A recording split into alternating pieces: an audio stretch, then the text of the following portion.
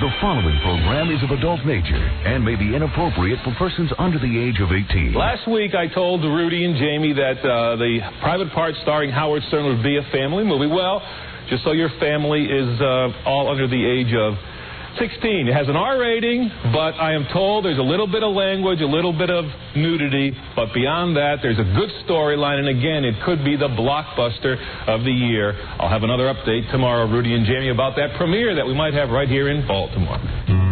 Just spit me out. Don't scream about. Don't think aloud.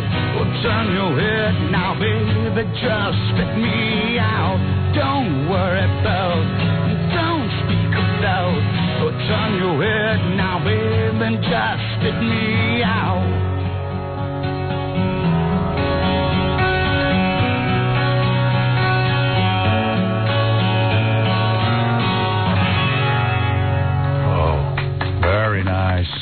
Good morning and welcome to the Howard Stern Show. I'm Tom Lang. And this is Phil Van Adder. We were the policemen who helped gather evidence and tried to have O.J. Simpson convicted for murder. Unfortunately, this didn't happen. Unfortunately, there's one murderer who walks free. Right, Tom. But now let's get ready to listen to another murderer, Howard Stern. Howard Stern is a murderer, Phil? Of course, Tom. He murders the English language every day. Thanks, detectives. Hey, everybody, I'm back from Cannes, France. Oh, that's good. Bonjour. Yeah, I was in France, place I hate the most. I'd never been there, but I hate the French. And now I hate them more. Oh, yeah, man. It was weird. The French are not nice people, man. What can I tell you? Everything, Robin used to say to me, how could you hate the French so much? You've never even been there.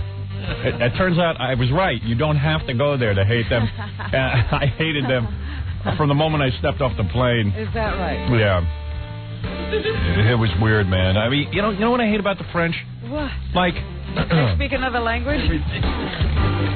Well, yeah. That's exactly what I hate about them. I wish I had learned how to say you suck in French. Now, bonjour, bonjour. It's a very sweet-sounding language, actually, because they're a conquered people, so they all sound like women, even the men. It's like, bonjour, bonjour, and that's the guys, bonjour. No, bonjour. No, it's not like, bonjour. It's like, bonjour. Well, anyway, the thing I hate about the French is that when you don't know the language, like me, and you go up to them in the airport, I was having trouble with like a telephone, and I said, excuse me, could you, help me out here? I swear they just go, ugh, and they walk away. If you're speaking American, English. It's unbelievably arrogant. And like me, when I'm walking around there, I had an interpreter with me and everything, so it was cool. Everyone's kissing my ass. But like Jody, who's my assistant on these trips, she went out just to do some shopping, get us some stuff. She said they were real mean. Really? Yeah, she said they were just nasty to her. And she's a cute little girl, I don't know, man. What'd she do? I don't know. I got to tell you about my whole trip. Of course, everyone is just... There were reporters from Hard Copy downstairs waiting for me to comment on Kathy Lee. Oh, on Kathy Lee. Yeah, Con Schmon. They could care less what I have about to say. Yeah, I was... But I'm about to say about that. They want to hear me... Where did I read? It was in the Globe. Yeah. They spoke about you, and apparently... Did somebody from the Globe show you the article? Yeah. In France? Yeah. I had already seen it on Friday. Dominic called me and said, did you see the Globe? Oh. I went, what's in it? He goes, well, what I have to say about Kathy Lee and Frank might surprise you, but I've got to take a break first. It was news that people greeted with great glee. It was amazing. Yeah. Oh, yeah. Oh, that's funny. It's funny only because... People couldn't wait. They were calling everybody. Did you hear? Did you see? Yeah.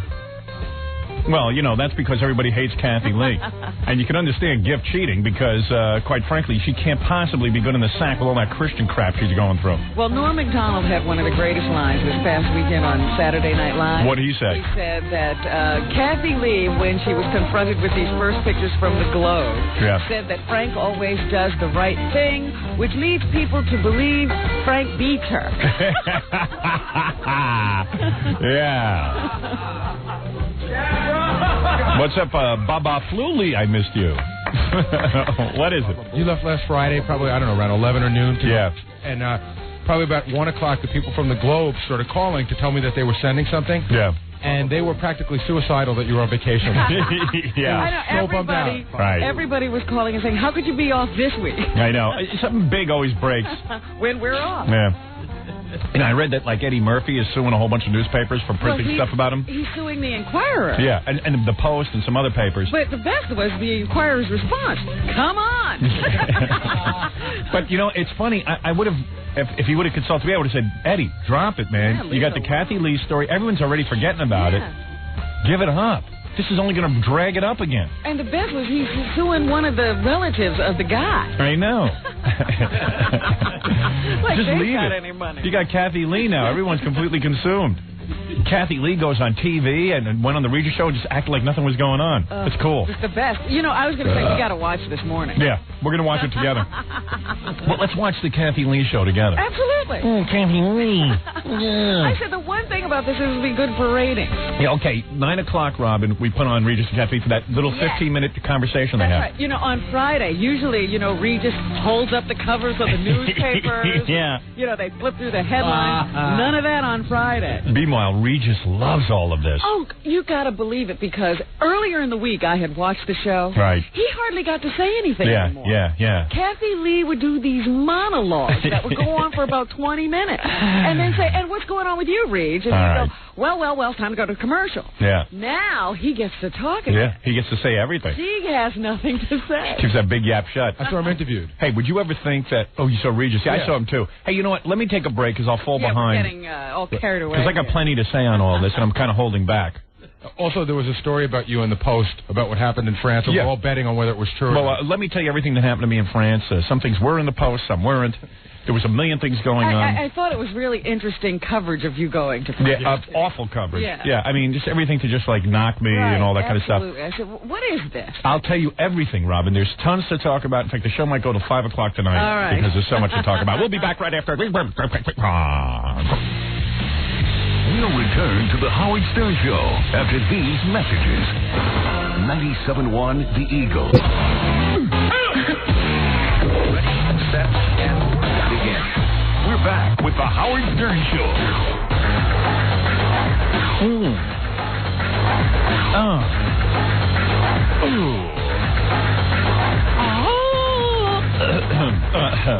Hey, everyone. What's happening? Well, we're back live. If you missed us last week, it's only because I had to go to stinking France to go promote my movie. A whole week of my goddamn vacation with those frogs. Unbelievable. You didn't enjoy any of it? None of it. It was, it was kind of like, at first I said, well, why don't I embrace this? Because I'm going to a different country and, like, try to get into it and everything. But it's a big pain in the ass. I got on the... You got on the Concorde, right? Well, it wasn't as simple as all that. The movie company said to me, well, Private Parts is coming out in Europe, and we want you to go to Australia. Then we want you to go to Japan. Then we want you to go to Israel. Then we want you to go to... I go, dudes, wake up. Do you know what I do for a living? I have a radio show. That sort of pays the goddamn bills. At some point, I got to give up with all this promotion. Oh, what's the matter? I said, look, I cannot run to all these countries. Oh, and they said, well, we'll have the countries come to you. We'll set up a series of interviews. I said, listen to me. I got a life. I got to have some time here. I said, I'll do a certain amount of promotion. I get on the phone at night. I talk to these radio stations. I do all kind of things. I said, look, I'll go to this Cannes Film Festival. Cannes. I still don't know what they call it. Cannes, Kish Man Tuckers Around. I don't know what it is. Cannes. Yeah, I couldn't figure out it. Some people say Cannes, some people say Cannes. Yeah, Cannes. I wonder what they said over there. Yeah. So, they call it Khan, I think. Like a Jew. Khan. I knew a guy, Khan, when I was growing up. Really? Yeah. That's a Jewish thing. Well, you think the French would object to that and call it can. French are such pussies, they don't object to anything. They're a conquered people. Did I mention that? So anyway, I got into a few fights with a couple of Frenchies over there. Really? Well, they don't like some of the things I said about them. I said, well, kiss me. Sell a movie. I said, oh, now you're a tough guy. Where were you in World War II? They wanted to fight you. Yeah. I said, yeah. Yeah. I said, great. Fight me. Why don't you fight the Nazis, you sons of bitches? Well, anyway, a comedian they want to fight. Yeah. Not a warlord. Yeah. Yeah. So anyway, so I got to, look, vacation is very precious to me. We get between 6 to 8 weeks of vacation, depending on what's going on a year. And every one of those weeks are cherished like gold for me because I can't stand getting up at 4 in the morning. This is fantastic when I have a week off. Well, you didn't have to get up at 4. Oh, please, worse. So the movie studio, they got me booked day and night with interviews. Yeah. I'm sick of talking about the movie at this point. So I had to leave for France on Sunday. Yeah. I went with my agent, the lovely Don Buchwald. And he speaks French, right? Oh, don't remind me. He speaks like pidgin French. Oh, you're kidding. Yeah, and it was just so goddamn annoying. Like we went out to a restaurant, and he's like to the waiter, je ne sais quoi, a lot of I'm thinking pigeon and a lot of fromage on how you say. So then I say to the waiter, look, I'll just have a piece of fish with some spaghetti. He goes, oh, okay. It took me 5 seconds to order. It took him 10 minutes to order because he had to do it in French. He got French. I never heard French like this. He used to warn me he spoke French. Oh, he speaks French all right. He speaks French like I speak French. Oh, bonjour. Au revoir. On the plane, on the Concorde, they start serving these things, and he goes, I'll have un lait à lave. Lait à lave. I go, lait à lave? What are you talking about? He goes, that's an olive. I go, no, it is chocolate. Lait à lave. Lait à lave. What's that? Olive, I don't know. Lait à lave. Everything is like lay picture. They get just as annoyed. Oh, please. So, because Don says. Try and do French. Well, Don says they like you better. He might be right. He says. Yeah, if you give an effort, if you try, they supposedly help you out. I just said, look, I'm not going to be a phony. I don't know anything. I'm just going to sit quiet. I don't mind it when people come here and can't speak English and I have to talk to them on the street. Right. And they need directions or something. What's the big deal? Yeah. You mean you're nice to them? Yeah. Yeah, I know. They're real annoyed over there. Like I was in the airport coming home from France, and I had to make a phone call, and I was trying to use a credit card, and I couldn't get the phone to work. And I said to the woman who was an employee of the airline, I said, could you just tell me what am I doing wrong here? I'm done. And she was like, just like that, and walked away. She goes, you should have slugged her. I know. I should have smacked her in her head. But you know me, they'll throw me right in jail. There you go. They're waiting to do that. Yeah. After you would badmouth the country all over the place. Yeah. That wouldn't have been a good idea. Yeah, well, anyway, so going to France, all right? And I'll get to Kathy Lee. We got plenty of time for that. We got the rest of our lives, yeah, apparently. Goddamn Kathy Lee. I got plenty to say on it. Believe me. No loss for words. I've been thinking about it all week. I've been thinking about them every moment. Yes. To the point that I don't even think about my own life anymore. My life is over. I'm just thinking about them and what they're going through. I am so involved in this Kathy Lee and Frank Gifford, I can't tell you. But let me tell you about my trip to France, okay? Try to stay on track. Yeah. So, anyway, they tell me I'm taking the Concorde, which is 3.5 hours to France. So I know this goddamn thing's going to be like a rocket ship. What they didn't tell me is they got these little tiny seats. Yeah, paper. Yeah, like little tiny seats. I'm 6'5". I couldn't even fit my goddamn ass into the seat, and my knees are up in my throat. All of a sudden you're on the space shuttle. Yeah, the thing's only 5 foot high. I'm 6'5". I'm walking over like the Hunchback of Notre Dame through this plane. I told you it was little, and the seats are like paper thin. Yeah. I mean, like my agent is 6 foot, I guess 2 or 1. I don't know. He's a pretty tall guy. He wasn't comfortable. I mean, I don't know. I mean, I don't know who they build these planes for, but okay, if it gets you there fast, it's worth it. But you pile out of this Concorde, looks like a clown act, like when they pile out of those cars. So how many people on that plane? Yeah, right. Whoa, look at that. You know how much it costs to fly to Paris on the Concorde? Take a guess. $10,000? Pretty close. It's $7,800. $7,800. Wow. Ain't cheap. That's one trip. Yeah. So when I got there, at least there were some people I knew. The Bob Pittman, you know Bob Pittman? Mm-hmm. He started MTV. At least he claims he did.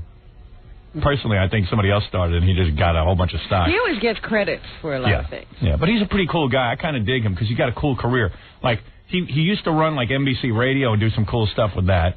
Like he really changed it around. Then he went and did MTV. Then he went and did, like, Great Adventure or something. Theme parks. And then he started his own television company. Remember Quantum? And he made Martin Downey Jr. into a star for about 10 minutes? Yeah. And then that folded up. And then now he's at America Online, I found out. Is that right? He's running America Online. I mean, it's a pretty cool career, you know? I mean, it's just he like... just keeps hopping from place to place to place. Yeah, and, like, doing good and making tons of money. So I was... Sad life. I met him. He's over there. He was flying to France for a vacation, like doing it right. Then I seen... what's that guy's name, Robin? From 90210, our friend. Not Luke. Jason Priestley. Jason Priestley was on the plane. Oh, yeah? Yeah, he walked up to me. I didn't recognize him because he has a disguise. He wears a beard and everything. Oh, no. He has like a beard. But he's a pretty nice guy. He is a nice and since guy. that's my favorite TV show, I was happy to talk to him. What was he going to France for?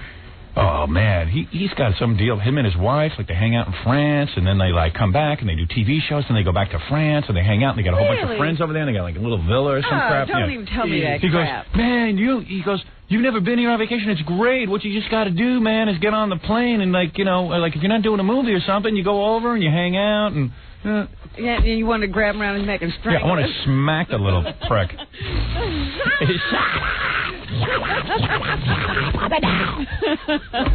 Yeah. I don't want to go anywhere. Wait, what for a living? Yeah, right, yeah. I was like insane. When you're not doing a movie. Yeah. You're not doing a movie. What movie am I doing? So then, you know, then, like, while I'm on the plane on this here Concorde, this is what you're talking about in the newspaper. Maybe I should read to you what... You know, and this is amazing to me. I'm over in Cannes. I'm meeting with reporters. I'm doing all kinds of things. I'm promoting my movie, How He Conquers Europe. And like, I said, well, what are they saying about me in the paper? Here's what they said. The king of all media, this is from page 6, Richard Johnson, who, by the way, I saw Richard on TV talking about this. Boy, Richard, you ought to check your facts with me. The king of all media had trouble departing the throne room 35,000 feet in the air on the way to Cannes.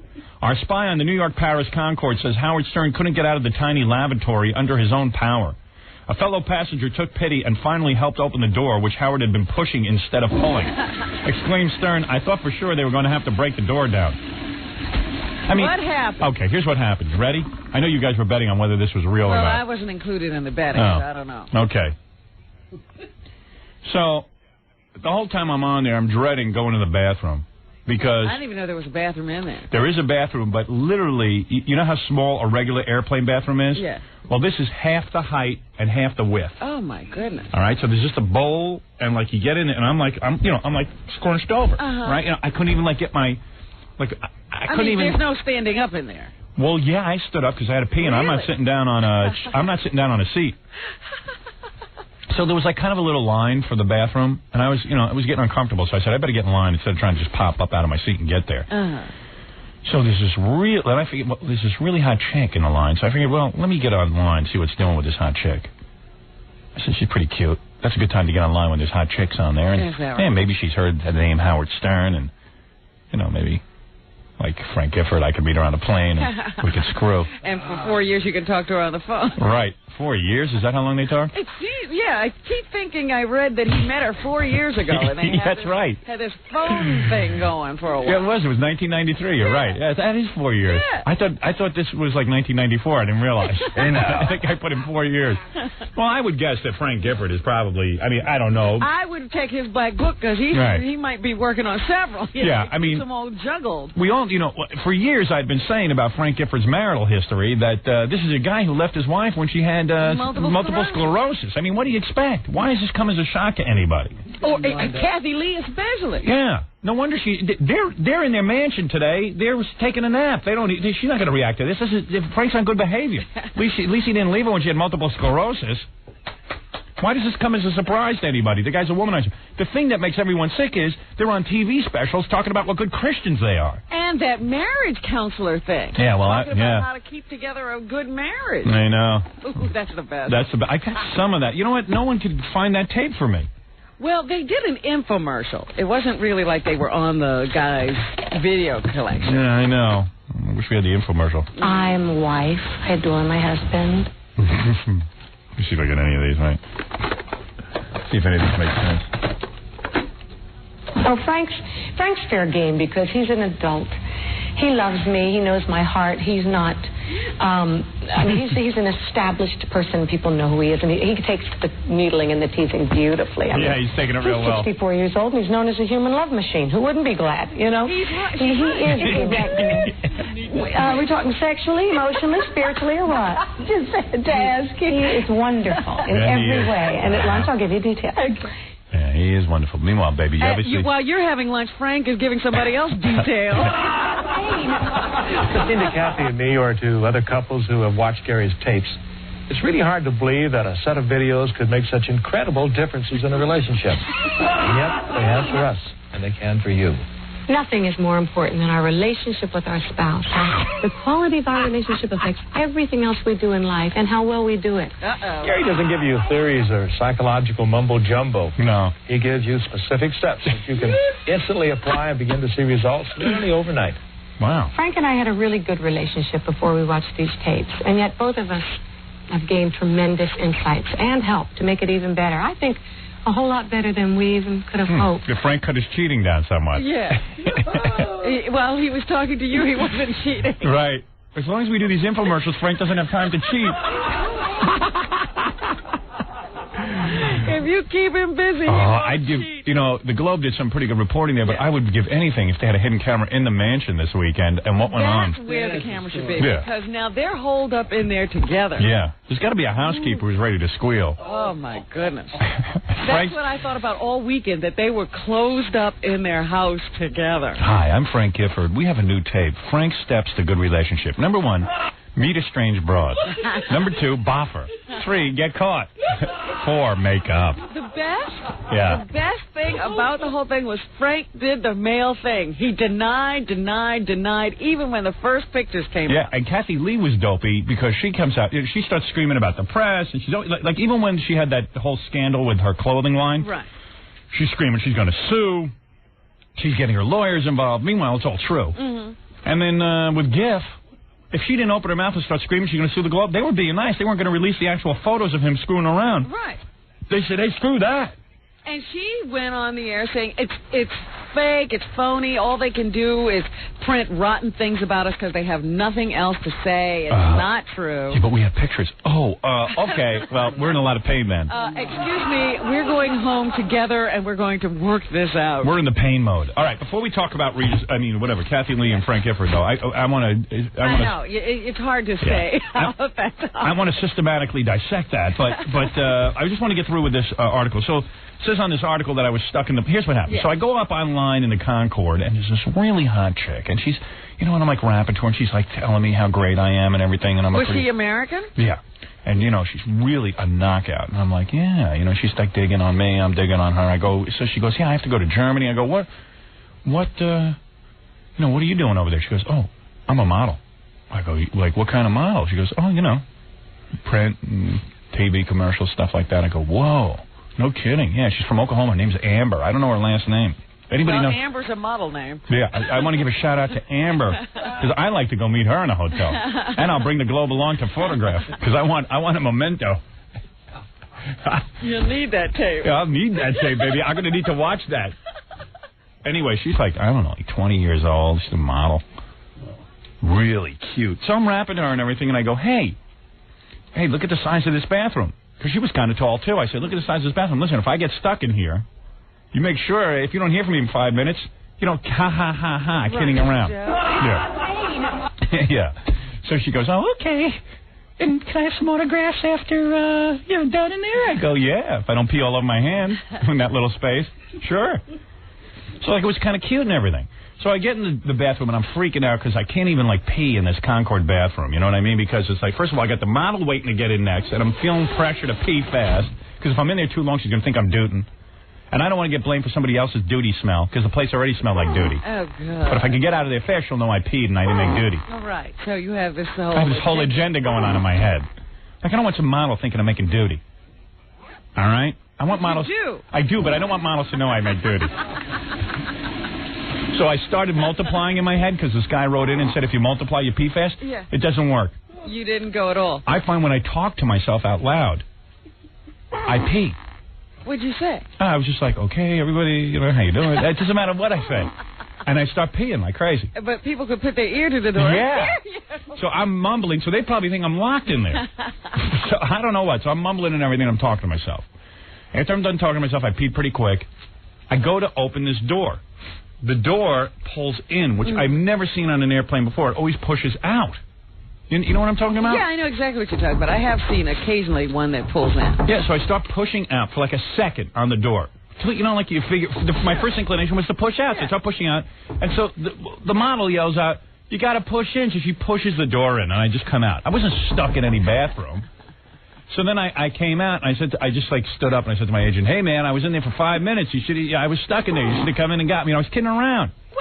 Well, then Howard. But no, who's listening to me? I'm not, but it was, yeah, right. So then, all of a sudden, I guess some idiot calls up the Post and goes, Howard Stern was stuck in the airplane bathroom. I wasn't stuck in any goddamn bathroom. How do you know it wasn't Amber that called? It could have been Amber, but I don't think so. Amber wouldn't betray me. What did Amber look like, Howard? Because I think I know who she is. We think we might know who she is. She had kind of short blonde hair. Blue eyes? Yeah. We think it might be Amber Valeto. Man. She co-hosted House of Style on MTV after Cindy Crawford left. Oh, I didn't know that. I don't know, man. She was hot. And then, one of the guys I saw on the plane, he says to me, hey, she didn't have much of a chest. I go, I don't care. Hey, now. Who cares? See, Look now at that's her. quibbling. Yeah. I said, are you guys insane? This was a whole posse around me now that I'd had a model. Yeah. I think I could have gotten her, too. She was, really into it. She seemed like... Well, what makes you think you couldn't get a lot of people now? I know. Doesn't mean they want you, but you could get them. I could get them. I know. Believe me, I've had a lot of problems with that. This is a conversation. And, by the way, one day when you find out that I've been cheating, which I haven't, but let's say I go weak, the Globe will never get me. You know why? What? See, these guys... I say, after reading everything that happened in the last couple of weeks with Kathy Lee and Giff, I say, don't screw with the Globe. Yeah, don't. Never don't. Not screw with them. There is a way, though, to control these tabloids. How? Which these celebrities, I can't believe, haven't figured out yet. How do you do it? Half the staff of the Inquirer, the Globe, the Star if these celebrities who have a lot of money were smart, they would hire a private detective service to follow all the men around on the Globe, on the... now, half of them are cheating. Of course. They're More like than half. the other guy. They're all up to something. You want to have something on the Globe, the Inquirer, like Frank Gifford should hire a detective now and follow all these guys. Well, it's too late for him. Too late for him. But a smart man would like have, like myself, has a dossier on about 15 of these guys. Yeah. And if they'd ever screw with me, I'd get on the radio and wreck their friggin' lives. Well, the other thing is those guys don't have radios or radio shows. That's right. So you fight fire with fire. And I'm a madman. I wouldn't think twice about wrecking somebody's life. Oh, absolutely not. Well, they're wrecking lives. Yeah. Well, I mean, it's... If I was Frank Gifford... An eye for an eye. Oh, man. I'd hire a detective right now and say, okay, let's find out who's clean on your staff. Well, I think Frank has too many problems. Yeah, Frank's right now dealing with like a whole situation. He's got a crazed Kathy Lee. See, because I start to rethink everything. I say, maybe he wasn't sleepwalking that day she caught him in the nanny's room. Right. And all of that. Oh, yeah, I forgot about that one. Yeah. He was sleepwalking. Yeah. I remember that. Right. Yeah. Sleepwalking again on Madison Avenue. Yeah. He's in a coma. You know what killed me? The first thing that went through my mind when I saw this Kathy Lee story, I said, Frank Gifford's a 900-year-old coot. You'd think if anyone would be cheating. Always in my mind was Kathy Lee thinking about young guys. Cheating. But she's so goddamn caught up in her Christianity, and meanwhile, she's a goddamn Jew. Well, you know what I thought about? We said this a couple of years ago when we were reading about her 2-hour ritual of putting Cody to bed. Yeah. That things were going to go badly in that marriage. Yeah, Giff's laying in bed waiting to get some sort of Hummer or something. He's sitting and waiting for something to happen, and Kathy Lee's busy downstairs with Cody for a 2-hour ritual of putting him to sleep. Yeah. Well, listen, I don't want to talk about this yet because I mean, I want to make a presentation. Okay. All right. So you talk about France. So then, so the first thing you read about me going to France is that I'm caught in a bathroom, which really wasn't true. Well, actually, that wasn't the first thing we read. What'd you read? The first thing we read was on Monday that no one in France knows you. Yeah. Well, duh. I mean, I love it. Well, what a headline. There were 1 million people over there nobody knew. That's the reason you go over there. I mean, they were looking to rip me apart. I went over, and meanwhile, I did like hundreds of... I mean, literally, I had no free time while I was over there. I worked the entire time. I get up at 8 in the morning. The first thing I do is I get up and I walk... They send me out on the street. This is how embarrassing it gets. They send me out on the street. And there's a bunch of French reporters and all kinds of different photographers, paparazzi. Yeah. And they stand me up on a stage. They go, okay, everybody, take a picture of this guy. And they're like, who is this guy? Who is he? So all of a sudden, the movie studio sends like 3 naked broads up standing next to me, and the reporters are firing away pictures. So I was like, hey, cool. And then then the naked broads went away, and they stopped taking pictures. So that was my first introduction to Cannes. And, and then what I would do is, just like I did in this country, one-on-one interviews with print journalists, television journalists, and radio guys. And I would just keep doing interview after interview after interview. So I must have done like 100 in a day. Then they said, well, now you're going to hold a press conference. I said, but I just did all that. I mean, I just met with all these guys. So they said, well, this is for people who couldn't get in and do a one-on-one. So there was like about, I don't know, between 25 and 50 people at the press conference, and I did that. And the next thing I know, I'm reading the newspaper, Howard Stern having a tough time in Cannes. 50 people only show up to his press conference, but he's used to having thousands of reporters. And I go, wait a second. What? Can you believe how they want to screw me? Yeah. I just finished with about 150 reporters in a room, one-on-one privates, and I picked up the stragglers. And by the way, it was a very successful press conference. It was funny. It was, it was a good time. They start blasting me in the newspaper that I didn't have anybody at my press conference. So I just said, you know what? Screw this. Screw this. I'm not even going to react to any of this. Then all hell started breaking loose. Listen to this. So I get into town, and out on the water, and Cannes is some kind of water. I thought it was an ocean. I don't know what it is. But right there's beach and water. On the water is a 40-foot balloon of me. Yeah, what's that all about? All right. I don't know. First of all, it's a balloon that looks like Keith Samples painted it himself and blew it up himself, the head of Reicher. It don't even look like me. So it's a big round balloon with his face painted on it? You know, like one of those things you punch, those big bozo balloons? And they fall out and they come back up? Yeah, so they blew up a giant 40-foot balloon of me, which I think is a big waste of money, personally, because... while people at Cannes are noticing it, does the average Frenchman on the street know what that is? And I'd rather put the money into TV commercials and stuff. I mean, but you had to see this balloon. It was the tackiest thing you ever saw. Our listeners make better crap. You know that crap they send in to us? Yeah, that we give away? Yeah, that we give away or we throw right in the garbage? Better. Oh, wait a second. I got to take a break. I'll come back and tell you this story. Okay. Because I also heard about the balloon and... Yeah, well, don't say anything. I'll tell you the whole thing. I'll tell you everything that went on. All right, let me take a break here. I really felt for you. I said, oh, my God, what the poor thing has to do. Oh, it gets worse. It gets worse. It gets worse. We'll be back right after these words. Joe, what? Did you hear something? What's his name, Howard Stern? We'll be right back.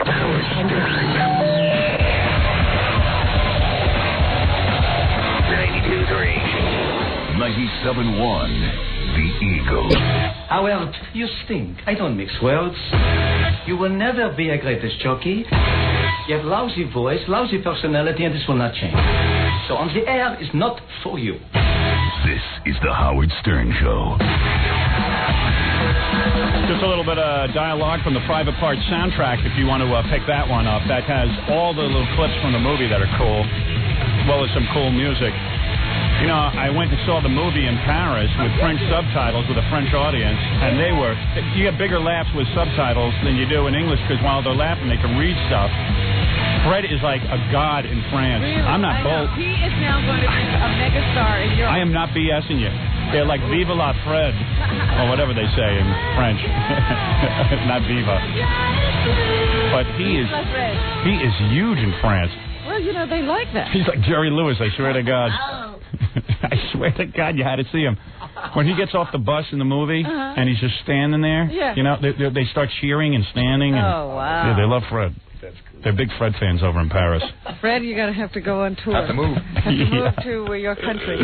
I'll go to where I'm good. You and Mickey Rourke have to do a film together. I was doing that whole thing over in France. Like like a reporter started interviewing me. I said, well, I've learned to speak a little French. Let me try some out on you. I say, you have a beautiful ass. Beautiful ass. And the guy goes, what? I go, your big blue ass. I love your ass. And then I started doing it way too much. Like every reporter I saw. Look at your ass. There's water dripping out of your ass. Are you sad? Your ass is tearing. Yes. Your ass. Your beautiful ass. There's a tear in your ass. Your ass. Yes. Tissue in your ass. There's something in your ass. Let me get it out. Yeah. So I was doing all that stuff. Why are you so sad? You look like you have something in your ass. So I was like totally into that. Open your ass and let me blow. The look of love is in your ass. So then, like, they wouldn't even catch on because they didn't understand the translation and all that. It's weird, though. On French TV, it could say, like, the S word. And like, I'm over there talking about how, you know, I'm like this wild disc jockey in America. And they're like, well, don't you say the S word? And don't you, you know, and I go, no. Can't do that. That would be bad. And they're like, so what's the big deal? I know people are naked over there. They're cursing up the storm. Yeah, it's like Sodom and Gomorrah. Some guy was interviewing me from, I think, like Switzerland or something, you know, one of them Denmark kind of places. And he goes, yeah, we got nudity on television, and all the jocks can say whatever they want. And I'm like, well, I guess I'm not such a big deal. Yeah, I guess I've done nothing. Hey now. I said, well, it's different in America. You can't do anything. What is Baba Booey? What do you want to do with hard copy? They said they'd speak to you on the phone, or they prefer to be up here live. But they'll do anything to get a comment from you. Well, I've kind of I got a moratorium going on television interviews. Everyone's gotten used to interviewing me because when I was doing the movie, I was available for everything. So while I understand their excitement in interviewing me about Kathy Lee and GIF, it's almost like you're a member of that family. Yeah, I mean, you know, it's almost like I'm their spokesman. Well, how is the problem affecting you, Howard? Yeah, I mean, but if we could think of something funny to do to hard copy, I'd do it. But you are the Kathy Lee expert. I mean, everyone was calling here last week looking to you, really, for what was going to happen. Yeah, everyone wants to know what the next step is here. Isn't that funny? Everyone's like, well, what should Kathy Lee do? Well, it's weird. Even when I was in France, they were like, Howard, what are your comments on Kathy Lee? And I went, what?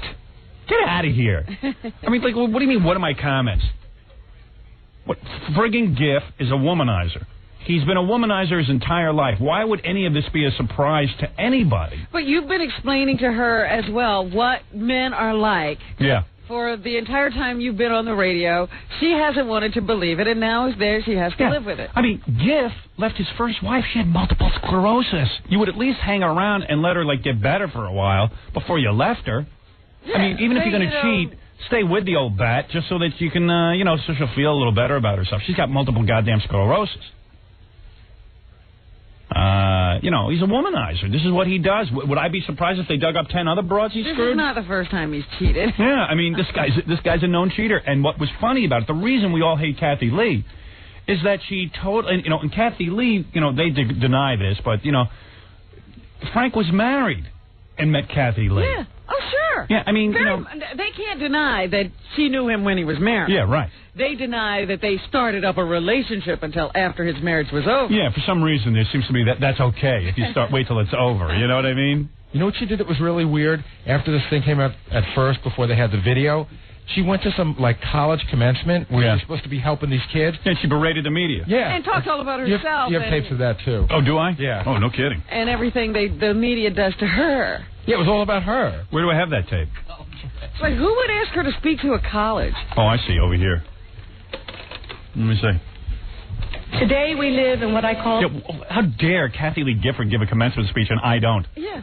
A cash for trash world, where anyone at any time can... So she's not mad at Frank, she's mad at the media. Congratulations, graduates. We live in a cash for trash world. Gee, what an uplifting message. At this point, you haven't seen the pictures yet. Right. Stand up and say anything unkind, unfair. It's all about her. They're all crying. Oh, listen to what they're doing to me. It's all about her. I'm rich, I'm successful, Yeah, and I'm boo-hoo. miserable. There's 1,000 kids. What college? What was this, Adelphi? Virginia Marymount, which is her alma mater. Oh, was it a religious college? I don't know. Yeah. Go to send Frank there for some refresher courses. Yeah, it's time for Frank to have a little retreat. Yeah. Completely untrue about you. And then they're rewarded for it financially. See, people knock me for my honesty. Here's my rap on marriage. It is the hardest goddamn thing you'll ever get into, especially if you get famous. I'm 20. It seems to be hard even if you're not. I'm 23 years without, balling another chick. Excuse me? You could say that. It's all right. Yeah, I'm 23 years. That doesn't sound like anything I want to be involved in. Yeah, I'm 23 years involved in just, making love to the same woman. It is tremendously draining. Draining? Yes, I would love to make love to other women. So far I haven't. But, hey, the day will come that maybe one day I'll slip up. Frank Gifford won't tell you that. He'll go on TV and tell you, we've got I tapes. have a perfect marriage. Yeah, don't tell me you got a perfect marriage. I love my wife, and I don't look at other women. I masturbate nightly thinking about 20 other women trying to get them out of my system. That's the reality for me. I'm angry. I want to make love to other women. I'm doing everything I can to hold on. And one day, if you open up pictures of me in the Globe, you'll understand I cracked, okay? Give me a break. I'll tell you one problem I have with the Globe, though. What? What kind of men set up a guy? I think they're good. 75,000. Mind you, they didn't set up everybody. Surely they know about Michael Douglas's cheating. That's true. They know about Sean Connery's cheating. Yeah. They know about all the big guys you know what happened? The woman contacted the Globe. Sure. And she said, hey, I got a live wire, man. I got Gifford. I'm sure that they get contacted all the time by young girls, women who have slept with these guys, but they don't take those stories. It was this story because it's Frank Gifford and Kathy Lee. This is gonna set up a lot of women doing this kind of stuff. It's gonna be impossible for a man like me to cheat. We had those people here a couple of weeks ago who do this for a living. Right. They go and see if they can get your husband to cheat. Yeah. And you pay them for this opportunity. Boy, what a gold mine. Can you imagine the Globe when they said, wait a second, we got Gifford on tape? But you know what? The other thing that smacked me in the face about this is that the Giffords continue to prey on the poor. I know. This woman lives in practically a trailer park. Yeah. Okay? She has no money. Meanwhile, she's a pig, isn't she? Did you see her picture? I thought he would have done a lot better. I thought he would have gone for the 20s. If you're going to cheat... I don't think he discriminates all that much. I'll tell you one thing, man. I think Giff is into quantity. I was on a plane with Kathy Lee and Giff, and you're sitting there looking at the two of them, and Kathy Lee is a stunning little picture. I mean, I'm sure she's an annoying little bitch, but man, she does have a tight little ass, and she looked pretty damn good that day. I'm sitting there going, man, she's got to be horny for younger guys. I'm looking at Giff, and Giff's looking real old, scaly. I saw his fingers and stuff, and they look gnarly and all that, and all looking senile and stuff. Well, even the pictures, when you see a 66-year-old man palming a woman's ass, it's grotesque. It is grotesque, He's so old when you look at him, it is impossible to believe that he was one of the greatest players in the NFL. He's like a little guy. Well, he played before there were helmets, okay? That'll give you an indication. But this is an old guy. Padding or helmet. Yeah, right. So I don't know, man. I'm looking at this stuff, and I'm looking at the two of them, and I'm going, man, Kathy Lee's got to be horny as hell. And here it is. Giff is the one having the chicks, having the sex. But it doesn't surprise me. I mean, Giff's been a womanizer his entire life. He's cheated on every woman he's ever been with. There is some good news here. Yeah. That he's 66 and still wants it. I'm kind of psyched. There's hope for all of us. That's good news. Yeah, let me see what else we got here on tape. Kathy Lee. I didn't want to talk about Kathy Lee yet, but... Frank did what he always does, which is the right thing, the compassionate thing, the loving thing. The woman needed a little... He made a difference because he is different, and I love him very much. Yeah. He is different. When did he change? Yeah, she loves him because he never changed. He's a womanizer back then, and he's a womanizer now. That's how she got him. Yeah. Consistent. I know this is a plot by Satan. Satan, Kathy Lee is Satan's tool. Oh, really? Yeah, I mean, wait till Cody grows up. Listen to this. Did you read this? What? This is from TV Guide. Jeers to Showbiz Moms. A recent episode of Live with Regis and Kathy Lee opened with young Cassidy Gifford, that's the girl, propped up in mommy's chair in a pink dress with matching bow in her hair. Regis Philbin joked about having a new replacement co-host, so they put the little kid, the 3-year-old, in the chair instead of Kathy Lee, because Kathy Lee has Fridays off now. Uh-huh. Oh, so she brought her kid in on her day off? Yeah, and Regis attempted to banter with Cassidy, But the poor monkey child was too scared to speak. Monkey child? That's in there? Well, she's a little monkey. She's supposed to perform. No, I put in monkey child. She sat there shaking with anxiety, on the verge of tears, throwing her arms out, imploring to her stage mother to come and rescue her. You know, stage mother's not supposed to be famous. Excuse me, let me mention a name to you, Chastity Bono. Yeah, right. Now she's a dyke. The impact of this little charade was excruciating, not cute. To force a 3-year-old into a situation in which she is obviously so uncomfortable is harsh. At least wait until she's 5, you know, jokingly said. And they're right. This is unbelievable. Like, I've got a 4-year-old. She is, you know, she's shy. She does, at home, she's a terror. Kids all go through that stage of where they're incredibly self-conscious. Yeah, and in school, she won't even perform. She doesn't like to talk in front of the kids and all that kind of stuff because she's 4 years old. And who cares? She's 4 years old. She's not supposed to. Kathy Lee is such a little schnurrer that she's got to have her daughter on TV. Well, you know, I did watch that show last week, and there are many, many uncomfortable moments on that show. Yeah. What's her name? Sybil Shepherd was on the show. Yeah. And she was talking about her daughter for a second. And then she said, oh, my daughter's going to kill me for talking about her because I try not to do that kind of thing to her. And then she realizes she's in front of Kathy Lee. Not that it's a bad thing. Yeah, right. It is a bad thing. Drag your kids all over show business just to get more publicity. It doesn't make any sense. I mean, the woman's got enough money now. She doesn't have to use her kids as like a, I don't know, an entree into show business. And then the other thing that happened was that Milla Jovovich. Who's that? Who's the girl in The Fifth Element. Yeah. She's on the show last week, and she was in The Blue Lagoon. That was her first film, and she was like 12 or 13 years old or something. She's a piece of ass. 15, something like that. Yeah. And at the time the movie was released, she was protested by Christian groups. So, you know, they were showing pictures of her when she was that age, and Kathy Lee says, well, what was that like? She says, oh, it was great, the 80s, when these Christian groups were throwing things at me and calling me bad names. Yeah. And Kathy Lee goes, oh, trust me, dear, those weren't Christian groups. And Milla looks at her and goes, well, trust me, they were. Right, yeah. Can you imagine Kathy Lee? Regis is sitting there wilting because he said, we can't even have a guest on the show anymore without... Kathy Lee's agenda. Yeah, Kathy Lee fighting. Yeah. It's great. I like her commencement speech. It's pretty funny.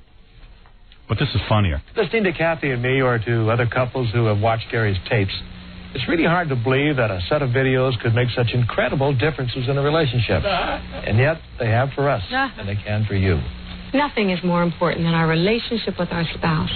The quality of our relationship affects everything else we do in life and how well we do it. Gary doesn't give you theories or psychological mumbo-jumbo. He gives you specific steps that you can instantly apply and begin to see results literally overnight. Frank and I had a really good relationship before we watched these tapes, and yet both of us... I'll stay away from those tapes. Do you think like all weekend they were like huddled in front of the TV watching the tapes? All I know is that poor Gary Smalley, who was just trying to sell a few videos, yeah, well, screw him, was being hounded by reporters over the weekend, and so he had to go into hiding. Is that true? Yes, he was unavailable Get for out of comment. Here. Unavailable for comment. Do you think like Kathy Lee like burned a hole in her tapes this weekend? Like you're watching them? Yeah, Frank's quickly. Eyes were propped open with toothpicks. It was like a Clockwork Orange in the house. Yeah, it must have been insane over there. He was hooked up to electrodes, and they were showing him pictures of women. I bet you Frank records porno over those tapes. Help to make it even better. I think a whole lot better than we even could have hoped. Okay, let me script a statement for hard copy. Since they're down there, they want to shoot me. Even though I've vowed off all television appearances, maybe I should script something. Like, just for this moment, because this is a crisis. This is you know what? All of America is looking for me to say something. Let me think. Oh, maybe you should, extend the, I feel for the Gifford family. Let me make one of those kind of statements, like something that'll shock the America. Absolutely, that you come out in a sympathetic way. Ooh, I like that. Yes, that's something nobody will expect. Okay, let me take a commercial break. I'll sit here. I'll script a sympathetic statement. Great. Like a Billy Graham type statement. I offer them prayer, and I offer them my hand. And we wish that the media would go away and allow this lovely couple healing time to work out their problems. Yeah, maybe I should do it in the voice of Satan. Like, Yes, we wish them time to themselves. Because Frank is in hell. And I'm going to say a bunch of stuff like, I believe Jesus Christ will get them through this. And let me suffer these challenges. Yeah, okay. Let me write up a statement. With the help of Jesus. Yeah, Jesus. If they would just turn to God. You know what? Obviously, this is the time to remember their faith. Right. Yeah. That'll hurt worse. Gary, prepared hard copy for my statement. I am ready. I hope that Kathy Lee will find it in her heart to forgive. Yes. Because marriage is a great institution. This is proof that bad things happen to good people. Absolutely. Yeah. Let me remind Kathy Lee and Frank Gifford in this time of need that prayer is the answer. And I am praying for them. And I am praying for them. And I am praying for their marriage. You know, and the Lord Jesus Christ is so loving. If you just, obviously the Lord Jesus Christ that Kathy Lee's been praying to is the wrong Lord Jesus Christ because things are falling apart. Yahweh. Yeah. Maybe it's time for her to go back to Judaism or something else. Because Jesus is just not interested in her. All right, let me make a real compassionate statement. Yes, because I think you also ought to say that you're praying for her, and that, you are a couple and you know how difficult the struggle is to keep a good marriage together, and you hope that this doesn't put them asunder. On occasion, a man can walk down the wrong path, but faith can put him back on the right path. Isn't it Jesus who said, oh, I like this. This was Frank crying for help. We need a scribe. Gary, who can take dictation out there? Anybody? Anybody got a... This is not a problem. This is an opportunity. Ooh, I like that one. This is not a problem. This is an opportunity. I got to write that one down. This is not a problem. This is an opportunity. Oh, boy. I'll lecture that. We love Kathy Lee and her family. I know. I was going to say, I've said... Yeah, right. I know I've said some rotten things about Kathy Lee, but, in a time like this, when a couple's in true crisis, I offer my services in counseling. I extend a hand to Kathy Lee and Frank Gifford. My wife and I. My wife and I. Hey, no marriage is easy. I don't say it. My wife and I have had our ups and downs. I've been through temptation. I've been through the mill. I know what Frank was going. That's right. But, of course, Frank I haven't cheated and he has. Yeah, that's right. So far I haven't cheated, but he has. I embrace this crisis as a way to show how our Lord can heal all wounds. Good luck. I got to come up with a succinct statement, though. It's got to be like, Yeah, it can't be rambling. You got to have a soundbite. Soundbite thing. So they don't cut it up. Right. All right, let me take a break. I was just thinking every time... Oh, Jesus. I could sing. It's time to embrace the Lord. Yes, sir. That's why I say, oh, Lord Jesus bless you, Kathy Lee,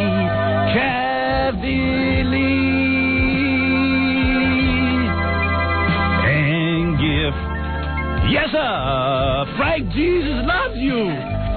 Jesus loves your cheating ass just as much as he loves everybody else. Just as much as he loves everybody else. Jesus loves Frank Gifford. Woo, yes. All right, get that off. I got to go prepare my statement. Wait, I just keep thinking about how she even wrote in that stupid book of hers that the only come on Frank gets anymore is, come on, Frank, show me pictures of Cody. Right. Well, obviously she's wrong about that. Come on, Frank, show me pictures of your penis. Did you read that the woman who was with him said that he was like beautiful, like he walked into the room nude? Yeah. And that he stood there naked and she marveled, and that she... Now, someone told me that she performed fellatio first. To do more fellatio. Now, is that true? I will get the article and we'll read it here together. We'll find out. Yeah. I've got it right there in the office. Evidently, he's well hung, which really made me sick. Oh, man.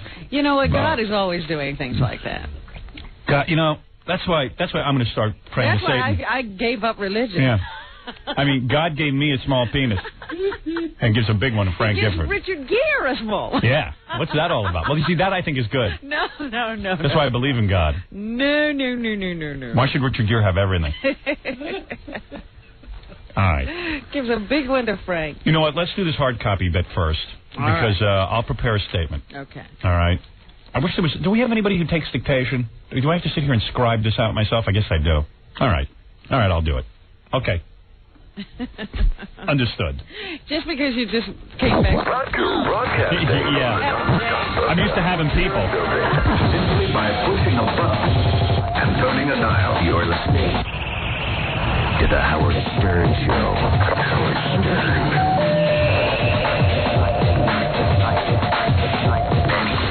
97.1 The Eagle. Howard Stern. The shock of Howard Stern.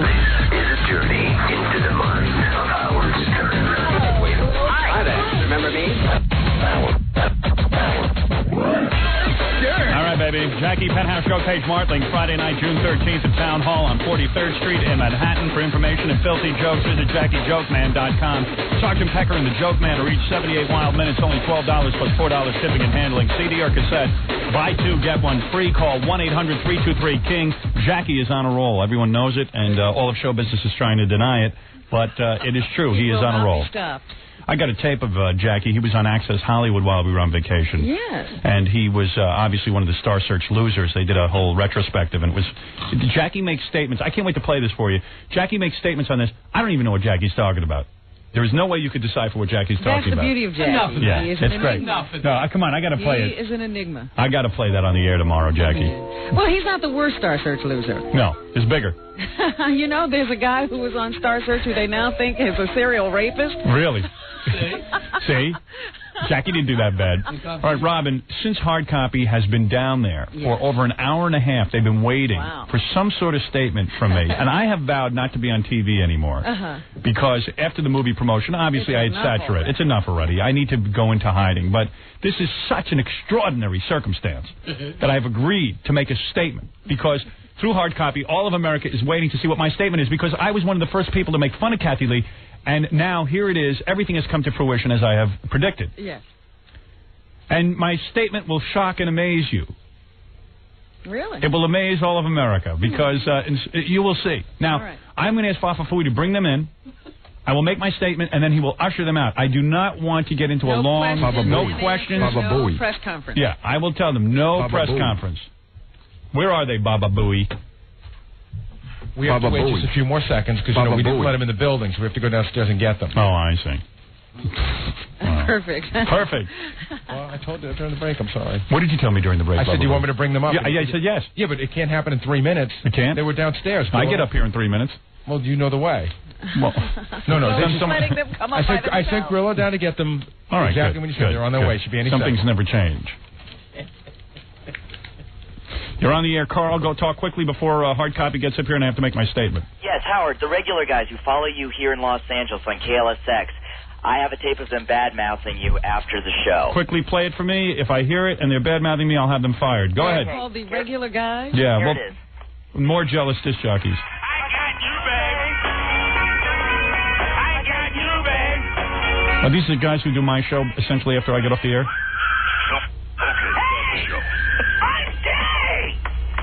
All right.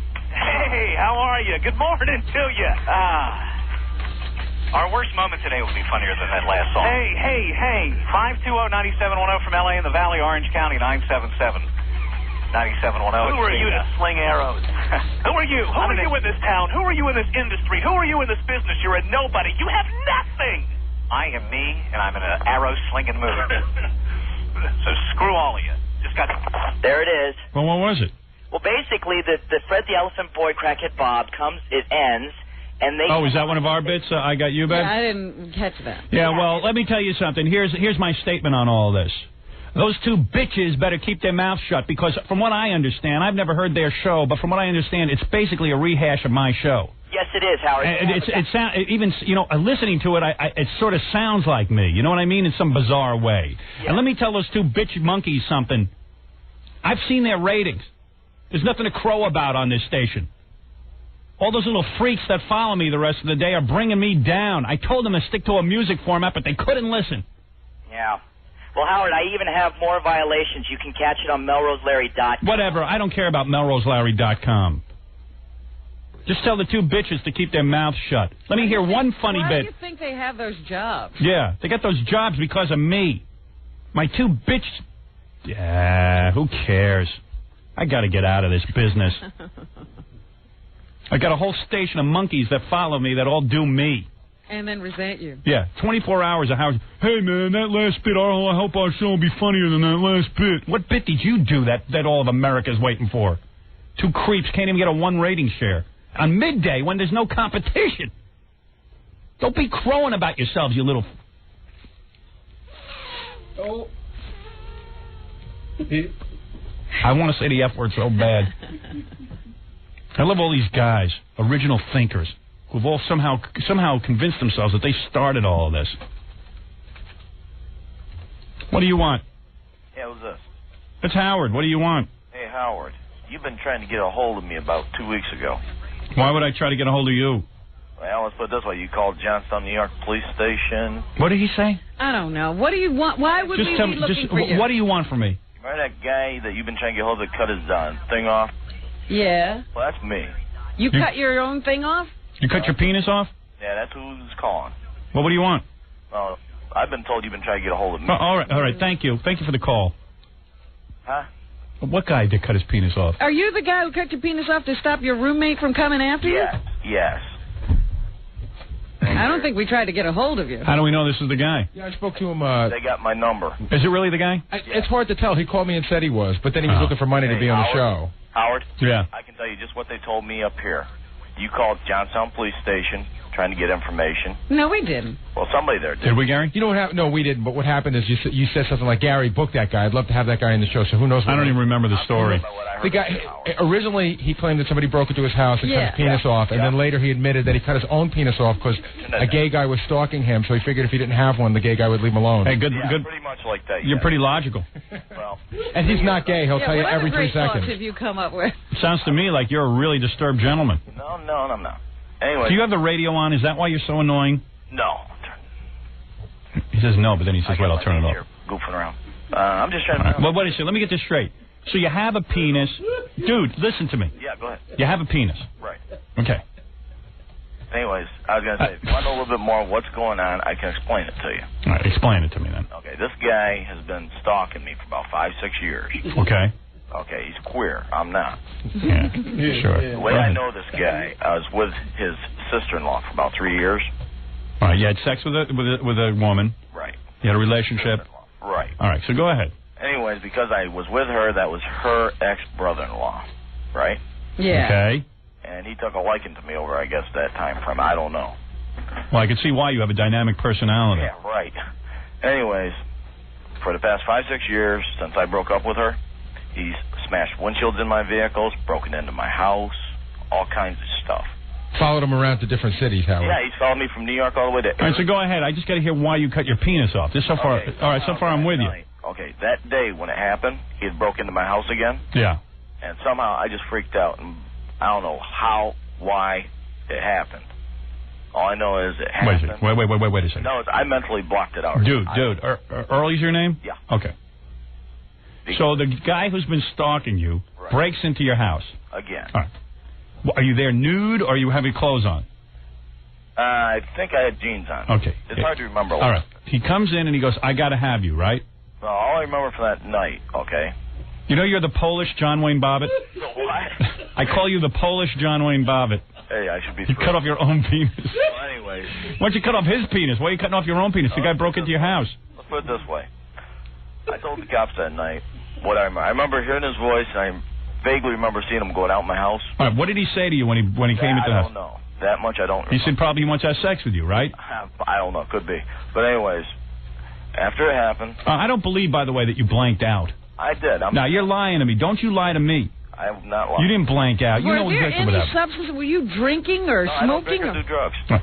So all of a sudden the guy breaks into your house and you go, that's it. I can't take this anymore. I'm going to cut off my penis? I think in my logic of mind I was in, I might have thought, well, if it ain't there, he ain't going to want me. I don't know. But why would you cut off your own penis? I don't know. I've never even thought about something like that. So now you have no penis? Huh? Now you have no... I got some. You got some penis? Yeah. It's got to be redone. Oh, so they can fix it? Yeah. So in other words, they sewed your penis back on? Well, they didn't throw it on, but they stitched it up, and what they're going to do is reconstruction, whatever they call it. So you'll have a fake penis. I don't know what you call it. Oh, great. All I know is this, Howard. I'm going to be okay when it's done. But this guy here, what they're trying to do right now, because of what he's been doing, the local law is going to try to get him for stalking. They're getting him for breaking in. What kind of man are you? Are you a complete wimp? No. Why don't you just punch the guy out? Is this a big guy? Here's what? The thing, Howard. What, do you overpower you? No, about 4 years ago, I beat him up so bad he was in the hospital. Yeah, so why don't you pick him up and throw him out of your house? He's trespassing in your house. I think you're lying. Yeah, I think this is all full of lies. Were you ever with this guy? Was that what? You had sex with this guy. No, I haven't. Tell me the truth. I am. You want me to hook you up to a lie detector? Sure. Because this guy here that day when he broke into my house on that Friday, the day this happened, he's telling the cops afterwards that I hit him, quote unquote. So with nothing wrong with that. A guy breaks into your house, you hit him. What's he doing there? I'm trying to get everything on him, charge him and all this. Why don't you shoot him? He's in your house. Shoot him. Can't get away with that up here, though. Why would you cut your own penis off? I mean, in other words, let's say a guy comes up to me, right, and he says, okay, Stern, I'm going to kill you right now. I say, no, you don't have to do that. I'll cut my own penis off. Why would I do that? I'd kill him. If I had a weapon, I would kill him. No, let's put it this way. If I had my way, I would literally kill him, but I'm not that way. You had your way. But you like women. Now you're not going to be able to be with women. Oh, I will be. You think?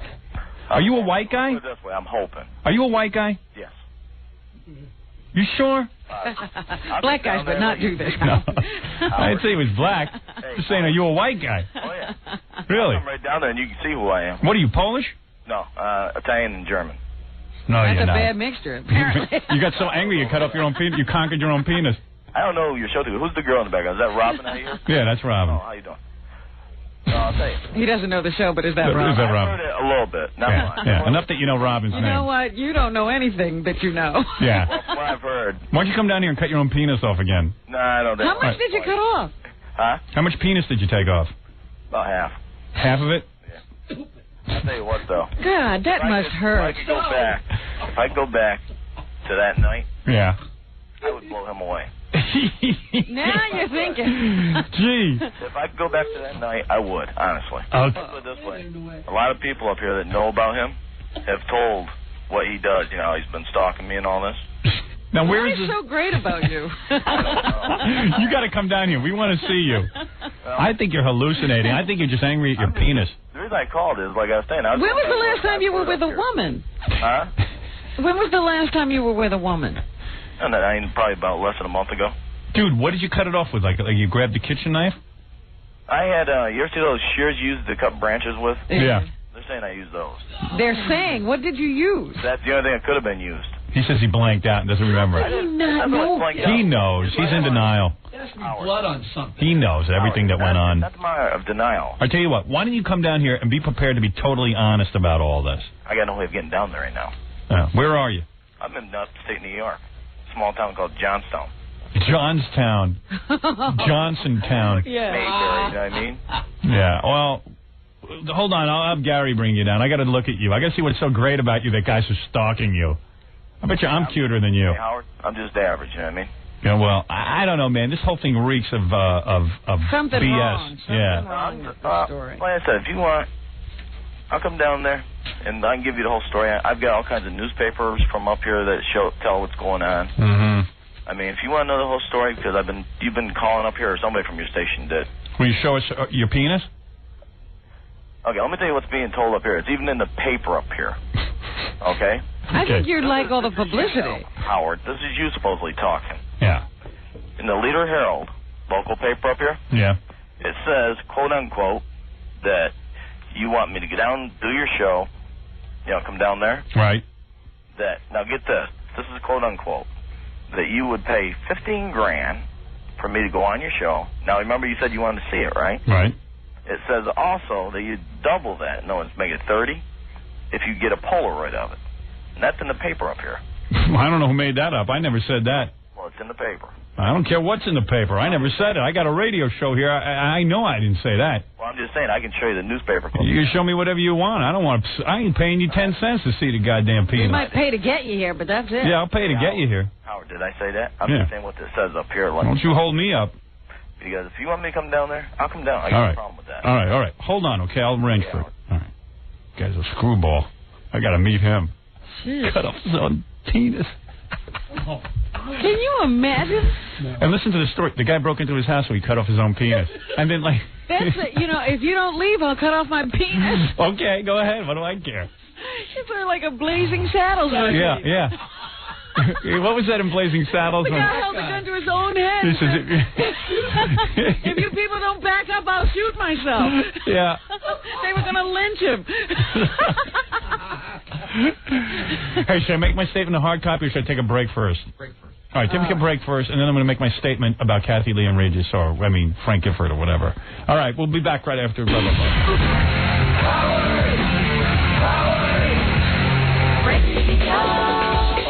You're listening to 97.1 The Eagle. Broadcasting from the top of the Howard Stern building. You're listening to The Howard Stern Show on the Stolen Vehicle Police Recovery Network.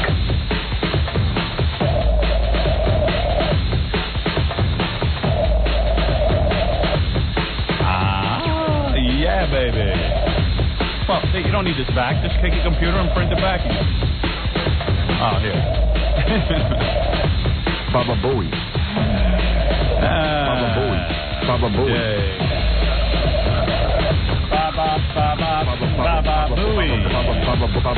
Baba Booey. Frank and I just love reading to our little boy Cody. And although he's just a year old, we've learned it's very important to read aloud to him as often as we can.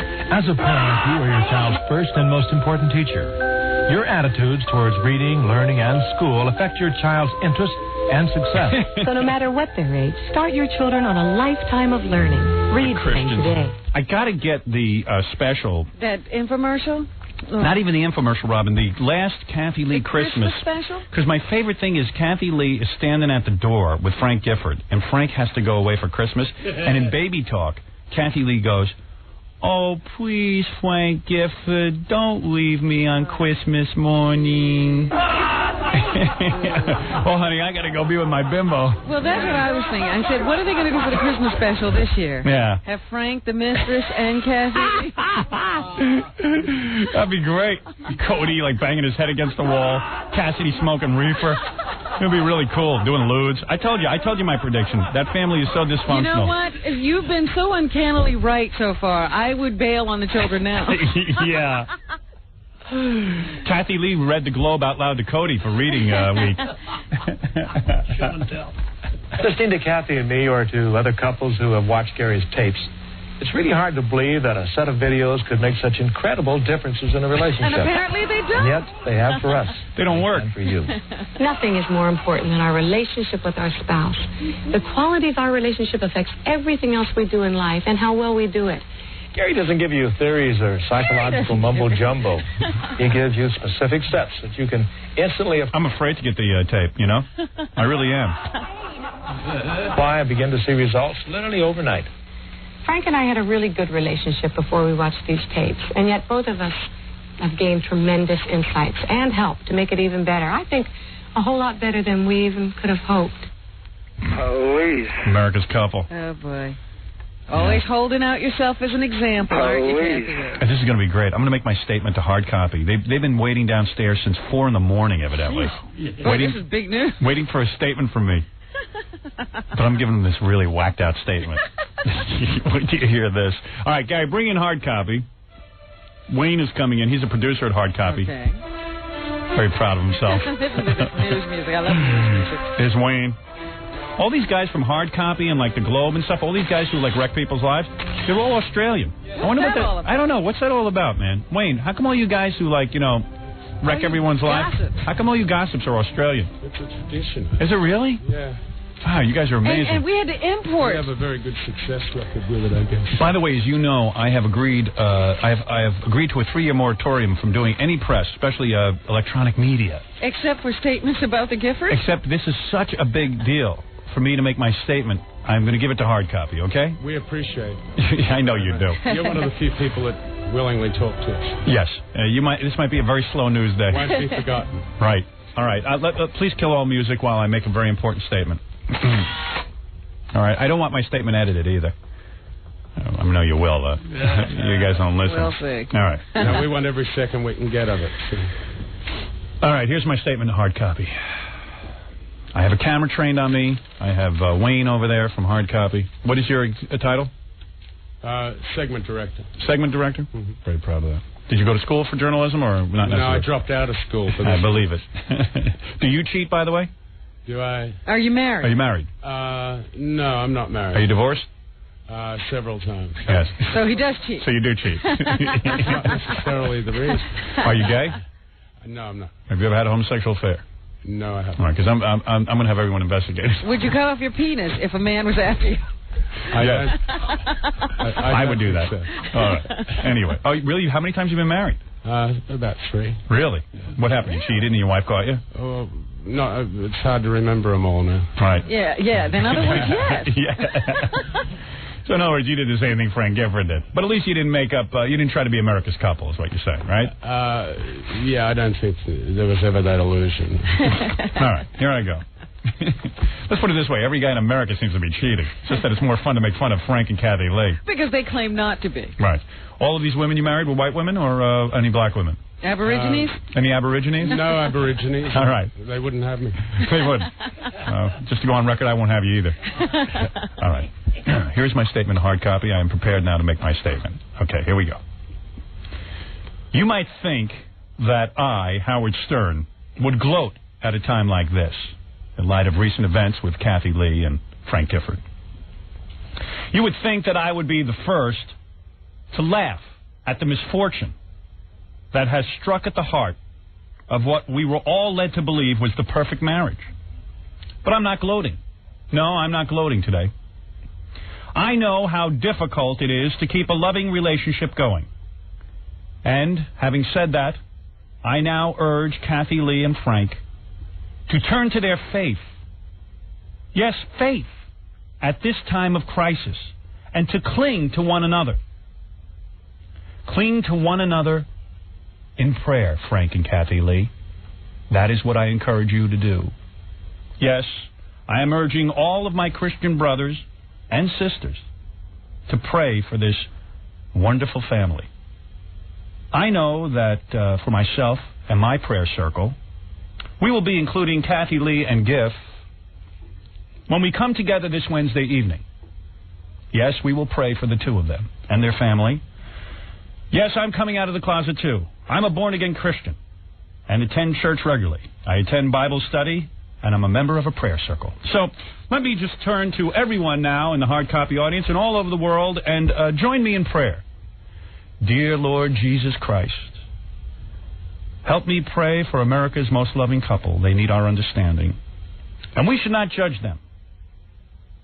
Because as you, Jesus, have said, judge not lest ye be judged. Thank you. And there is my statement. Thank you very much. All right, you're welcome. Appreciate that. All right, there he goes. They're quick. What are you going to run that back tonight so those two yentas can run it? What are their names again? Oh, God. Those two people who pretend to be anchor people? Terry and, Barry Nolan. Barry Nolan. Terry and Barry. I'm sure Barry's going straight to hell as soon as he dies.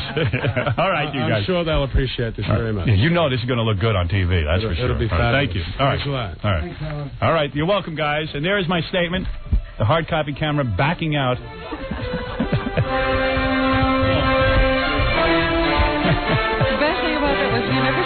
Praying in dark glasses, except Jim Jones. Yeah, right. I asked Kathy Lee and Frank to drink Kool-Aid. Boy, that's going to look... I got to watch TV tonight. I got to see that. They're going to air that all week. Oh, my goodness. I love it. I love it. Look at these pictures. See, Kathy Lee is such a jerk. It's unbelievable. Check this out. America's reigning talk show queen, Kathy Lee Gifford, is devastated by a scandalous story that her hubby, Frank, recently bedded a beautiful blonde in a steamy sex romp. Now, this is before they issued the pictures. The Gifford's attorney has branded the report a total fabrication. And a livid Kathy Lee says she'll file the mother of all lawsuits against the newspaper that published it. Yeah. See, you keep your mouth shut. Instead, she opens up her big yap.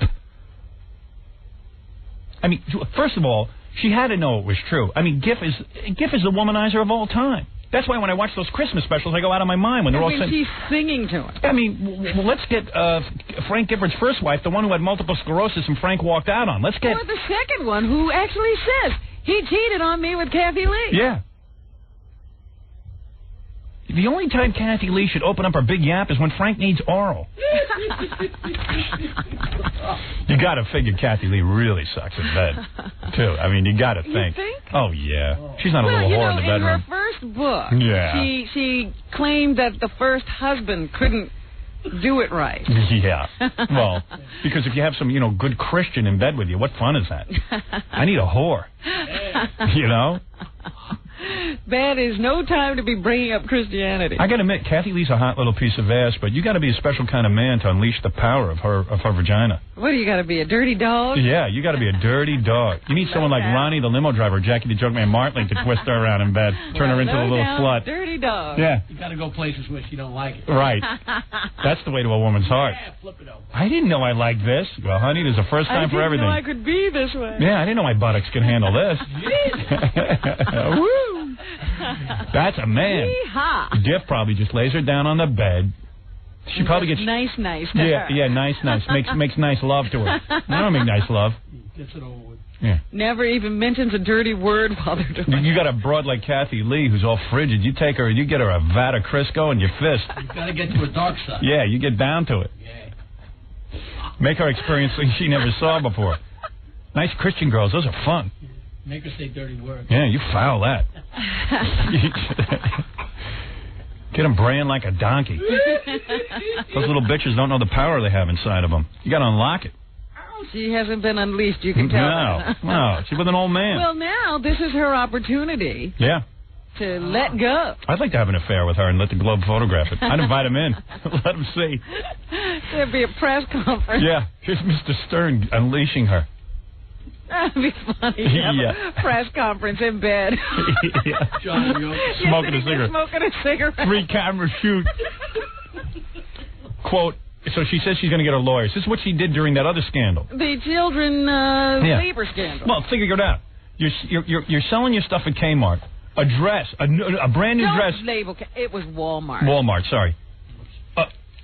You're the one who said Kmart. Yeah, wait a second. What are you trying to joke me? I never All right, Walmart. Okay, so Kathy Lee is selling a dress, a full dress. Whole dress. For $2.50. And then all of a sudden it comes out that slave labor is involved. And what does she do? Right away she starts screaming, I'm getting a lawyer. I'm suing the people. I don't know anything about that. Yeah, meanwhile, notice no lawyer ever came after anyone. Okay, she's dying to sue someone. Oh, no, now she's getting awards for her fight to, prevent child labor law abuses. Yeah, good. A little late. Yeah. Anyway, she goes, that's it. I'm suing everybody. I trust Frank implicitly, Kathy Lee told a close friend. I know he'd never cheat on me, quote. According to the story, 66-year-old Frank had passionate sex with former stewardess Susan Johnson, 46. Would you be with a 46-year-old? Susan Johnson. A furious Kathy Lee refuses to believe Frank would betray her. The truth is this, Frank loves me and I love him and we have a wonderful life and marriage together. The tearful talk show host told her close friend, there is no other woman. In a statement, the Gifford's attorney, Ron Konecki, said, the story is completely ridiculous and untrue, so that pissed off the Globe, and then they went and released the pictures. Well, I got to ask you something. You're saying he's with a 46-year-old. Yeah. What is more devastating to a Kathy Lee? Yeah. A young girl or a 46-year-old? 46-year-old. See? Frank's really trying to get to her. This 46-year-old obviously knows how to twist his, or pretzel. Yank his crank. Twist his pretzel. Knows how to twist Frank's pretzel. Twisted and salted. Where's the article where the woman was saying Frank's really well hung and he's gorgeous? Well, that's the Globe there you've got that, goes frame by frame with what's going on in the videotape. Wow. And you see Frank falling back. See, all okay. those pictures are disturbing to me. Yeah, like the first picture, Frank and Susan sit at opposite ends of the sofa chatting and talking. This is the first day when Frank kept his clothes on. Yeah. Then I guess he leans, I guess they move over toward each other and they start kissing. There's nothing worse to see two old people kiss. Yeah, a 66-year-old guy making out. Yeah. It's like a dating man. And he's got his hands all over her ass. Yeah. He's all up in there. He's all up in there. He's all confused. Deep into this. Then they got him palming her breast, feeling her up. Then they got one with her hand on his crotch. That's funny. Love making it so funny. Oh, but it feels so good. It's so great. I love it. The one that really makes me crazy is the one where they fall back on the sofa. Yeah. Because I'm like, oh, it's Frank Gifford. Hey, you know who's coming in today? Charo, man. Didn't Xavier Cugat used to cheat on her? We could ask her about all that. They had the weirdest marriage because they always claimed that they were not having sex. I got to tell you something, man. You know this whole video is going to be released somewhere on the internet. We got to get that. This is better than the Zapruder film with Kennedy. Faces of Death. Yeah, this is unbelievable. Frank, and you know they got him naked and everything. Oh, yeah. They had the video camera in there on the bed. Oh. They had, this woman was wild because she got up after all this was done. Yeah. Frank's gone, and she takes a picture of the bed where all the sheets are rumpled and everything's falling all over the place. What a bitch, too. I mean, she set him up. Yeah. Well, she'd been on the phone with him for 4 years. Yeah. And she needed money. How much did she get, by the way? $75,000. That's not bad. No. Isn't it like prostitution in a way, though? Definitely. You know what I mean? You're Looking just for not money? getting it from the John. I don't know if it matters if you're getting the money from the people who are going to do the story about your having sex or the person who's having sex with you. Probably in her mind, if you get the money from the Globe, you're a journalist. If you get the money from Frank, you're a whore. But meanwhile, you're getting money from getting laid. The best is they then had a thing about her husband saying it really hurt him. He realized that his wife had cheated on him with Frank Gifford. Yeah. And that he's angry with Frank because Frank's been chasing her for 4 years. Yeah. But it's not going to break them up. Why, yeah. Because she's got $75,000 now. I'll say. Oh, here's Candace from the Globe. She broke the story. This is her story. Want to talk to her? Sure. Hey, Candace. Good morning. Where are you, in Australia? I'm driving to work. Oh, yeah. no. Pull over on the... You ought to get one of those digital phones. Well, I'll be in work in 2 minutes if you want me to call you back, but I just couldn't stand you to say that I was Australian. I'm as much a New Yorker as you are. Hey, but let me ask you something. Yes. Maybe you should call me from work, but... Okay, you want me to do that? 2 minutes. Yeah, because, I just want to know, all right, I got a million questions. Call me back. We can't hear her. All right. I'll call you back. All right, bye. Hello? Hello? Hello? Yeah. Oh, hi. This is Fart Kid. Oh, Fart Kid. Remember Fart Kid, right, Robin? I was hoping it was Cody. No. Hi, this is Cody. My mom and Dad, it's been an incredible weekend. Let me tell you all about it, what's going on. We have an on-the-scene reporter. What do you think went on in Frank Gifford's home this weekend? Do you think he got to sleep there? Yeah. Oh, yeah? yeah. But not in his bed. Yeah, but I don't think he does sleep in his bed. Well, that probably is true. I don't know. Yeah, I mean, what do you think went on? I don't know. This is hard to... Because I've never been able to figure out Kathy Lee anyway. Yeah. I don't have her mind. I couldn't get into her mind. Yeah. And I... Imagine that dinner table. Know. Imagine the next year's Christmas special. God, that's going to be great. Yeah, I can't wait to see what happens next. They got to invite the mistress into the Christmas special. I'll tune in. What is it, Fart Kid? Okay, well, I have a song about Baba Booey, and it's called Horsetooth Jackass. Do you want to hear it? Oh, dear. All right. Okay. How old are you? I'm 11, turning 12 this Friday. All right, let me hear this. Okay. Song about Baba Booey. Wow. Yeah, well, that's pretty good. Thank you. Pretty funny hearing an 11-year-old. Did you write that yourself? No, he didn't write that himself. Yeah, me and my mom did it. I figured Mom had a hand in it. Your mom should be very proud of you. Are you a midget? Me? Yeah, I mean, it's unbelievable. This kid's... I'm 11. Wow. Well, this kid is very advanced. He's already goofing on Gary at 11 years old. All right, kid. I wanted to know if you got, like, a queef song. A queef song? Yeah, I've got a queef song. That we sent you? No, I didn't get that. We didn't get yours. No. Maybe we did. I'll ask Baba Booey, but I'm sure he's in no mood for you. Thank you. Unbelievable. Baba Booey. Yeah? What is it like not to have a life of your own? Captain Jenks is on the phone. Good morning, Howard. Yes, quickly, because I'm running out of time. Yeah, actually, I made a new funny phone call, Howard. Down here in Jersey the other day, there was some guy who got on a public transportation bus and held up, all the people as hostages. Oh, yeah, I heard about this. Yeah. I heard you got through. What's that? I heard about this. Covering this on the local news? Yeah. Oh, yeah. All the Philadelphia local news channels were covering this like for 4 hours. Yeah, it was a big deal. The guy was holding hostages on a bus. On a bus. That was like Speed. So who did you pretend to be? I pretended that I was on the bus and I called Channel 6 News. Yeah, I heard about this. With your cell phone. I read about it, yeah. Well, let me hear it. All right, here we go. Oh, and now we have a witness who was on the bus. His name is Joe. Joe, are you there? Yes, I'm here. Where are you? I'm at a payphone down the street. I was actually on the bus when the man got on with the gun. Well, tell us what you saw. Well, everyone got off the bus at one point when he came on, and we were all standing outside, and everyone was scared. And the buzz is that the man with the gun was Howard Stern. You mean you thought it was a joke? You were told that, Joe? Oh, no, that Joe is doing a joke. Forget it. There's one out there all the time. There is. Okay, it's the Right. Howard Stern joke. You had us for a moment. Renee's still there. Yeah, did you not... You know, Howard, I was watching the TV. They were begging somebody to call in. They're like, anybody who's in the area, please call in. Even though you can't pay your own phone bill, you said, hey, this is too good to pass up. Say again? Nah, never mind. All right, there he is, Captain Jenks, with his phony phone call. Yeah.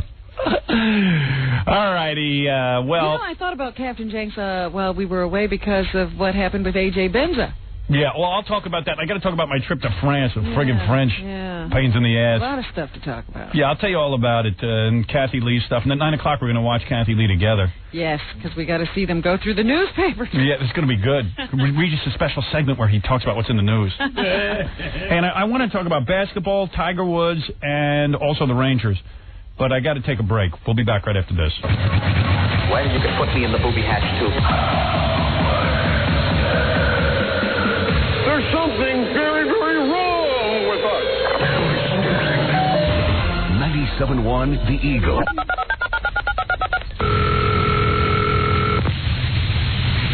Hello.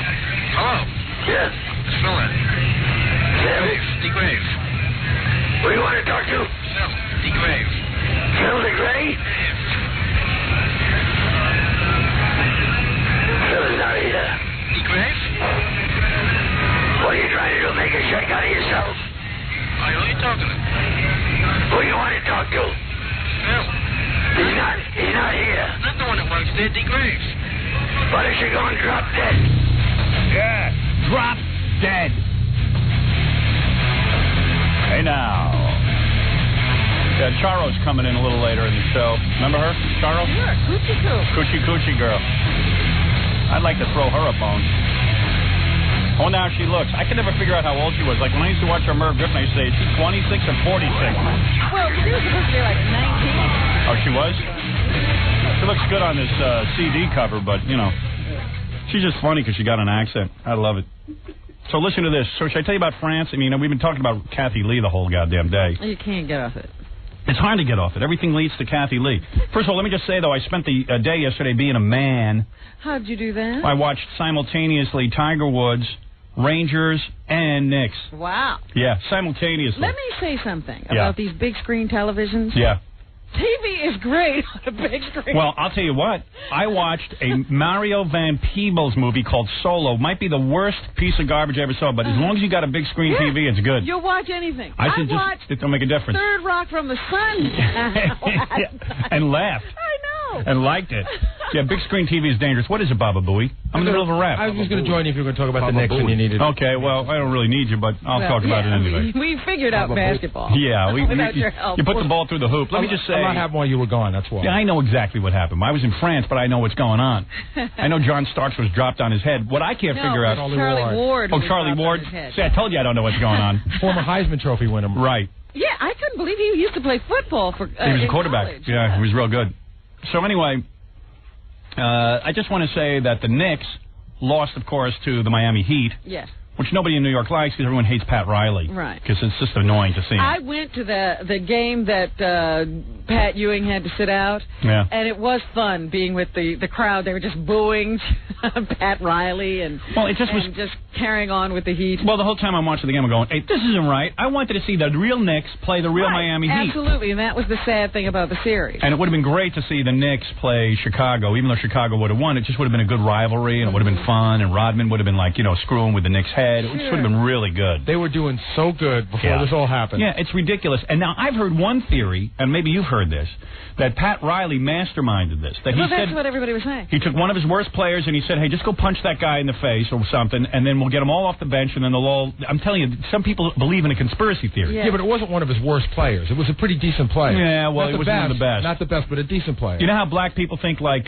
certain chicken companies are poisoning them? Or that crack was dumped in the black community by the CIA? As a conspiracy. Yeah, well, now the conspiracy is that Pat Riley masterminded it. I don't think he's that bright. AIDS is also a conspiracy. Absolutely. That I believe in. I'm not a black man, but I can tell you this. I think that was a conspiracy. But, so, you know, first of all, I was pissed off I was in France during those games because I would have liked to have seen them. French television sucks, but I'll get to that in a minute. But yes, Baba Booey, I was in France, but I'm still on Earth and I know what's going on, sort of. So I got really pissed off because no one wants to see. I suggest this to my brother-in-law. Well, it was a real slap in the face to fans of basketball because this is the playoffs. Yeah, and what they should have done, just like they did with the baseball games when that guy spit on an umpire. Roberto Alomar was his name? Remember, Roberto Alomar got to play, and they suspended him for the next season for the opening games. That's the way it should have been. And the other thing I thought was interesting was these decisions came down so quickly. Usually they take 2 weeks to make a it's funny you say that. I think if they had had more time, they would have made a different kind of decision. Because what really ends up happening is you get a playoff that sucks.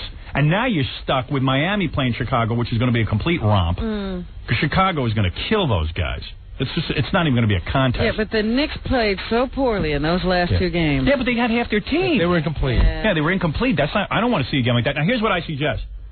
I say after the whole season's over, have New York and Chicago pay these guys whatever it takes. Advertising will cover it. It would take way too much money for anybody to be able to afford it. I'm telling you, there'll be a lot of money in it. Be a lot of money. It'd be like a prize fight. Yeah. You could put it on pay-per-view. Because everyone wants to see it. Let New York play. Why wouldn't they do that? Why wouldn't the NBA do that and sell the advertising? Be great. Then it makes the season and the playoffs be less. But who cares? And the fans should be even more pissed because the NBA did it to make money.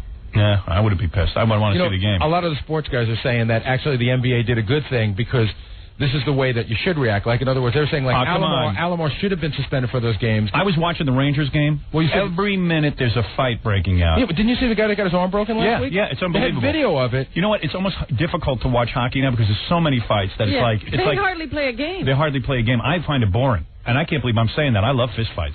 I love blood. I love everything. But when you know there's going to be 2 or 3 a game, it doesn't have the same effect. 2 or 3 every minute. Yeah, well, I don't even want... I'm telling you, it's frightening. Frightening. I mean, it was really exciting when that fight broke out in the basketball game because you never see anything like that. Right. Wasn't it Starks who got dropped on his head? No, it was Charlie Ward. It was? Yeah. Oh, I got it all wrong. Starks is the one who went to the crowd and put up his middle finger, which was on the cover of the Post. That was earlier, before the fight broke out. Anyway, someone said to me, well, what if it was Miami who had gotten suspended? How would you be feeling then? I'd say that sucks. I want to see the real teams play each other. Because now you say, well, who did Miami beat? Nobody. They didn't beat the Knicks. Yeah. The Knicks were up 3-1 or 3-2. I mean, they were kicking the crap. I know. Well, anyway, so... And, mourning, running around screaming, you beat a crippled team. So what? Tiger Woods won again, this other sort of thing. The golf thing, the Byron Nelson Classic. And Byron Nelson, isn't Byron Nelson a comic, a black comic? He used to have a TV show? Anyway, Byron Nelson Classic, yeah. Whatever that is. I was watching that, and Tiger knew he'd win. He even said, oh, I knew I'd win. I knew I'd win. He's so goddamn arrogant. I hope he becomes a drug addict. I can't stand Tiger Woods. I don't hope anything like that happens to him. I hope his father kills himself and Tiger Woods he becomes a drug addict. I can't stand the father. I cannot stand him. So you want the son to die? I want everyone to die. Except me. Well, you'll be here all by yourself. There'll be nobody to talk about. Boy, such arrogance. That's the Chinese in him. Trust me. Trust me. You look in that face, you see a kamikaze pilot. Huh? I was over in France, man. I've learned all about arrogance. Oh, those French hate us Americans. If I told you before the French hate us, now I've seen it firsthand. I vowed I'd never go to France. I had to go there for the movie. Now I've seen it all, baby. I've seen it all. You never have to go anywhere again? No way. First of all, they had representatives from every country at this Cannes Film Festival. Yes. Let me tell you something. While I was over there, I said, I'm going to keep Is it a beautiful place? I mean, everybody always talks about the beauty of Cannes. Well, the first night I got there, it was kind of cool. I told you what happened on the plane and the bathroom incident and all that kind of stuff. Me getting locked in the bathroom was way overblown here in the media. But you contributed. Right.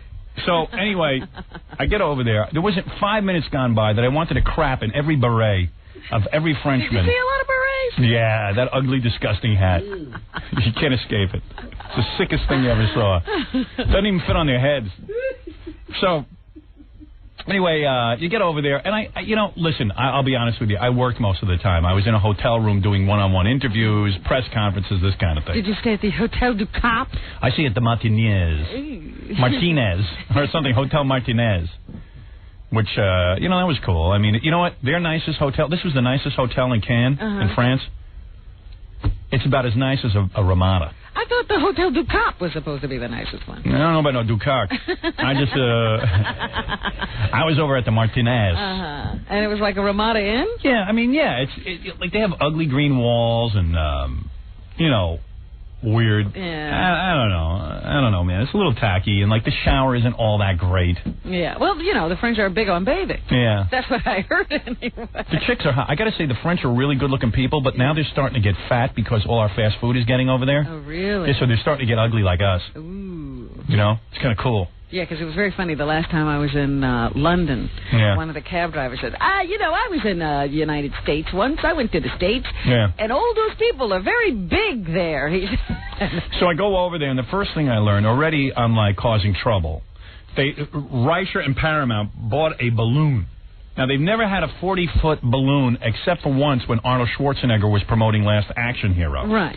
Normally, they don't have these big balloons. So in the water is a giant... Now, picture this, like the size of one of those big helium things. 40 feet Howard Stern, but like a bad, rendition of me. It looked like a Bluto blow-up doll. You know what I mean? Like all puffy and just like this thing with like a big nose and hair. Yeah. It's like in a parade. Right, one of those floats for Macy's or something. Yeah. So, all of a sudden... They tell me, there's been a problem with the balloon. I go, what's the problem? It turns out that the balloon was inflated the same day the president of France was coming in by boat to the Cannes Film Festival. They printed in the paper that the National Guard was sure that this balloon would be an affront to the president of France. Now, mind you, there are 20 billion posters up of people mutilating, killing, slasher films. None of that's an affront to the president of France. Only my balloon is an affront to the president of France. Then all of a sudden, Cartier, the famous Cartier? The jewelry store? Yeah, they had a big sign, and my float was blocking their sign. So now the National Guard says, within 5 minutes, if you don't deflate this thing, we're going to shoot it down. Yeah. They're going to shoot me down in the middle of the water, my balloon. That's what I heard, that you were causing an international incident. Yeah, so what does the movie studio do? Now, you're promoting a movie. What would you do? Would you deflate it, or would you let them shoot it down? I would let them shoot it down. Of course, that's big news. So what do? They deflate it. Because the dopes. So I said, why don't you let them shoot it down, man? That would have been cool. Yeah, it would have been real cool. Make more news, don't you think? Yeah, so then every minute, they inflated it again. It turned out the president of France after he came in, they inflated the thing. It's a whole deal. So, all you do over there is, if you're me, there's tons of broads running around naked and all that kind of stuff. I don't get to see any of that. I'm in a hotel room doing interviews. Oh. One day they let me actually do the interviews out on a balcony so that at least I can get some fresh air. But I didn't really get to see anything. I wouldn't know if it was beautiful. The first night I was there, though, it's the first time in a long time I could do this. Because I'm very famous, Rob, and I cannot walk the streets. Oh, dear. So the first night I was there in France, I went out on the street with my agent, and I walked like a free man. I was like a vampire who was finally let out in the middle of the day. It was nighttime. I had no disguise on. I can see the sun. And I walked around like the average, everyday person. And you know what? It sucks. You didn't like it. No, actually, I loved it. I was walking around. It was real cool. And like 20 minutes into it, I'm in a euphoria. I go, this is so great. I'm just walking the streets. I'm talking to people. I'm observing. I'm doing the whole thing. Nobody's bothering me. It's fantastic. It's a nice change of pace. So all of a sudden, some American chicks see me. They start screaming, Howard Stern, Howard Stern. And all these French guys going, who the hell is this? Yeah, what's he calling? What is this big about? douchebag? So they go, that's Howard Stern. So all the photographers start chasing me. But they don't know my name, and they're going, hey, Cuckoo, Cuckoo. They must have heard I was crazy. My nickname over there was Cuckoo. Yeah, Cuckoo, Cuckoo. Turn around, Cuckoo. Take picture, Cuckoo. So now there's a bunch of French guys chasing me in the street calling me Cuckoo. And I'm like, you rat-bait bastards. Me you chase. The Nazis you couldn't chase. Me, you're chasing. I said to this one guy, go, hey, man, you chase the Nazis, you don't chase. He's like, what? What are you saying, cuckoo? Cuckoo. You're cuckoo. Suddenly they're brave when it comes to me. So then, like, I don't know. It was weird. And then, like, I got to, there weren't, the French were complaining there weren't a lot of celebrities around. They didn't have any big names show up at Cannes this year, although Michael Jackson was there. I thought Demi Moore was there and Bruce Willis. Yeah, I guess they weren't satisfied with that. And then I show up, and they're like, who's this guy? I told you, they didn't know who I was, so everywhere I went, I had to have naked women near me so they'd take pictures of me. But, and then one night I went to see the film with French subtitles. And the crowd was going nuts. They loved it. It was a full house. All French people. Yeah, it was all French people. I told you, Fred over there is like Jerry Lewis. Wow. And then, I don't know. And how did the subtitles work out? I mean, well, great. They worked out great. I'm telling you. So they're not going to dub it. They're going to subtitle it. Some countries it'll be dubbed. Some countries it'll be subtitled. But it was worked out great. In fact, a lot of places they're laughing so hard that at least they can keep reading and read the jokes. Yeah. So it was kind of cool. I mean, they were really digging the movie. And then afterwards, when I was walking out, they all stood up and started applauding and said, this film should win the festival. And I go, well, I'm not in the festival. It's been released in America already. And they were like, oh, too bad. Because you had to see one night I went to see one of these films that they have a festival over there. The best film wins. That's the whole idea, French Film Festival, Cannes. This film sucked so bad. Kevin Kline, Sigourney Weaver, all about dysfunctional people in the 1970s. You wanted to snooze through this whole goddamn thing. Some director named Ang Lee, who's some big Jap guy. Oh, yeah. Well, he did, what was that Jane Austen film he did with Emma Thompson? I don't know, man, but this guy specializes in making boring films. And I'm sitting there schnoozing through it. I had to go there to be photographed. I went with the movie wife. So we went and, we had to be photographed so we could get in all the newspapers and crap. Yeah.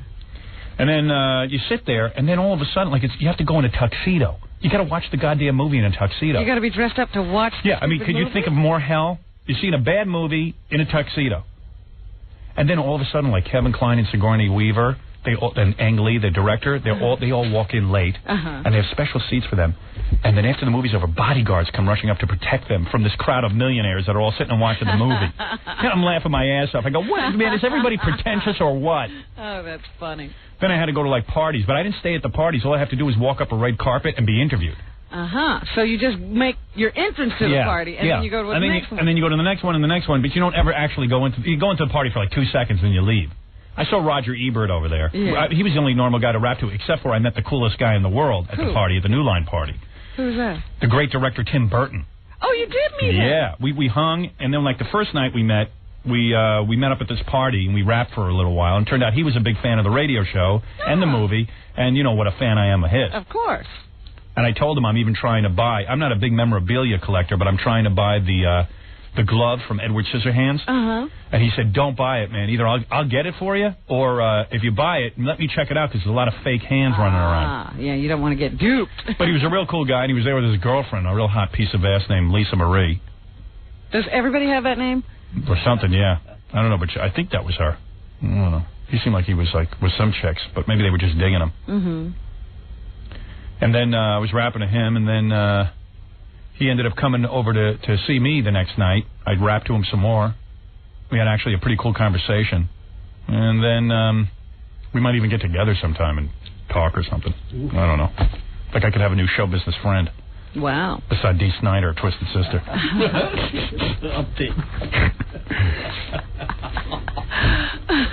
Maybe this one will work out because he's so far away. Yeah.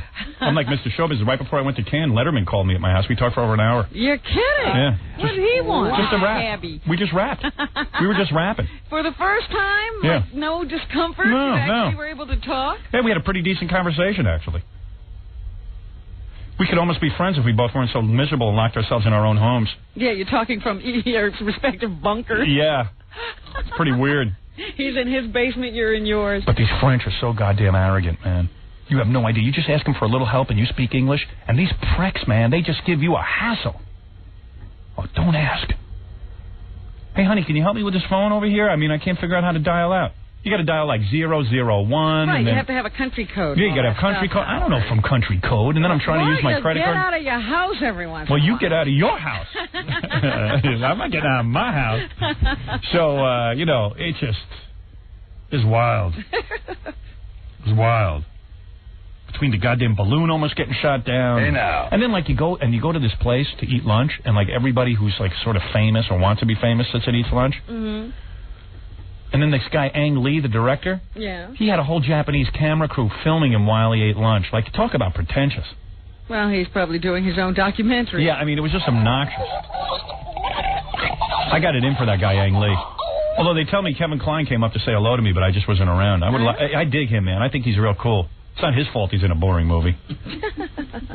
Been in several boring movies. Yeah, but I think he's a real good actor. I think he's like the real deal. You know what I mean? Like a Robert De Niro? Yeah, he's like a good actor. It's like somebody I'd enjoy watching if he wasn't in a boring goddamn movie that Ang Lee made. Like one of these art house films. I'm sitting there like talking through the whole thing. Talking through the whole goddamn thing like a rude American. I said, what is this? Why am I in a suit? Then I got over to Monaco for a day. That was cool because nobody knew I was there, and I just walked around and no one bothered me. Yeah, what's that like? It was pretty cool. Did you gamble? Yeah, the casino's real depressing. Really? They keep it real hot. You know how in America they keep it cold to keep you awake? Yeah. This they keep real hot. There was no blackjack table open. They just had slot machines. Ugh. Nothing else but slot machines? Yeah, they had some kind of baccarat, but I don't play no goddamn baccarat. That's for pussies. I play blackjack. That's for James Bond. Yeah, James Bond my ass. Oh, who do I look like? I'm an ugly American. I don't know, man. Do they have blackjack over there? They have it, but it doesn't start till 9 o'clock at night. For some stupid reason, they're against making money in Monaco. Oh. Well, they don't have to, apparently. Yeah. But I went and had some lunch and stuff, and I felt totally ridiculous because they gave me these 2 bodyguards to walk around with. No one was bothering me. So I'm walking around with 2 bodyguards and stuff. 2 friends. Yeah, right. A bunch of people went. We all had to go. Yeah. Yeah, but it wasn't so bad because that was the only day I had like some free time. I actually went to a zoo. Walked around and nobody bothered me. Because I hadn't been in a zoo in a really long time. You could go to a zoo. No, I couldn't. I don't think I could. Run through. I'd run through it, that's all. So, I just did like tourist stuff. Yeah. Yeah, it was kind of cool. I was very liberated. Well, now you know where to go. Yeah, Monaco. But after the movie goes worldwide, you won't be able to go there either. A few of these French kids thought I was a giraffe. And I got escaped from the zoo. You know what I just thought of now? In places like India, will they be showing the movie on a sheet? Yeah. People sitting on a dirty diaper. Hey, that Globe reporter's on, the one who got the Frank Gifford story. Okay. All right. This is Candace.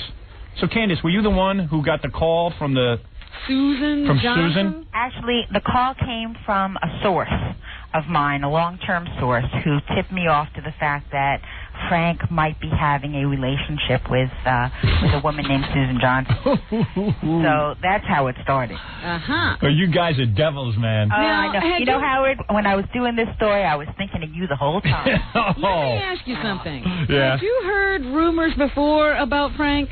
Yeah, there have been rumors from time to time, and of course, he did.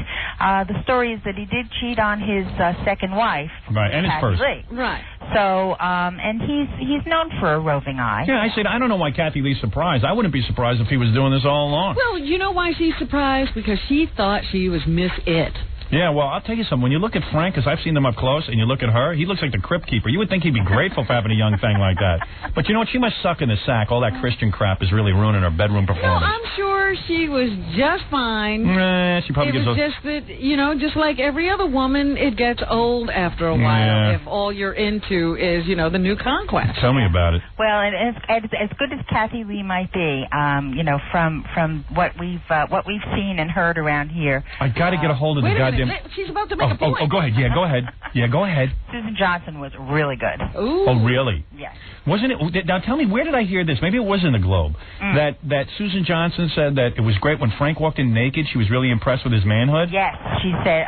She told him, according to our sources, that she always thought that he would be big, and he was really big. Of course, because she needed to perform fellatio again. Is that correct? Well, I think it went both ways. He on her and she on him. Ooh. And then they did a little in and out, but he didn't have any protection, and neither did she. So he couldn't go all the way. Right. He doesn't want to make any more babies. Right. So isn't that funny? Up with her, her on him for the grand finale. Do you think Kathy Lee's afraid of any disease in the? These are perilous times, Howard. As yes. You well know. Yes. So, now let me ask you this: you have the entire tape of the entire tryst, right? Pretty much. Yeah, so you have a naked Frank Gifford with a woman having intercourse with a woman, right? Well, I'm right now. I can really only talk about what we've got in the paper. Oh, wait a second. But we've but got. That's from let a me video. put it this way: we've got more than what's in the paper. Wow. Are you gonna? Is there any chance of that coming out? We have audio too. Listen to me. Ooh, what were they saying? Please come in here with the audio. Scream? Would you please come in here with the audio? I beg you, goddammit. Please. You know, but the really awful thing is, now, is it true? I think I read How would I that, love when you beg me? Gifford told this woman that he didn't really want to have children with Kathy Lee? Yes, I mean he has said that before. This is not the first time he said that, actually. Of course not. He did say that to the woman, that he really. In fact, he said that he didn't really want to get married. He didn't really want to have children, and he says that himself in his own book. So why did he get married? The books that they wrote, I mean, are so. If you read some of these passages, and we had some of them in the Globe. Yeah. I mean, they bring this on themselves. It's great. They are so high and mighty about their lives that, all you have to do is repeat their own words. I got to get the Christmas specials. If anybody has Well, when I knew it was true? Mm-hmm. When I sat there and I watched her at the Virginia Marymount graduation ceremony, and he was sitting next to Ethel Kennedy. Yeah. I said, the guy accepts anything. Yeah. Yeah, that's weird. Because Ethel Kennedy's son just, cheated on his daughter. His daughter, 14-year-old. And he talked about that a lot in the hotel room. He talked about that to the woman. Wasn't he, in fact, using his hand on Ethel Kennedy while... Kathy Lee was giving her... Do you have any information on that? So wait a second. No. Wait a second. It was written in one book that she had quite a thing for him some years ago. Hey, Candace. Yes. I hear that you're quite a piece of ass too. Is that true? Oh, honey, you have no idea. Yeah. Well, let me get this straight. So, okay. So you get a call that says this woman can have an affair, and she's probably looking for some money. Well, no, that's not the way. Tell me how it goes down. But I mean, the call was that there was some relationship between Frank Gifford and this woman. That's really basically what the call was. Okay. And it wasn't until we went to other sources close to the woman, who were able to confirm that indeed there had been this ongoing relationship since they had met in '93. They were on a plane together, seated side by side, and what started as casual conversation ended up as two people who clearly were very, very interested in each other. And because of circumstances. I know this is going to happen to me. One day I will cheat. Well, this is your movie. Yeah, and this is going to happen to me. The woman sitting next to you on the plane. Yeah, and Candace... Well, you were on the plane with Kathy Lee and Frank. Do you remember? I wrote about it. I was crapping in my pants. I thought that old geezer was going to get up and kick my ass. Well, I bet you better not sit near him anymore because he'll have to. Right. So, okay. I don't think I want to sit near them, I'll tell you that. All right, so what are you saying? That all of a sudden... You get the call. Go ahead. Continue the story. Okay. Yeah. So then we start to do... I mean, first of all, we did find it a bit hard to believe. We were a little skeptical because in spite of the fact that he does have this roving eye reputation, they do set themselves up as the perfectly married couple. Right. They are happy. They have Cody and Cassidy and all this stuff. And she goes on about it all the time. I mean, how can you believe that a little bit at least. Are you married, Candace? So, yes, I am. Do you cheat? No. You better not. I think Frank's got a reporter on you today. All right, go ahead, yeah. So anyway, we start to do a lot of legwork. We find friends, we talk to people, and we finally found somebody who was very close to her, who gave us the whole story about the fact that they had an intimate... Oh, she was blabbing. Oh. Yeah, telephone relationship over 4 years. I mean, he called her. He would call her and say, call me at the apartment at such and such a time because Kathy Lee wouldn't be there. So they would have, from what I understand, fairly intimate telephone conversations. You're talking phone sex. That she was going up to, they had tried to meet up a couple of times. Right. She's a flight attendant. He obviously has a busy schedule, and he's with Kathy Lee all the time. She's not even that hot. I saw some pictures of her in your Globe. I mean, she don't look that hot to me. Yeah, we have other pictures. She's pretty attractive. Oh, yeah? She got a good body? Yeah. Oh. 46 years old, though, man. Dude, she's probably Howard. Probably dried up. Come on now. All right, go ahead, yeah. Apparently not. Yeah. Anyway, so we found out that she was going to New York, and that they had arranged to meet up together. Now, exactly what that meeting up was going to be, I mean, who knew? Super. But it turned out to be... it was business. Monkey business. Wow. And then what? So you guys what? Then now, how do you know what hotel room? Yeah. How'd you get the hidden camera and everything? Well, I mean, that's something, Howard, I wish I could discuss that. Oh, come on, honey. Don't keep me hanging. Where do you put the camera? Like behind a mirror or something? I don't know. How do you do it? I don't know. Don't you give me that. I'll come over there and smack you around. Come on down to Boca, Howard. I'd love to have you. Oh, is that where you are, honey? Yeah. Mm. Oh, I'll come up to New York and see you if I can. Yeah, why don't you come in and tell me how you do it? Like in other words, like you had it all arranged, and then you hire a private investigator dude. No. I mean, I really can't discuss the way we do things because you want to nail other creeps. Yeah, they want to do it again. It's just not something that I can talk about. But I'm happy to answer anything about their pillow talk, about... All right, give me some pillow talk. Okay. Well, first of all, at the moment of climax... Do it. He's not a big talker during sex. But no, but does he make... What kind of noises does he? I talk all during sex. He's a moaner. Oh, he is? Oh, that's so fey. Yeah, he's a moaner. That's so queef. He moans like, oh... Yeah, like that. I guess that turns a woman on. I guess that makes, you can be sure that Frank's still alive. Yeah. It's better than putting a mirror under his nose. Let me ask you something, Robin. When a guy moans when you're doing them, does that kind of turn you on? Because at least you're giving him pleasure. Oh yeah. It does. Yeah. I'm going to start doing that. You don't make any noise. No. You don't make any noise at all. I haven't found anyone to rock my boat or twist my pretzel. Sometimes I moan. Well, he was... I moan because I'm with the same woman for 23 years. No, my wife's pretty good at go around and moan. But he told her that he had wanted to be with her like that since the moment he met her. He told her that he told friends about her and how he wanted her in his life. Oh, really?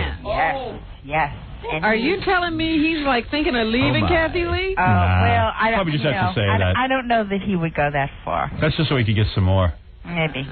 So what, they do it once and then he left, or did he yeah. Well, the first day that how long did he up to see her? I mean, he had an appointment. Right. So he couldn't do anything. So, well, no, they did make out. Did some groping. She touched him. He touched her boobs. He touched her butt. Really? Yeah. And that's nice. it got kind of hot in there, but. And then he left. But then he had to go. And you guys must have been pissed. You were like, oh man, no coitus. Thank God you didn't take out the camera. Right. And then like how long? Well, the second time when they really did intercourse and stuff. Yeah. How long were they together? Yeah. How long before Frank? Oh, it was a good 20 minutes, I'd say. He lasted 20 minutes, that old geezer? Yeah. Son of a bitch. Yeah.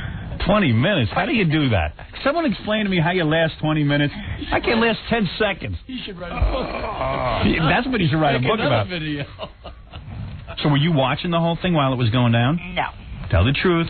No. No, I wasn't there. I bet you rushed to see that video. Well, yeah. You've seen the video. When it was all over, does Frank just jump up and go leave or what? Huh? Adios. Well, they chatted a little bit. They talked about his daughter, believe it or not. That's her sick. Situation. What is her situation? She's the Michael Kennedy she's woman. Married to Michael Kennedy, who cheated on her reportedly with a 14-year-old. So don't tell me he was pissed about that. Yeah. Oh, a little bit, yeah. What? And he talked He's an idiot. He's a total idiot. Frank Gifford's an idiot. He's laying there with the other woman. Pissed that his daughter was cheated on. Wants to try to pretend the daughter didn't exist. Yeah. No. He talked about it quite. Yeah. And what did she? And did he say he wants to see her again and everything? Yeah. Oh, yeah. Do you think he's sitting home going, does this mean I can't see her anymore? I spent 4 years. I spent 4 years with that broad. Yeah. Wow. So then he. What an entertaining world. This is the most amazing thing. I don't know if you read this in the Globe or not. Go ahead. It is in there. He had lunch with Kathy Lee and another couple, two of their best friends, at Le Cirque, just before he went up to the room on the day he did the nasty. Yeah. They were together for. They had lunch for like 2 hours. Right. And then he left. He called Ms. Johnson at 2:30 and said, "I'd like to come up." And then he went up. And then from when he left Johnson, he went up to Connecticut to a reception with his wife. Did he complain that Kathy Lee was kind of sucky in bed? No, not that I know of. He Mm-hmm. never. Did he mention Kathy Lee at all? The only thing he talked about Kathy Lee was he preferred Susan's blonde hair color. He loved her blonde hair. Oh, that's very nice. Said that, yeah. I agree with that. And he also loved her big breasts. And Kathy Lee doesn't have big breasts? I think Kathy Lee does have a nice chest. You're probably. Wow, this is something. Isn't it something? You know why it's something? I'm telling you, Howard, I thought of you the whole time. I know. I heard you guys were bummed out that I was away on vacation. Oh my God! When I called Gary on Friday and I told him about it, and he told me that you were on tape last week, it's just. Yeah, I was going berserk. Took the rocket out of my, I was going berserk over there in France because Dominic called me. He had the paper Friday. He somehow got an advance copy. He goes, "You can't believe it. You can't go. You can't believe it. It's the biggest week ever. It's cancel. Do the Globe." And he's calling me every minute in my house. Did you buy the Globe? Did you buy it? Did you buy it? I go, Dominic, please. They weren't even the good pictures. Yeah, right.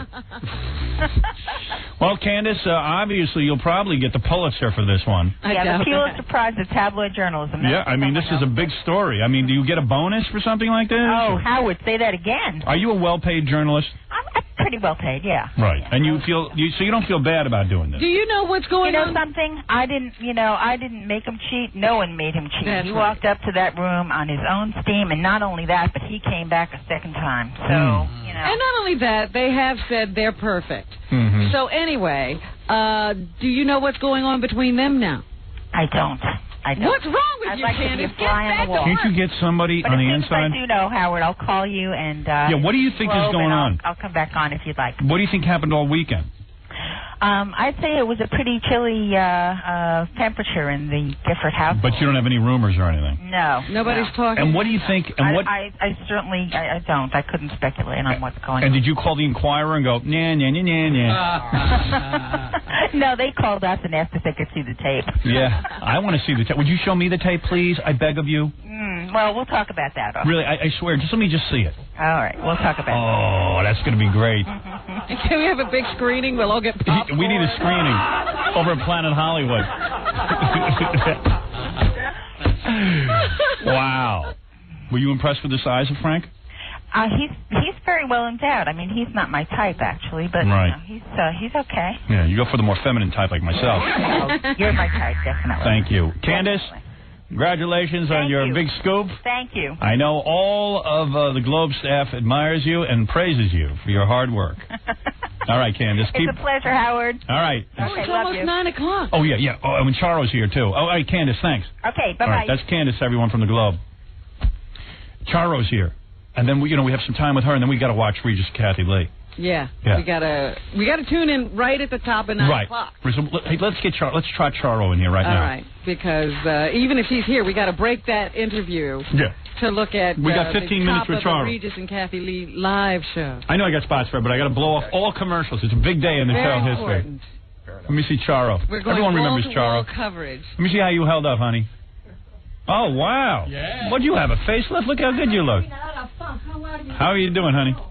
Wow, look at you. Buenos días, everybody. Hey, let me put my shirt on, all right? Because I look better that way. He speaks perfect English. Oh, yeah. It's all a ruse. I love that whole Spanish thing. Mis avios de pesca la cocina. Sí, cómo no. Muy bien. ¿Cómo estás? Muy bien, y tú, gracias. Did she understand what you said?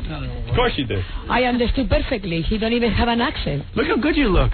Gracias. Really? Gracias. You're Castilian? Yeah, sí. Yeah. She's Spanish. No, that's Castilian. No Mexican. Okay? No, Castilian.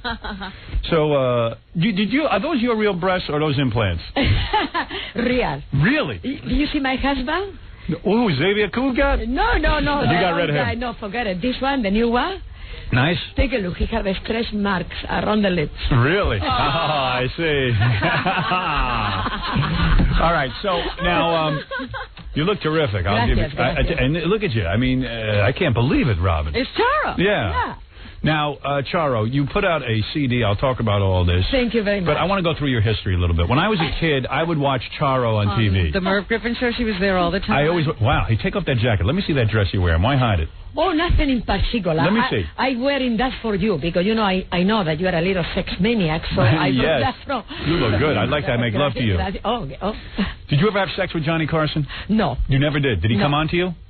I don't know if he come out to me because I didn't understand English at that time. No, you understand it fine, baby. I know this is all an act. You know the language of love. I know that. No. What about, probably Merv never came on to you, that's for sure. No, he was a gentleman. Next. So, so when I was a kid, I would turn on the TV. Mm-hmm. And there you would be. Yeah, I would pleasure myself to you. Because you would always come on with the little dresses, and you show your breasts, and I would at times fantasize what it would be like to have sex with you, and I would lay in my bed, and I would do things to myself. Really, why not? I was a young man, why not? That's what you wanted you to do. That's what you wanted me to do, right? Very interesting, yeah. Right.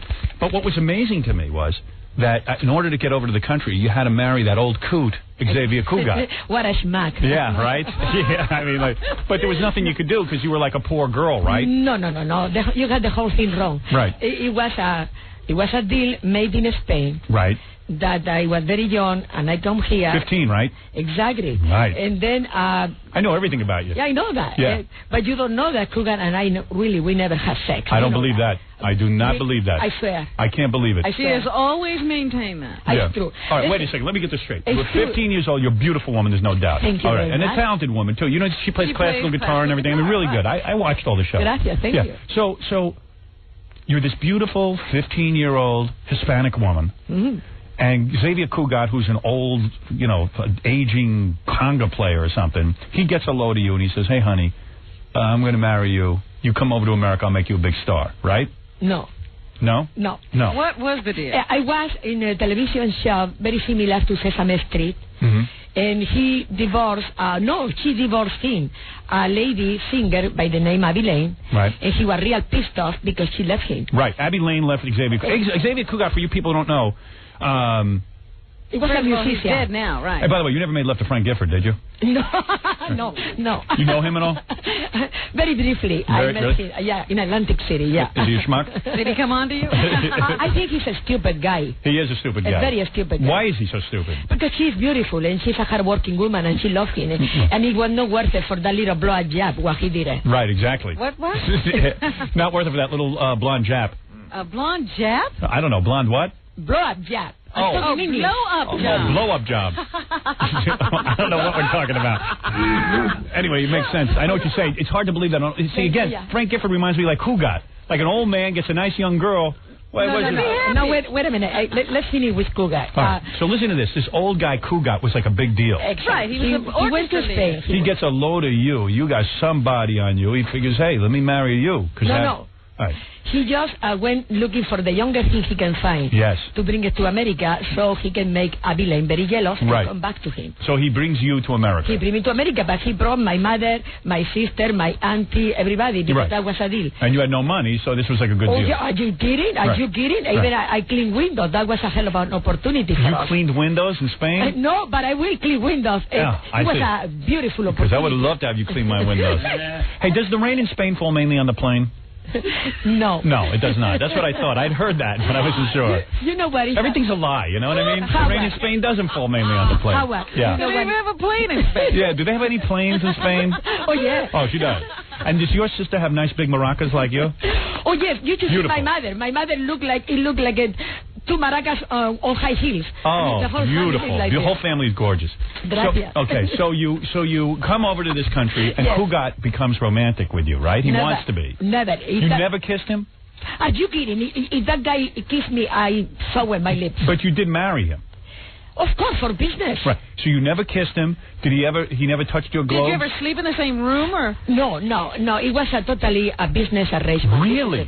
Separate houses? No intercourse? Of course, no. I have a hell of a good taste. Was he a fag? Oh. No. He was a man, but he was too old, and he respected me, and it was a deal, and that's all it is. So you never used your mouth on him or anything? No. Really? Oh, I'm shocked, because I wanted to hear about that. No. Really? Could he get it up? I don't know. He had a game. Did he ever say to you, Charo, look, I've done so much for you. I've introduced you to America. I make you a big star. Don't you think you owe me? Can't you at least, use your hand or something? Didn't he ever say that to you? Never. Nothing. No, but he know me better. I'm a very independent person. I was working for money, working very hard, but I would not let that person touch Did he ever see you nude? Yeah, everybody, a lot of people see me nude. Yeah, he would ask you, please just walk into my room naked so I can at least think about you? No. Nothing like that? No. How did he see you nude? Because probably I was walking around the dressing room once in a while changing. I see. Oh, Jesus. That sounds like my marriage. That was torture. No, truly, never was sex between him and me, and I respect him very much. He brought me to America. Yes. I make it on my own, and we became very good friends, that's all. Wasn't it true? I always heard a rumor that he had beaten you. Is that true or not? Never. He don't beat nothing. Really? Wait a second. Would he get whores for relief and stuff? Would he go to different women for relief, or he just didn't even care about women at that point? I don't know, but remember this man came to America with Christopher Columbus. I don't know. Yeah, right, he was very old. So then you came to this country and you took America by storm. There is no doubt. Everyone knows Charo, right? Oh, gracias. No, that's true. That is true, right? Thank you were on every talk show all the time, Johnny Carson, all these shows. And yet you claim you never made love to Johnny Carson. No. And the whole time you were with Kugat, you never had a lover? You never had a man to make love to? Or you did? No. I do not believe this. I cannot believe a beautiful woman does not have sex. You better believe it. Really? I mean, this is the truth. Okay. And then now you live in Hawaii, is that it? Yes. You do? I am very happy in Hawaii. I married a very good-looking guy. He's handsome like you are. Oh. And he's a very good lover. Oh, thank you. And I have a kid already. Already 15. Oh, really? That son of a gun almost killed me. He was born with 11 pounds. And you have a good-looking husband, and he makes love to you on a regular basis? Yes, more than a regular basis. Now, is this the only man you've ever had? Yes. No. No. And what age did you lose your virginity then? Did you lose it at 15? 14. 14? What? Was it a family member or somebody foreign? Even in the family. So, 14. Yeah, but so 14. You didn't have sex the entire time you were with the Kugat? Yeah. Did you believe Kugat? So 14, but he was a much older man, I bet, knowing you. He was a sailor. He was a sailor. Same thing with Robin. Oh, stop it. Yes. And one of your big phrases when you came to this country all of a sudden became a big deal. You used to go on the shows and say, coochie coochie, yes. Coochie coochie. And you even admit you don't even know what coochie coochie is, do you? No, I was lying. You were lying. Yeah, Coochie coochie was a lie. No, coochie coochie is sex. It is sex. Yeah. Oh, you knew what coochie coochie meant. Oh, totally. I was in the convent all the time. Yes. So what happens when you are in a convent? You get a sex maniac because you cannot talk about sex. So I make it up the phrase, and all the time I think about it. And that, like a Mexican will tell you probably chorizo con huevos, por favor. I mean, you people make a face like that. Really? Like coochie coochie. Amazing. Sex. Amazing, Robin. I feel like Merv Griffin all of a sudden. All right, now let me point out why you're here today. Why you've come here. You live in Hawaii. By the way, Charo does shows in Hawaii all the time. 5 nights a week. She's sold out, right? Thank you very much for mentioning it. I'm going to tell you something. I flew especially to be with you. Really? Because I think you are... Oh, no, I think you are so straight and you talk everything at this com. Really? And it's so much interested, your radio station, that is challenge for me. Appreciate it you invite me. Oh, yes. May I worship your feet? Yeah. Yeah, really? How did he know about us? We're not in Hawaii. Yeah, how do you know about me? Of course you are in Hawaii. You are in the whole world. Everybody really? knows about Everyone you knows and about Robin. Me. Really? Oh, yes. No kidding. Could have fooled me. I was in France. Nobody seemed to know me. I was walking around with a big balloon. So now you're with the husband. You perform regularly. Yes, at the Polynesian. What happened to me is I am a very little bit old-fashioned. Yes. And when I got my kids, we decided to abandon Beverly Hills and move to Hawaii. It's beautiful. It's very safety. Right. It's less fight, less problem. Are you a millionaire? Yes. You are. From in other words, from all of the live shows that you did. And you were in Vegas a lot. You became a millionairess. And your husband, is he after your money at all? No, he making more money than me. Are you kidding? You married a rich man? Yes. Yes. And what does he do that he is so wealthy? Real estate. Real estate. I got to get into that. But let me tell you something. In Hawaii, the reason why I'm there, which I turned down a lot of TV series, is because I'm waiting until my kid became 18 and go to university. It's growing beautiful, and I recording a CD that I want to introduce it for the first time in your show. Let me listen to a little of your new CD. I'll listen to some of the music. Do you walk around in bathing suits in Hawaii? Yes, bikini all the time. Really? Yes. Oh, that's beautiful. I bet you're good in the sack. I bet you're very loving. right? Well, she doesn't stop you. Wait a minute. What is that good in the sack? What is that? I mean, I bet you're good in a bed. Good lover. I bet you know how to please a man. Oh, yes, I'm very good. With your mouth and other parts, right? I bet you like it all. Yes, I do. Spanish chicks are very much into that. Is that right? Yeah, I'm telling you. Why have you never posed nude? I'm sure you must have been given offers to be nude in Playboy. Yes, I have a lot of offers, but I don't know. I mean, I adore your idea, private part, and you are a man, and you look so I love it. Cool. Yes, I am. Your body is in a perfect shape. So I adore to see good-looking men like you naked. Yes. But I'm not interested. You're not interested in being nude? No. Turn down all that money. No, yeah, really. Interesting. All right, let me listen to a little of this. This is a dance album. This will make people feel good. Is that correct? Yes, it's desired to provoke el apetito, el deseo de bailar. Is Latin pop music. Latin pop music? Everybody loves Can Number One, Bésame Mucho. Okay, let me play a little of that. It's very sexy. You sing in Spanish or English? In Spanish, because the schmuck that did the English translation 1930 was stupid. Was the worst English ever you hear. All right, here we go. Let me hear. What are you doing? Can't work the CD player. I cannot work it out. Oh, man. You mean I flew from Hawaii? Don't worry, I'll figure it out. Okay, I'm a genius at this. Bésame mucho means kiss me, gives me a lot. Let me hear. 1 second. And it's a beautiful, I know why it's old not working. nostalgic song. I got to figure it out. This is it? This is it. Thank you very much. I will give you a little sex to this. Oh, it's sexy. I wish you were on my lap right now rubbing your Gucci against me. Gucci? Coochie, I mean, whatever the hell it is. I don't know. Beautiful. Look at the body on you. Jesus Christ. There's some woman. Full woman. Look at that. Jesus. Look at your body. What do you work out? Yes. Super. Nice little, yeah. Come here, baby. Let me dance with you. It's very sexy, right? You want to dance with me? I love it. Really? Oh, yeah, let's go. Come over here, you dance with me. You'll leave your husband. What an honor. You're going to dance with her? Yeah, I'm going to put my hands on her hips, see if she gets into it.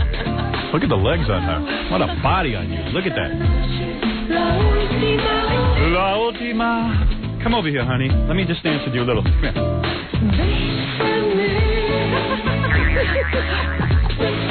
I'm grinding. What are you doing? I'm grinding into you. You like that?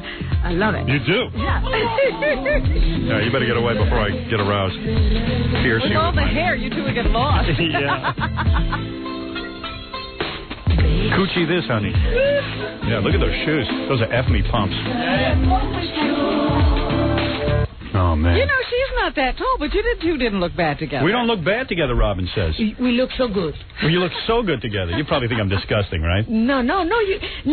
You don't know how much I like you. Really? Yes. You are handsome? Free. You are very handsome. Really? As a matter of fact, I changed my mind. I thought by the picture that the nose was too big, but it fixed you perfect. I'm going to get that fixed. No, what did I do? don't fix it. That's your real nose? No, yes. Really? Don't fix your nose. Really? It's beautiful. You love it. I got big nostrils. You can see right up there. Women like that. Well, anyway, look. Do you like the song? Yeah, I like that. Let me hear something else. Let me see what else you did. Cut number 3 is called Give Me Coochie. Yeah, I don't know, but Tom's freaking out over there. He says we can't watch Regis and Kathy Lee. They'll sue our ass. Oh, why? We can't watch TV? Nah. He's having a little panic attack. Get in here, Tom. I don't understand. We were going to watch Kathy Lee and see. I can watch TV, though. I don't have to maybe listen to the sound. Oh, he says we can't broadcast it over our air. Yeah. I think she's a hard-working girl, and I think she might be very heartbroken right now. She just needs If that is true, do you really believe that could be true? Well, of course. They got pictures of it. They got videotape. They got But you know what the computer can do later. Tommy, I can't watch Regis and Kathy Lee? You just can't bring the audio. Oh, you can't bring the audio up? Oh. He ruins everything. You think he's good looking, right? Very good looking. Yeah, but he's as dumb as cool guy. No. Trust me.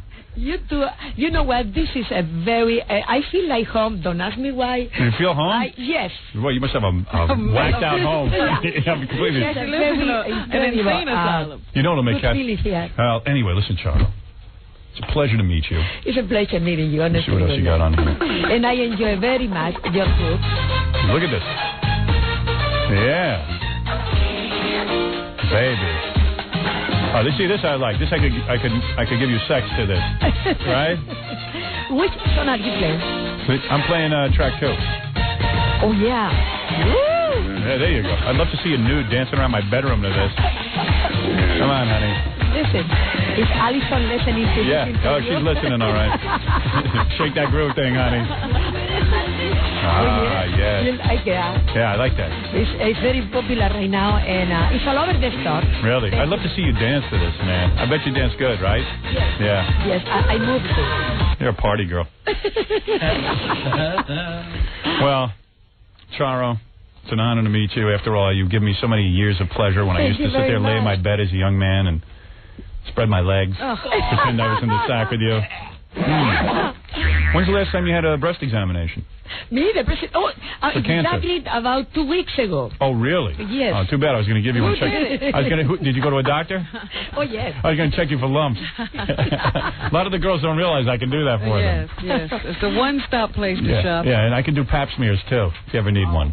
But anyway, if you want, I'll check you for vaginal warts. Whatever it is, I don't care. Charo, congratulations on a happy life. Thank you very much. A lot of people might think you were in the gutter somewhere drinking. No, it's just the opposite. You're, in fact, married to a wealthy man. Very good-looking man. Multi-millionaire. When did that happen? Many years ago, right? He produced the Golden Globe Award. And I went there. I was nominated for one of those appearances. I don't remember even the show was nominated. The Golden Globes. Yes. And I like him very much. He was the producer. And I started. I sent my sister to ask him, hey, mister, you want to meet my sister? Right. And this is true story. And that's how you met your husband? Yes. And then, yes, I told him I am the greatest paella maker as a cook. I don't cook, but I like. Right. I said, I make a great paella. Come over the house. He came in, and, I just follow the Spanish street. I got him. Right. Beautiful. Beautiful. And you cook hair pie. That's what I like. That's my favorite meal. Yes, sir. Beautiful. Beautiful. I bet you're not wearing any panties today, are you? No panties. No. Yeah, no bra, obviously. No bra. Good for you. Oh, my God. All right, listen, I got to take a break. Look at that. Mirro, mirro. On the name of the album. Gusto means pleasure. You like that? Well, you've given me a lot of pleasure, baby. What can I say? I can't believe Xavier Cugat never banged you, but it's unbelievable. No, he never. Unbelievable. I to you. Unbelievable. Gusto. You ever have sex with famous people? No. No? No. I don't believe that. I bet you had Johnny Carson. No. Really? Mm-hmm. Mike Douglas? No, are you kidding? Sinatra? He's so old that man can hardly walk. No. All right. Everyone go out and get Charo. It's called Gusto, and we'll be back right after these words. Thanks, Charo. Gracias. What's going on here? More in a moment. 97.1, The Eagle. Back. Howard Stern Show. Rock me, baby. Hey, now. Yeah, we're in here watching Regis and Kathy Lee. And they're not doing anything. As usual, Kathy Lee's trying to act all happy and stuff. And Dawn, watching Coletta. Yes. Over to Galveston Beach. What do you do, Dawn? yeah, they're just talking to people and stuff. Kind of sucks. You want Kathy Lee to have a nervous breakdown right on TV. She looks like she's been crying all weekend, though. Looks a little puffy. Baba Booey. You know what I mean? And she seems like all... It's real weird. Like, at one point... Hey, Jay Leno had the best line about this. Jay Leno said, Kathy Lee just found out there's no Tuesday night football. That's a pretty funny line. And then Kathy Lee was on this morning talking about how there's a big 3-day weekend coming up and that she's going to be playing somewhere. You know, she's going to be doing a concert in Atlantic City. And I went, Frank must be saying, hey, wait, Kathy Lee's going to be gone for 3 days. There's a whole bunch of crap I could be up to. He tunes in to see when he's going to have free time. All of the shows are now calling looking for you, Howard. Oh, who's looking for me now? American Journal called, and then your publicist called and said Extra wants to come up as well. Really give statements to all these people? I don't know. Is it an exclusive statement? Hey, you got to hear this. I got an article about what celebrities used to do before they became famous. You're going to love this. Like, Warren Beatty was a construction worker. Danny DeVito was a hairdresser. Clint Eastwood was a lumberjack and a steelworker. Guess what Eddie Murphy was? I don't know. A shoe store clerk. Oh, my. Didn't those transvestites say he was, like, worshiping their feet? Foot fetish. That's yes. That's funny, isn't it? That's what it says here, man. I thought Eddie was 12 when he was discovered. How can you have had another job? I don't know. He was like 15. Yeah. I saw Eddie's going to be like suing a whole bunch of like the Inquirer and stuff, but yeah. I think that's a mistake. I would keep quiet about it and let it go away. You know, there's always going to be another scandal to knock you off the front page. Yeah, Kathy. I mean, I basically forgot about it with Kathy Lee now in the news. Yeah. Oh, yeah, they want a statement? You think I should give them my religious statement? Why don't I give extra the religious statement? Sure. I mean, that should be your statement throughout. Yeah, I kind of threw out my statement. I have a copy of it. You have a copy of it? I'll blow it up big. And should I tell extra to come? How long is it going to take them? I can't sit here all day. I'll call your publicist and find out. Yeah. Publicist. Yeah, I have a publicist. Look at you. I'm a big deal. You've gone Hollywood. Yeah, I'm a big man. Let me see what these two idiots are talking about. You were hoping for a new hat for her, but... Nothing. Enjoy. Thank you very much. They got a couple on, Regis and Kathy Lee, who have been married for 30 years. And they were interviewing the woman, and then when they, I was thinking Kathy was saying, gee, well, how many times has your husband cheated on you in those 30 years? Yeah, well, they were talking about renewing their vows the 4th time. You notice she didn't say, Frank and I are thinking of renewing our vows. No Frank and I comment. No. Usually if you talk to Kathy Lee for 10 minutes, Frank and I will come up. The show's especially boring this morning. Well, you know that there's something they're not talking about. Yeah. It's like a major scandal going on that she's not talking about. They usually talk about everything in the news. How embarrassed is she? Oh, totally. Yeah. I mean, she just looks like the biggest idiot. A buffoon. A buffoon. I mean, lots of couples get divorced. In fact, everybody gets divorced now, and people do this all the time. But she's so self-righteous about how sanctimonious. Yeah. I know how to do it right. Yeah. You're all idiots. Yeah. Yeah. This stuff doesn't happen to me. I'm Kathy Lee. Yeah. I'm Kathy Lee. I have the greatest husband in the world. But this is nothing. Wait till the scandal when those two idiot kids grow up and they have been put on TV. Like they just said that Cassidy, the girl, was humiliated the other day when she was thrown on television and really got the shakes on TV. And that Cody kid, who's evidently a behavioral problem, I'm sure. I've heard things like he can't even go to the theater and sit still. I can't wait till they grow up and they end up on Geraldo. I hope Geraldo lives long enough to have them on. Geraldo looks pretty healthy. Yeah. I think he'll be around. Yeah. God bless Geraldo. Kathy Lee right now is sitting there thinking, I'd like to be back in that child labor scandal. Yeah, that was a piece of cake compared to this. That was okay. I could actually talk about that. Yeah. This I can't even mention. I just, her show would be so great today if she got on and said, okay, this is what happened. I sat down with Frank. I tried to be calm. Then I cut his goddamn penis off with a hatchet. I chased him around. I boxed his ears. He's tied to a chair in the kitchen right now. I beat the crap out of that old man. And I can't wait for this show to be over so I can get back to torturing him. Right. I put on his old leather football helmet and banged his head into the wall. He's been tarred and feathered. Yeah, the good old days when child labor was the problem. She's on a roll. And you know what's ironic? Kathy Lee's last name used to be Johnson, and wasn't Frank's girlfriend's name Johnson? Yeah. He's attracted to all Johnsons. Get back. She is just not. She looks hot though, man. I'll tell you that for a bitch who's been crying all weekend. She's vulnerable now. That's. She looks goddamn good. You can see the vulnerability. Yeah. She's got a nice little dress on, and nice little Kathy Lee dresses. Little bitch. I wonder if Frank would like her. They got a beautiful blonde coming out from Melrose Place. Yeah, and I wonder if Frank watches and says, hey, I'd like to have sex with that thing. Come to New York. Yeah, Kathy Lee looks better than the blonde. Why doesn't somebody just bring it up? Kathy Lee, by the way, I'm just so sorry about what happened. And how are you feeling? Are you doing okay? I bet you they instructed everyone, don't bring it up. Oh, absolutely. I'd gone to Beverly Hills High School my freshman year. Oh, man. Boring. They could. You know what? I bet you the ratings. This should be the greatest show ever. Oh. But they won't do it. No. The show sucks. I know. I was reading in the paper over the weekend that, Disney, of course, is very concerned about this. They didn't want it coming up on the show because it's a family show. Disney. Imagine if one of their interns came running out naked with a copy of the Globe. Right on the show. Because that's a live show, isn't it? Oh, yeah. Can't somebody in that friggin' audience yell out, hey, Kathy Lee, how you doing? Just one. Look at it. Nothing's going on. Kathy Lee, we won't cheat on you. Oh, she just said Johnson and Johnson. Ironically, that's the name of Kathy Lee and Frank's girlfriend. Johnson and Johnson. Johnson. Oh, I remember that one. For ABC, wasn't it? Nothing. Kathy Lee looking. You know what? She's sitting there, like the interview's going on, but she's not even thinking about it. An older generation than a young. She should divorce Frank. Get herself a young guy who could really give it to her. She should, yeah, absolutely. Take the offensive. Yeah. Don't take this lying down. Boy, she looks good, that Kathy Lee. God bless her, though. Boy, I'd love to give her some kielbasa. I'd love to give her my meat. Yeah, but isn't it in the back of your mind? Frank's cheating on her. Yeah, what's that about? Boy, I mean, you know, you would think it'd be the other way around. The old dude's cheating on her. Yeah. Want to do some news? Since Kathy Lee's not going to open up a big yap and start crying. I know. Yeah, don't bother tuning in. It's real boring. It's like they're running a rerun. Trust me. But, you know, you got to stay tuned to see if she cracks. She ain't cracking. I'm telling you, man. You know what it is? Even like Frank's got, like, Frank always had the roving eye.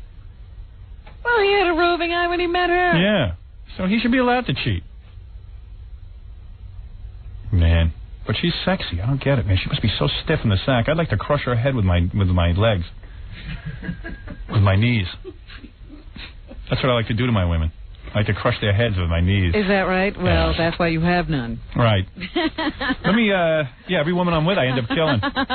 Hey, by the way, I have been extended an offer. Yes. To play Big Blue the computer in chess.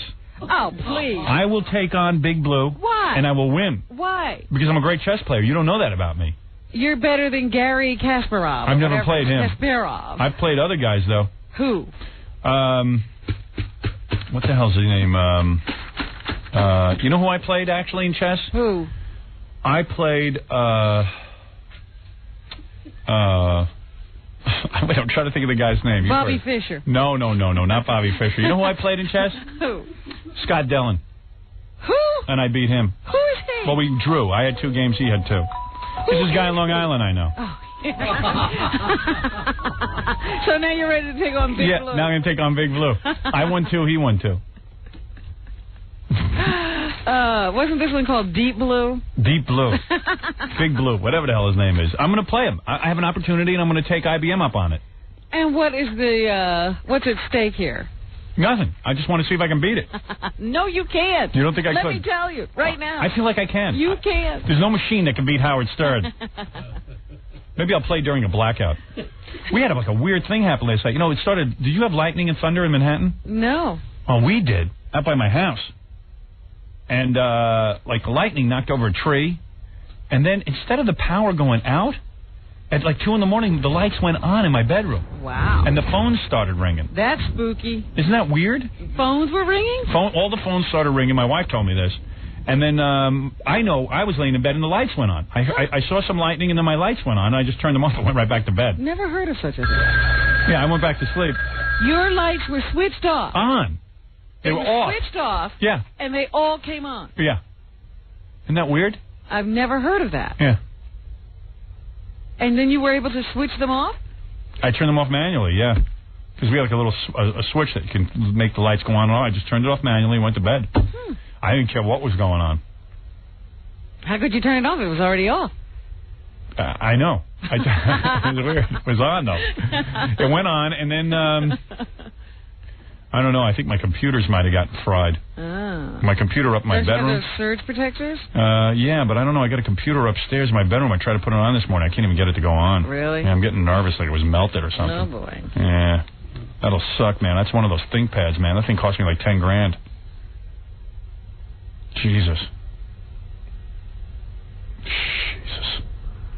Oh, my. Don't you have, like, backups and generators and all that stuff? Yeah, but there's always something that gets, you know. Doesn't matter how many safety measures you put in. Always something that gets overlooked. God screws with you, man. That's why I love him. Right. Imagine what was going on in Kathy Lee's house. Let me take a break, Rob. We'll start the news. As wacky as your house was? Yeah. It wasn't as wacky as the Gifford. Yeah. I mean, you know, my wife and I fight all weekend, but not on that level. No. I mean, because this isn't even fighting. Yeah. We fought all weekend. What did we fight about this weekend? God, we had a whole thing going. I was screaming at her about something that she did wrong. What is wrong with you? You just got back from France. Yeah, I know. It didn't take more than an hour. Did you miss her? Did you, come into the house and make terribly. mad passionate love and all that stuff because you'd been away for several days? Yes. We had a fight about something. Did you bring back a gift from Paris? Yeah, I brought him T-shirts. Yeah, I brought them all. T-shirts, the whole posse. That's very sensitive. And candies and sweets for the kids and stuff like that. Nothing special? Almost said the S word. Oh. I think I halfway got out, but I didn't say the whole thing. Yeah. There was nothing good over there. France sucks. There was nothing good to even buy. I didn't even want to support the economy when I was there. It sucks.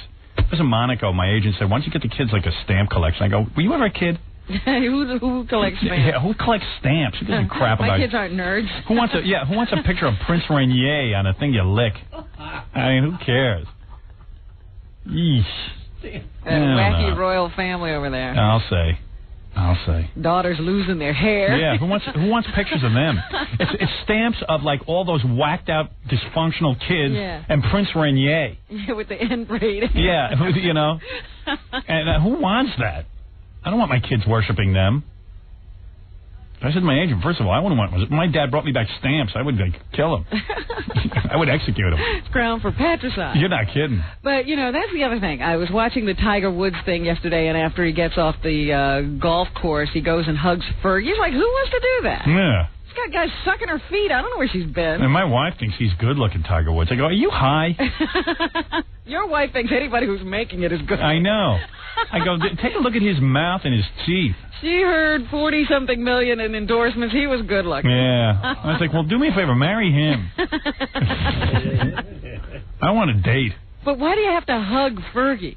I don't know. If she was just some redheaded frau standing on the side, you didn't know her name, you wouldn't go near her. Yeah. You might as well hug Frank Gifford's new girlfriend. All right, I got to take a break. We'll come back. We'll do the news. I'll continue to monitor Regis Kathy Lee. Nothing has happened. Kathy Lee's playing it close to the vest. She's just being Regis' sidekick today. She has nothing to say. She's crapping out on the whole deal, keeping her mouth shut. Way to go, Kathy Lee. All those women who love you. Yeah. Just keep your mouth shut. I'm very proud of the way you're handling this. Yeah. Like the good, quiet bitch you should be. All right, we'll be back right after that. When I was a little girl, Daddy wouldn't let me play very far away from home. But I always did. We'll be right back. 97.1, The Eagle. This is... What'd you say your name was again? The Howard Stern Show.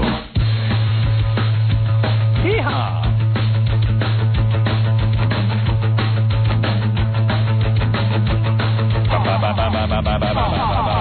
There he goes. All right.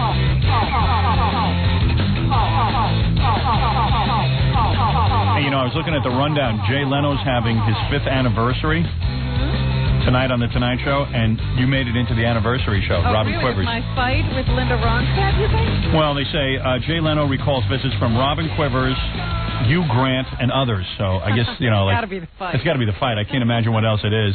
Unless it's a retrospective of all your gowns or something.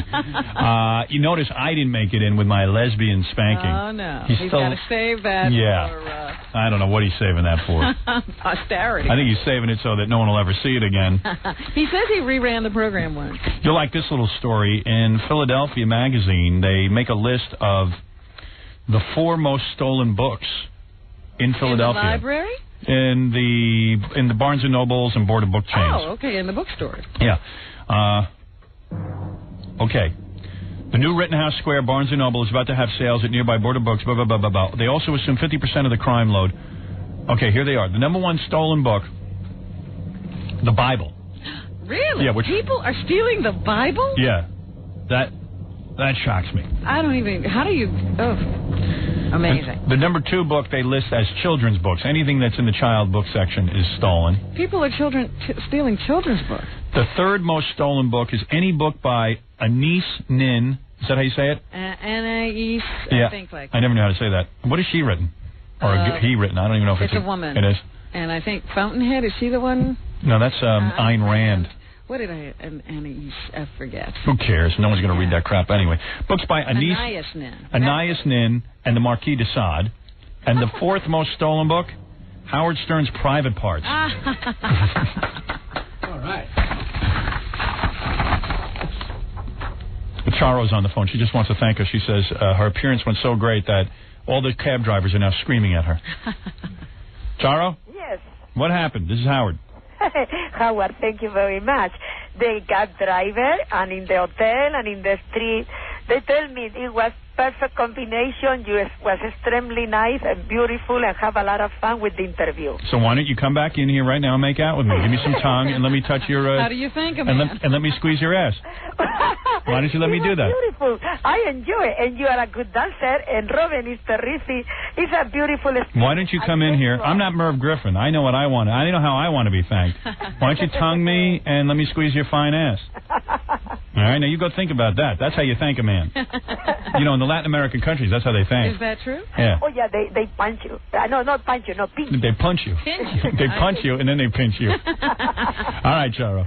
Thank you. Thank you. Thank you very much. Bye-bye. Bye-bye. Very rarely will a guest call and say, hey, I just... Thank you for allowing me to be on your show. Usually they have their lawyer call after they're here. Very, very funny. Yes. Okay, set up through your publicist. Before the show ends, you'll be interviewed by Inside Edition. Well, let me tell you something. If they don't get here before Rob finishes news, because I'm going home. I got things to do today. They know that. I ain't sitting around all day waiting for them. I've been getting a lot of phone calls, Howard. I don't know what Kathy Lee usually wears, but everyone's noticing that she's not wearing her wedding bands today. Ooh. Really? Well, let me check that. I'll look. Let me see. Wow. Does Kathy Lee normally wear the... I'm not sure. Look who their guest is Thursday, Richard Simmons. There's a blast from my past. I revitalized the guy's whole goddamn career, but now he's like angry at me because I had the nerve to say that... And he's doing Letterman too, Howard, Thursday. Yeah, well, good. Letterman does my shtick with him. Doing all the things Howard opened up for him. Right. You know what, man? I was sick of him anyway. I'll be honest with you. I was getting tired of sitting there, like, sort of, you know, playing with his sexuality.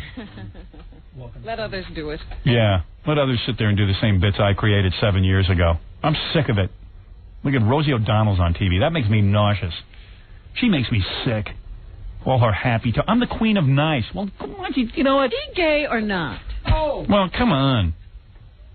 I don't know. Everything I read, they say that she's gay. There's this who's gay and who's not in the Inquirer this week. Yeah, what they say? They just very matter-of-factly say, oh, yeah, she broke up with her gal pal. And it don't mean she's gay. And raising her son alone. Hey, now. Let's see who they say is gay. Here's who they say is gay. They say Dolly Parton has posed for the cover of a gay magazine that outs homosexual celebrities, and sources believe the controversial cover may be Dolly's first move into acknowledging her true feelings for women. See? How could I say that? That must... And then they got a picture of Madonna making out with that Ingrid chick. Tom Cruise, he and his sexy wife Nicole Kidman are fed up with whispers. Yeah, I had heard for years they were gay, but I don't buy that. Do you think he's gay? Everyone tells me that all these Scientologists join Scientology and they find you a gay chick so you can pretend you're married so nobody will think you're gay. But why would a guy like Tom Cruise have to get married and go that far? Why don't you just, like... I don't know.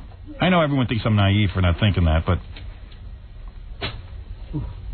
The Jerry Maguire star says he ain't gay. In fact, in an interview he says, the gay rumors are ridiculous. It pisses me off. Now, how come he and his wife had to adopt? Well, people have to adopt. No, but I just wasn't sure why. Well, didn't he try to have a baby with his first wife? Evidently, he's shooting blanks or something. No, because he sued a magazine in Germany that said that about him. And he's not shooting blanks. Well, he said he was going to sue them. I don't know what happened. They won that case. Tom Cruise did. Yeah.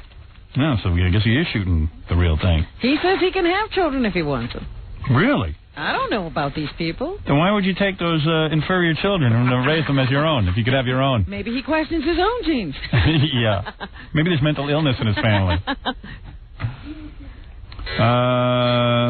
And Kidman says, I'll bet all my money I've ever made, plus his, that he doesn't have a mistress and that he doesn't have a gay lover and that he doesn't have a gay life. We're both heterosexual.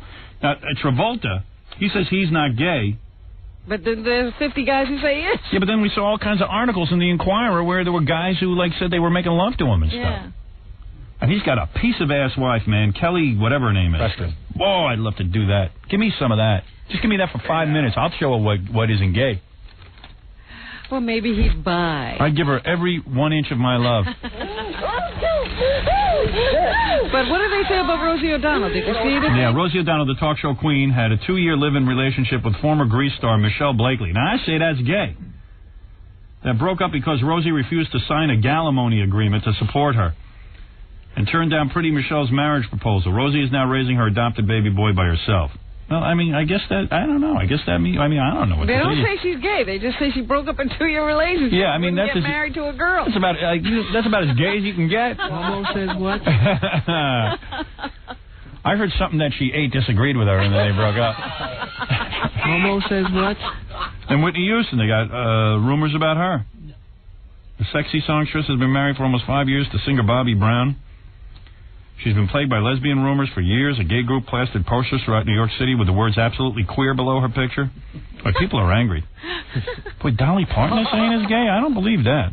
Hey, Robin, you know, I was reading this article the other day. That guy Nathan Lane, yes. Is he gay? How would I know? Well, I don't know, because I saw this interview with Jason Alexander. He's playing this part that Nathan played on Broadway, and Jason Alexander was saying he's the first straight actor ever to play that part. Richard Gere, the 47-year-old heterosexual hunk, just can't shake gay rumors sparked by a bizarre and false story about using a gerbil in a grotesque sex act. I mean, that's not true? Oh, please. I think we put that rumor to rest a few years ago. Supposedly the rumor was that... I was talking to a gay guy, and he says that whole scenario is impossible. Oh, bull. He said that you know, the gerbil would die. No, of course the gerbil is supposed to die. But he just... Dude, how do you get it out? Here's the deal. You ready? I'll tell you how it's done. In the air, so it wriggles around and dies, and while it's wriggling around, it's supposed to feel real good to a gay guy. Then how do you get it out? Yeah. You pull on the tube. Never comes out of the tube. Accidentally, I guess, you know, some guys sometimes the thing gets out. If it's in the tube, you don't feel the wriggling. Yeah, you know tube, and you'll see. And put it near your buttocks. You'll feel it wriggling around. Crazy. But wait a second. You know how big the tube has to be for you to get it near So, what's so hard about that? Look. If you feel just enough. You don't feel anything if it's in a tube. Look, all right, I've done it a few times, okay? Is that what you want to hear? You want to see me in the globe?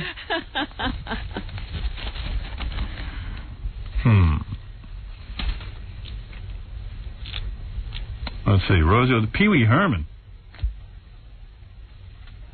They say he's not gay. I don't know. And Richard Chamberlain, I think they say is gay, but I don't know. Let me see what it says about him. Richard Chamberlain, prime target. I don't see anything about her. Jamie Lee Curtis, they're saying? Yeah, no way Jamie Lee Curtis is gay. They're not saying Jamie Lee Curtis is gay. They say there are rumors about her being gay. The shapely star has been identified as gay in magazines, but she's anything but. She's been married for 12 years. Yeah, what? I mean, do you think Jamie Lee Curtis would just come out of the closet if she was gay? No. No? So what is this? Steve Kometko, the E! Channel's new anchor, came out of the closet after a gay magazine named him as one of their men we love. I know that guy. I just saw him the other day. Well, he's gay. He didn't come on to me. Seemed like all man to me. No kidding.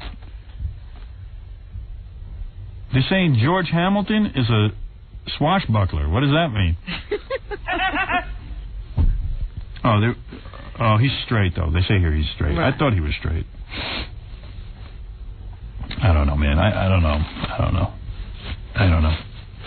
I'd always heard a rumor that Jamie Lee Curtis was like a man or something. Yes, he's supposed to be a hermaphrodite. Yeah, but I don't believe that. There was always some kind of question about her sexuality. I would ask her if she would just do an interview with me and we get the whole damn thing over with. I've heard that for years, but I'm sure everybody has, but I don't know. Could that really be? Yeah, you never know. I was born a woman. I don't know. Matt LeBlanc, the Friends star, is pictured on the cover of a sleazy gay sex guide, and it's feared he could torpedo his skyrocketing career as a TV hunk. But the photo was actually a publicity shot for another TV show, was used without his permission, and they say he is not gay. His publicist says, his manager says he's not gay. See? Vanna White. Now, who thought Vanna was gay? I don't know. They said she was bisexual, but not. She's been married for 6 years to George Santo Pietro. And let me tell you, I danced with her on Wheel of Fortune. She was very sexual. She obviously wanted it. I believe she's all woman. Oh, do you know I got a call while you were away? Wanting to follow up on the rumor that I'm Oprah gay. Winfrey Yeah. is giving up her talk show and you're replacing her? Yeah, that's the big rumor. Oh, yeah? Because King World, I've been meeting with King World. Yeah. Supposedly, according to the newspaper. I'm not confirming or denying anything. I see. I refuse to talk about anything. Richard Chamberlain, in 1990, a French magazine printed an interview that quoted Chamberlain, "I've had enough with the keeping up appearances. That's why I'm moving in with my lover, Martin Rabbit." Really? Yeah, but when reports of the story hit the U.S., Chamberlain furiously denied he gave the interview and stated, "I've obviously become the prime target for people who branded me gay just because I'm a confirmed bachelor, live with a man, and I've always been extremely private about my personal life." Wait a minute. He's a confirmed bachelor. Who lives with a man. He lives with a man. Yeah. And is extremely private about his personal life. Right. Hey, now. Who knows? So let's do the rest. You're wealthy. Do you have to live with anybody? I don't know. I don't get it. I don't know. Not like man. he needs a roommate to share the rent. Yeah, you don't want to be making statements that you're gay and then taking them back. Well, whatever. Well, it's been a busy tabloid week. Yeah. And Larry King's getting married again. No, come on. Yeah, in July. He says he's getting married a lot. I don't believe it. Well, I believe it this time. Why? This girl's way good looking. Oh, when I look at him, The he's others hideous. are all too good looking for him. I know. He's having the fun I'm supposed to be having. Well, that's because he will divorce. Yeah. Again and again and again. He's amazing. He's my hero. Larry King. Look at that guy, man. You know there's something really wrong with him. Well, you got to wonder what's wrong with the women who keep marrying him. What is the deal? Well, he's so hot. How can they keep their hands off him? I guess you're right. It's the frog and the princess. Literally. What's in the news, Robin? Oh, there's lots of things. Here's your theme.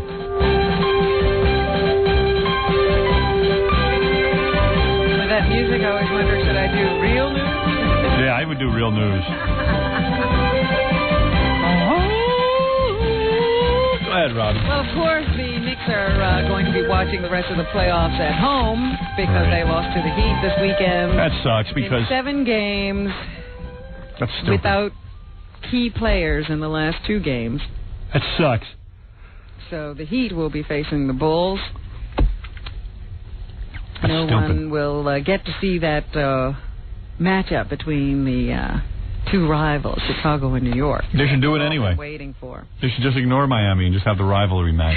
Yes, well, that was bogus. All right. Let's take the Knicks and continue as we would. Let's have a real game. Now the whole series is uninteresting. I won't even watch the rest.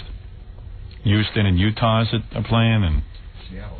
No, Seattle got defeated. Yeah, Seattle got defeated by the Rockets. Right. So I think it's Houston and Utah tonight's the first game, and then and then Chicago and the Heat. Yeah. Anybody want to predict who's going to win? Come on. The Knicks might have had a small chance. Not really, but maybe a small chance. Yeah, Ewing was thinking it was his year. But, I looked at the game yesterday and I said, as bad as they're playing, Ewing's going to have a 40-point game. Yeah, and he just about did. Somebody else is going to have to come through. Well, he had 37 points at the end of the game, and Allen Houston didn't get hot until the last 3 or 4 minutes. Yeah, you know what? It's weird. Those guys in the second half should have come out just bombing away, going for 3 points and everything, just playing like maniacs. Instead, I don't know, they were playing like it wasn't the 7th game of the series. I know. They suck. I told you those Knicks suck. And that coach, I don't know his name. Jeff Van Gundy. Get rid of him. He just doesn't look like a New York kind of coach. He's very funny looking. Yeah, I mean, he always looks like he's about to cry. Why don't they bring in, like, Phil Jackson? That's the guy who coaches Chicago. I know. Not that he's such a good coach, but, Yeah, I mean, you can have great ideas. It's whether the guys can go out and execute them. He just looks bad on camera, that guy. Yeah, he doesn't. He's not a Pat Riley. He doesn't got a dashing figure. Right. And Pat Riley is a good coach. He could take any crap team and make them halfway decent. There must be something to it. I don't know. I don't know either. You know what? I don't want to know. They still never beat the Bulls when That's true. Pat was coaching here. Yeah. Yeah, the Bulls are the best team. That's it. No question about it. They shouldn't even go through the charade. They should make just Dennis Rodman and Michael Jordan play Miami. Just those two against. It would be against. Scottie Pippen and Michael Jordan. You could do it without Dennis. Yeah, well. Here's my prediction. Next year, Michael Jordan will say, Phil Jackson will be back to coach Chicago. You don't think he's going to go to some other team? No. What, are they talking about Orlando? Yeah, he knows where his bread is buttered. Staying with Michael Jordan. I think he'll be there as long as Michael Jordan's there. Michael Jordan will secretly say to him, hey, let's get a center. Did you see the draft picks yesterday? Yes. Boston Celtics really choked. They didn't get their first-round draft pick, and they had 2 chances. But I believe Chicago will end up getting that center that everyone's raving about. I don't know who it is. See, because the other teams that got the first-round draft pick, they already have centers. They don't need a center. So Chicago will get that center. You think so? Yeah, and it'll be Michael Jordan and a really good center. They'll get rid of Scottie Pippen. Scottie? Yeah. Oh, yeah. They're going to get rid of him. Oh, my. Trust me on this. He's a good player. He's a real good player, but they'll get rid of him. Oh, my. He'll play for somebody else. All right. And Michael Jordan will be behind the whole thing. He doesn't want Scottie on the team? Well, he doesn't want to bust his balls every season. I mean, he's got to reinvent that team next year. It's getting a little old. They'll probably trade off Rodman because they can't stand his antics. I think they've had enough of him. Michael Jordan's had enough of him. Even though I think he's one of those players that is so charismatic you can't take your eyes off him. I think he's terrific. But Michael Jordan's had enough of that. And he's had enough of Scottie Pippen. They're going to get a big, powerful center in there, and you watch, the whole game will change. And they'll win again. And that is what will keep them on top. Michael Jordan with an awesome center. Whew. Well, right now he doesn't need anything. He does all of it. Yeah, well, that gets a little old. And he can do it all in the last 15 minutes of the game. He doesn't have to play most of the time. And then to be really outrageous, they're going to get a broad on the team. Watch this. Yeah. Now now you're talking. He's going to play on an all-girls team. Do you think this WNBA is going to go anywhere? It is so not going to go anywhere. Nobody wants to watch tall black women play basketball. All right? They keep doing all these commercials and everything. It's hard enough just watching black guys play basketball. Watch that. Yeah. Now we can play tall black women playing basketball. No, the reason you watch basketball is to see the greatness. These are good-looking guys. They don't look bizarre. They look great. Except for Patrick Ewing. Those women look bizarre. Yeah. Oh, they all have misshapen heads and. Yeah, you would rather watch cute girls play volleyball. Can I just go on record saying I don't watch basketball for cute guys? Yes, you do. You want to see those muscles? Well, that's what you're watching for. I'm watching because they're good players. Yeah. Although, people watch women's tennis, and it's not as good as men. That's because some of the women are kind of good looking and they wear those cute little outfits. Panty outfits. Yeah. You're looking up their dresses all the time. See, I have a different theory on that. What? I know I watch women's tennis because at least it's closer to the game I'm playing. The men's is ridiculous. You think you're playing their game? Yeah. I'd like to see you play a female tennis player. Well, I'm not saying I could beat them, but I'm just saying at least it's somewhere in the realm of maybe I could beat them. Possibilities. No, I think because you're always looking to see if you're attractive. No, I don't know. Anyway, so what else is in the news? I think that's it. Good. Have you heard about this case? We've been talking about Frank Gifford and Kathy Lee all morning because they seem to have a problem of adultery in their marriage. By the way, what do you think of this law that says you can videotape someone as long as one of the person knows about it? Yeah, what is that? I mean, there's got to be something wrong with a guy. Wait for the Globe to get into a hotel. Yeah, that law had to be created for the Globe. I mean, well, who else, and Candid Camera, who else could possibly agree to that law? You mean to tell me if you... Well, part of the problem is the president likes to tape people. Yeah. And he doesn't want to tell you he's got you on tape either. Who's the stupidest woman on the planet? Isn't this Hillary Clinton and the Whitewater lawyers, all stupid, her lawyers? Why do they keep notes? Didn't anybody learn from Richard Nixon? Everybody watches, and they still go and do the same thing. When everybody's got a diary. Yeah, when Hillary had meetings with these guys afterwards, if you're going to take notes, rip up the goddamn notes. Now there's notes all over the place. When do these people learn? And then they want to try to keep you from getting the notes. Yeah. Now just get rid of the goddamn notes. You can't keep people away from the notes once you write them and keep them. I have lawyers, right? I tell them in a meeting, if I see one of you grab a goddamn pen, I'm going to shoot you. I mean, it's unbelievable. They all think they're above the law. Now they're saying that Hillary could possibly be indicted. Right. They've been saying that for quite some time. Who knows? Who knows? But don't take notes. Her fingerprints are all over Whitewater, but you never know. Anyway, I was talking to you about Kathy Lee and Gift and their adultery problem. Thank goodness, I guess, in the real world, people don't prosecute for things like that. Even though I guess in some places there still are adultery laws on the books, you know, that it's against the law to have sex with someone who's not your wife. Wouldn't it be funny if they jailed Frank Gifford and put him in jail for this? It would be great. Yeah, catchily pressed charges. Wow. But they still do it in the military. There's this Lieutenant Kelly Flynn, who was the first female B-52 bomber pilot in the history of the Air Force. And she is going to be court-martialed on adultery charges. Really? Yes.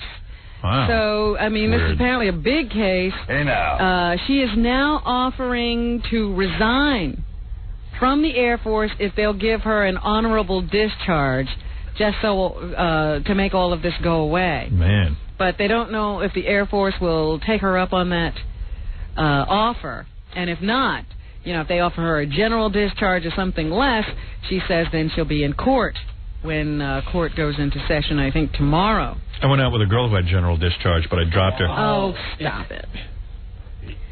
Anyway, I just think it's kind of weird, you know, like, she's a, you know, young woman. Right. She, you know, got involved with a married guy. Yeah. And then, of course, she knew it wasn't within regulation, so when people asked about it, she lied.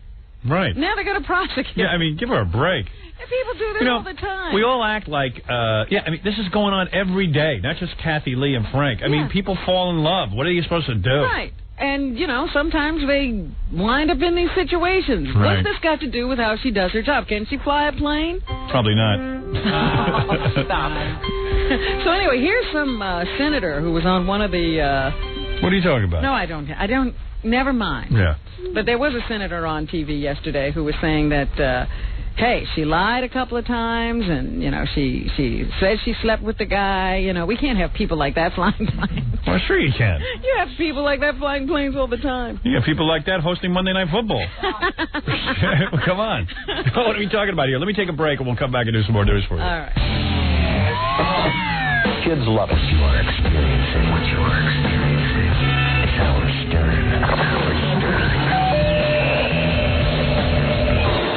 97.1 The Eagle. Set and begin. Yeah. The Howard Stern Show. It's so great in here. I love getting back, and now Gary and Jackie are fighting. Why are they fighting? Well, I knew it was going to lead to something because... This is a first. No, well, it's not. It's been building up for a while because... But they've never fought before. Well, you see, we communicate via Lotus Notes. Yeah. That's our way of communicating. It's a computer program where we write each other like email. Like an internal network. Yeah. And Jackie pummels Gary on the email. And I got to admit, the last one Jackie wrote was so funny. You know, Howard, we're not fighting. I actually spoke to him and told him how I felt about it, thinking that he would be a nice enough guy to not tell you as soon as he got in here. Yeah. But it's not only that he pummels me, right? But I was explaining to him why it upsets me. Wow. And like when you guys goof on me on the air, that's bad enough. At least you can say it's for the sake of the show. Maybe we'll get some ratings. It's interesting to the audience. Right. But Jackie pummels me in front of 3 people solely to humiliate me in front of the people that I work for, like my boss. All right. And he never does it to anyone else. Like if he wrote a note about Fred, and then he wrote a note about me, I'd say, hey, everybody gets it. But it's just me, just to humiliate me in front of you. I got to read this.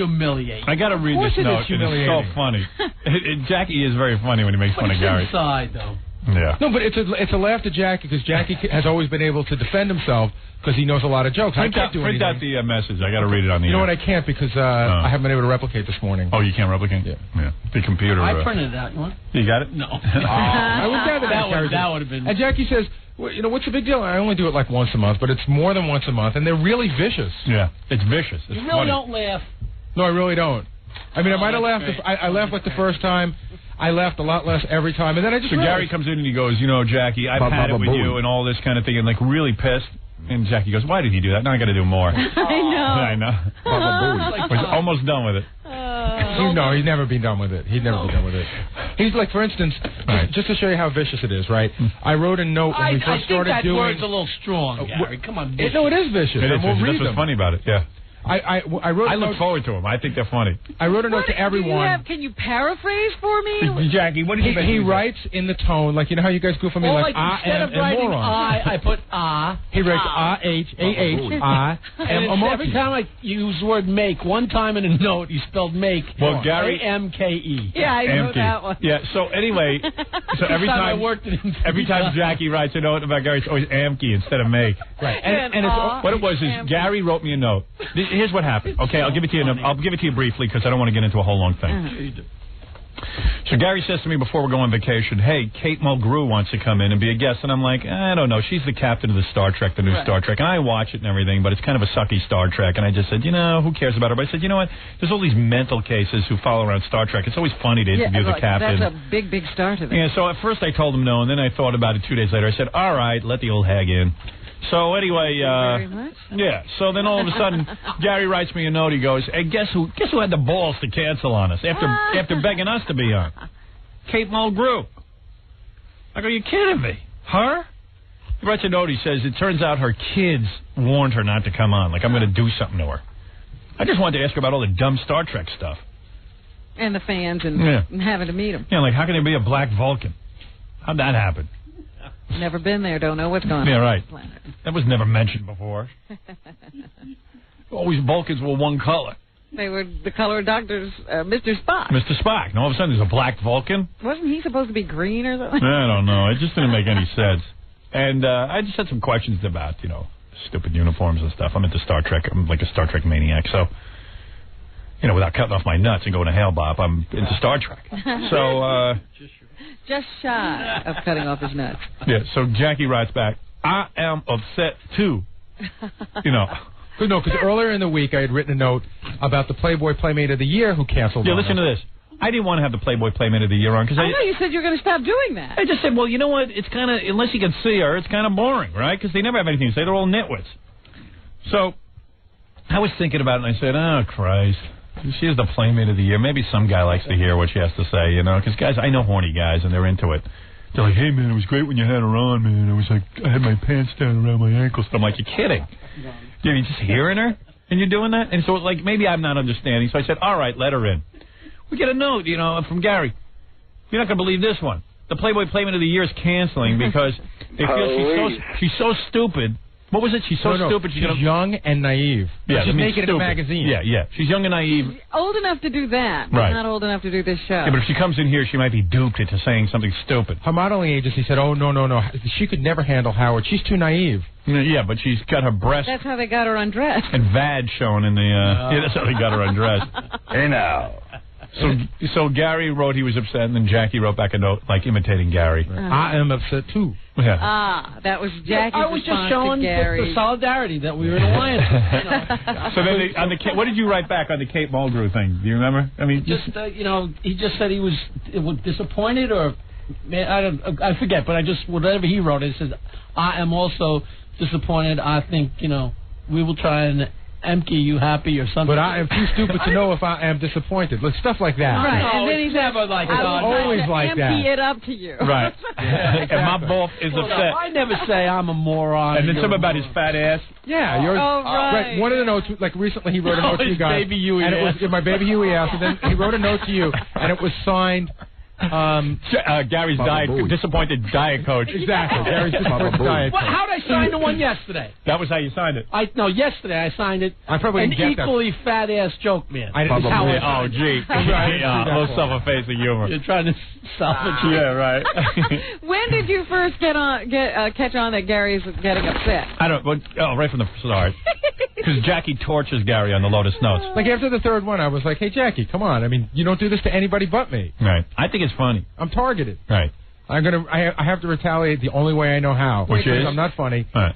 Next best up will be a Jackie Fest, and I'm especially going to run this one particular episode that he and his wife have begged me not to rerun. Good. Good. There you go. And I didn't know you were not begging stuff. You were keeping stuff not. Well, no, I ran it like twice, and it hadn't come up in a while. And then I said I was going to run it again. Jackie said, "Oh, you." So to get even with me, you can take it out on her. Well, hey, You're on it, too. I'm getting even with you as well. War. Who will suffer in the end? Turn on your computer today. It's war. I'm looking for... I'm like the Swiss. I'm going to just remain neutral, sort of, and just take teeth from the Jews' You know what? mouth. I'd rather be humiliated. Get some popcorn and some water. Right. Put on a porno, turn the sound down. I'm going to be... Just start replicating. I'll be busy reading. I'd rather be humiliated in front of Howard every day than have my wife as pissed off as your wife is going to be when she hears this again for what you did to her. She can't get more pissed off. She's already angry. Now, by using the show, this is dirty tactics. You should be able to fight back with a note. I can't. That's the whole problem. I can't. Of course you can. You got fingers and you got keys on your keyboard. And you got teeth. I am not. Type with your teeth. I do not have the vast library of jokes that you have, Jackie. Right. I never said I was a comedian. Jokes.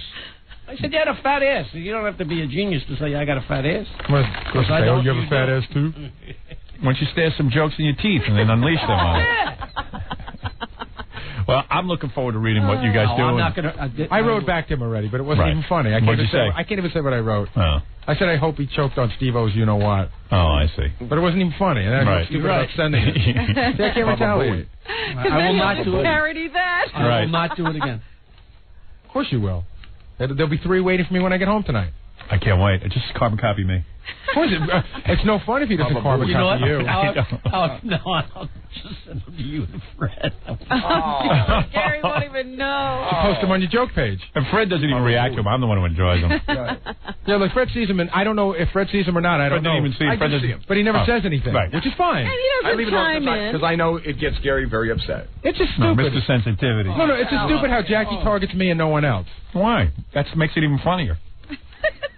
How come the whole world but I'm an easy target. Wait I'm an easy target. It's just like everybody coming in and going, hey, talk about But this is the show here. This is for ratings. This is funny. This is what we do in the show. We do it off the air. We do it in the office. We do it everywhere. Never stop. But we all do it to each other. You make fun of Fred off the air. You make fun of Howard off the air. How come it's only me on that computer where it's there to stay forever?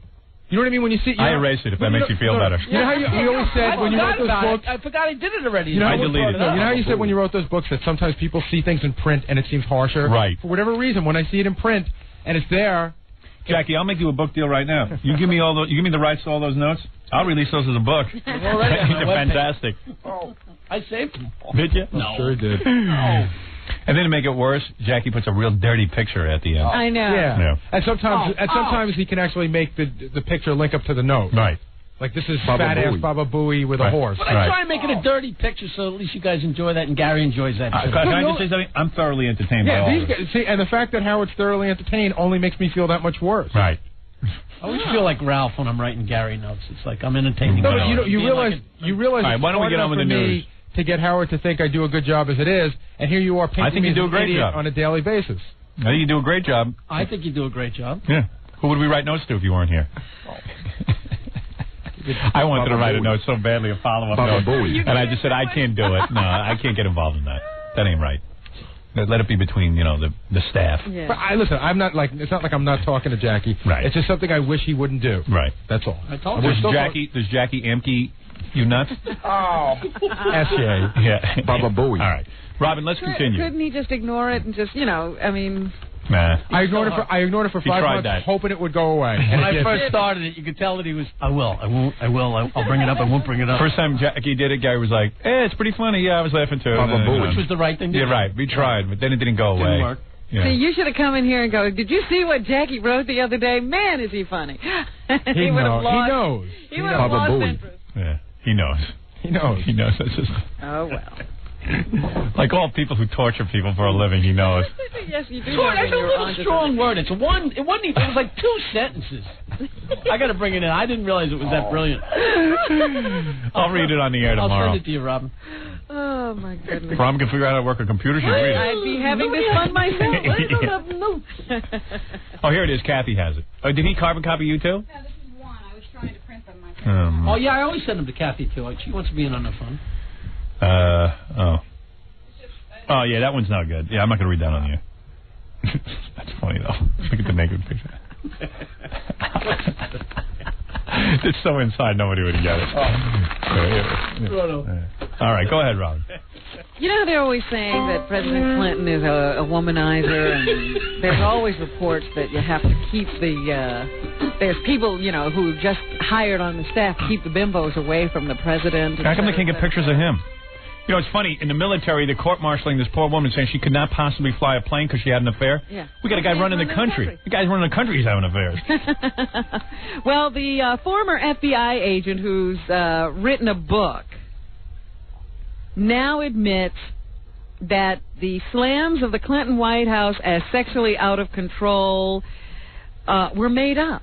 Oh, really? Yeah, this Gary Aldrich claims now that his publisher forced him to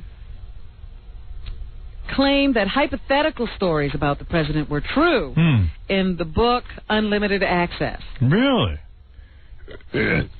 He claimed in the book that President Clinton sneaked out of the White House for sexual trysts, but he now says that's not true. Wow, they were all lies. Well, that amkees me nuts. Oh, man. So we don't know what to think now, because there are other books that are coming out that talk about Hillary Clinton being sexually involved with Vince Foster. Right.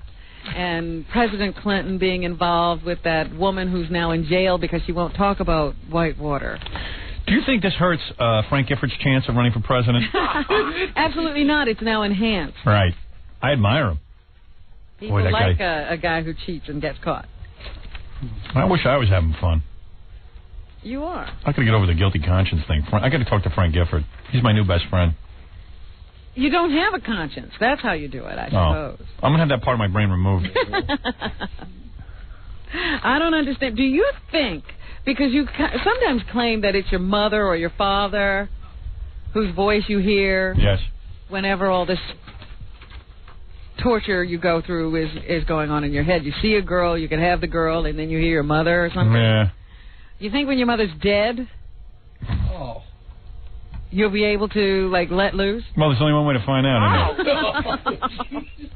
My parents had their 50th wedding anniversary this weekend. Well, there's a happy thought. And my father's sitting at the table looking miserable. My mother's looking miserable. I'm like, You're both I'm like, oh, you vey. What a party. That's your future. Yeah. You're looking at yourself. Well, we'll see. I told my wife after that, I said, I can't stay with you anymore. I got to leave. Goodbye, old girl. Yeah. Yeah, my dad, he said some nice things and stuff about my mother. Oh, yeah? They actually made speeches to each other? Well, he did. It was nice. I don't believe him, but it was nice. She didn't say anything? No. She fell asleep during it. 50 years. I said, hey, I bet tonight's going to be a romantic night. Everyone's like, shut up. You're embarrassed. Hey. Of course not. I wonder if they made love on their 50th anniversary. Ugh. Police. I hope not. Why? I hope they just went to Aren't bed. you going to make love on your 50th? No, I'll make love, but not to my wife. Oh, you'll celebrate with someone else? Myself. Do you think you'll stop making love to yourself when you get old? No, I'll never give that up. I love myself too much. I was just wondering if you'll still be in love with yourself if you very much start so. to sag. Or yes. Oh, yeah? Actually, on my 50th anniversary, I'm going to make love to Kathy Lee. Oh, yeah? Christopher Reeve is getting to be sort of like a one-note speaker. Yeah, he's a little boring at this point. Anybody sick of him? Speak to him. What does he talk about? Find a cure. Guy's locked in a chair. Yeah, I heard he gave some kind of speech. At Boston University School of Medicine. Oh, that's good. Yeah, he was at the graduating ceremony. Yeah. He told aspiring doctors that efforts to conquer paralysis will come to a standstill unless there's adequate funding. You know, he's asked to make a speech, and what does he say? Please find a cure. For me. For me. I don't think that's fair.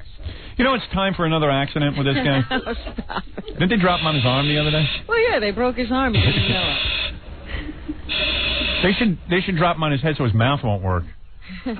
He said, we must invest in the research that it will take that will give all of people like himself reasons for hope. I see. So he's become the poster child for the cure for paralysis. Why don't you put glue in his toothpaste? Oh. That way you can't make any more speeches. You know, it's like, why bring him out? Because you know what he's going to say. He's going to yell at you. Please find a cure. Well, no kidding.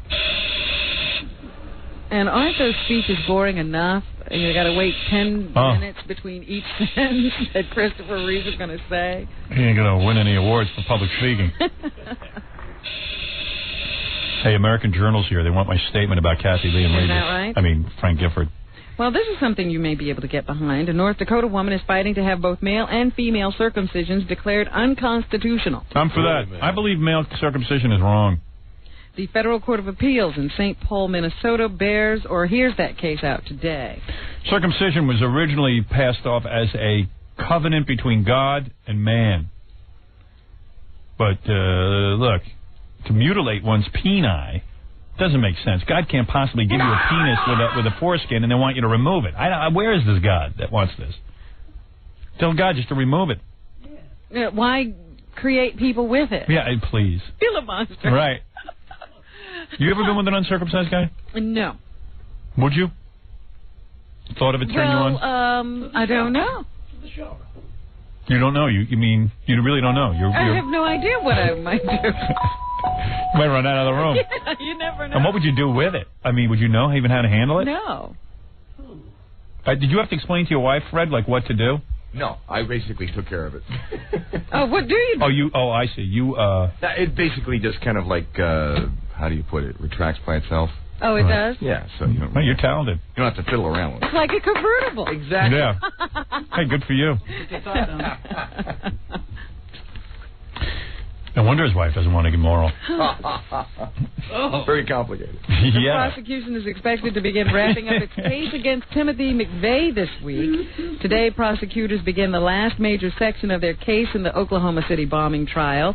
FBI scientists will take the stand, and they're expected to testify that there are explosives residue on the clothing that was worn by Timothy McVeigh. Is he arrested? Is he circumcised, McVeigh? I doubt it. I don't know. What was Fred's parents thinking, not circumcising him? Well, they were backwood hillbillies. Yeah, they didn't European. believe it. Yeah, they didn't see the point in it. All right. Weren't they from another country? Exactly. Yeah, and they didn't do it over there. What is it, Gary? I was going to say the doctor that delivered Jackson and all the women at the hospital, they were all Hispanic. Yeah. And they tried so hard to talk us out of the circumcision. I got to tell you something. If I had had a son, if my wife could have given me a son, I think I would have left him. I don't know. I thought, and they were telling us, don't just do it because you have it, or you don't want him to feel different than other kids because a lot of people aren't doing it now, and he won't be that different when he grows up. But I wasn't buying it. Frank Flores, our sales guy, he just got a circumcision a couple of years ago. Right. He said it was really painful. It took him a year to really start. It is very painful for an adult male. Yeah. They were telling us that it was unnecessary and that they really were making us feel stupid for doing it. I think they're right. I mean, I don't see why you got a penis. You being the person who's always talking about fitting in. Yeah. Would never have allowed your child to have to go through what Fred went through. Right. And also with Frank Flores, why did he have to get a circumcision? Because his penis hurt. But why? Because it hurt. He had a problem with sex. But was it because that? Yeah, it hurt from the foreskin. So it hurt because he wasn't circumcised. Right. But I don't know. I think he was just doing something wrong. Yeah, because Fred doesn't hurt. Fred, do you hurt? No, I don't. He once told me that he. I don't even know if I could say it. What? I don't know if you can either. He once told you it does hurt? Yeah, that sometimes there's some rubbing. Rubbing. Friction. Friction. Who said that? Really? Fred. Yeah. Right. That results in some other stuff. But Fred just said it doesn't hurt. Well, not recently. But it has. It has. In the past, maybe. So it gets in the way. Yeah. Not anymore. So you wish you were circumcised? Yeah, I do. Oh, you do? I really do. Yeah, because it makes it a lot. You definitely stand out from the crowd when you go into gym and stuff, and everybody's standing around. It's like, what the hell is that? You're from the that only point. one. Up You're from the that only viewpoint. one. I see. Because my brother did that to my nephew. He didn't get him circumcised. Right. And then my nephew got it done when he was like 10 because he really felt stupid. Wow. Whew. Wow. But at least he wasn't 40. Right.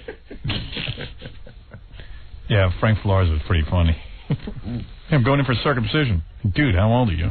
Go for a nose job. Remember he told us that he lost a lot of blood and that his body came up off the operating table and he could see himself. Yeah.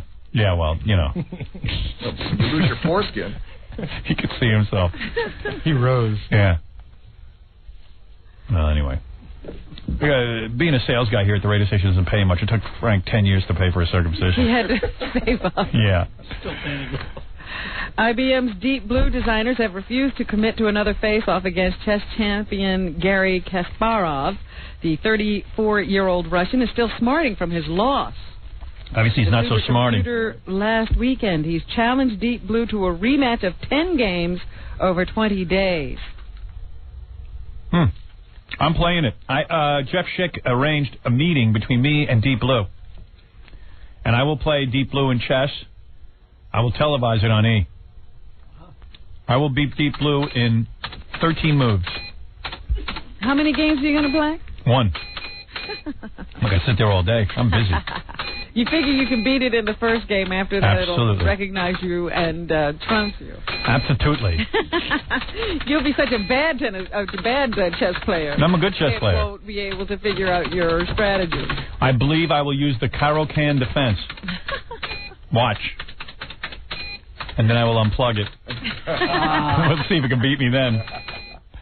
Police and sanitation officials are to search the Fresh Kills landfill in Staten Island today for the body of a 5-year-old girl who was allegedly poisoned by her mother and her grandmother. Police say the mother and grandmother apparently thought little Amy Burney was possessed and that a mixture of ammonia, vinegar, cayenne pepper, and olive oil would get rid of the demons. Police say that the girl died and her body was put in a trash can on April 27th. Wow.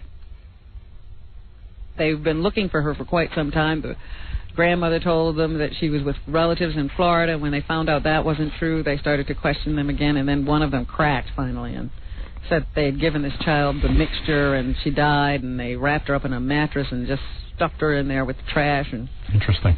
Watched her being taken away. Now, you'll have to explain to me, we were talking about penises a moment ago, but Thank you. Why men have to do this with their penises, I will never know. Like what? In West Paterson, New Jersey, municipal court saw more than a dozen men plead guilty to publicly masturbating in a county park over the last 2 months. I can't really explain that to you.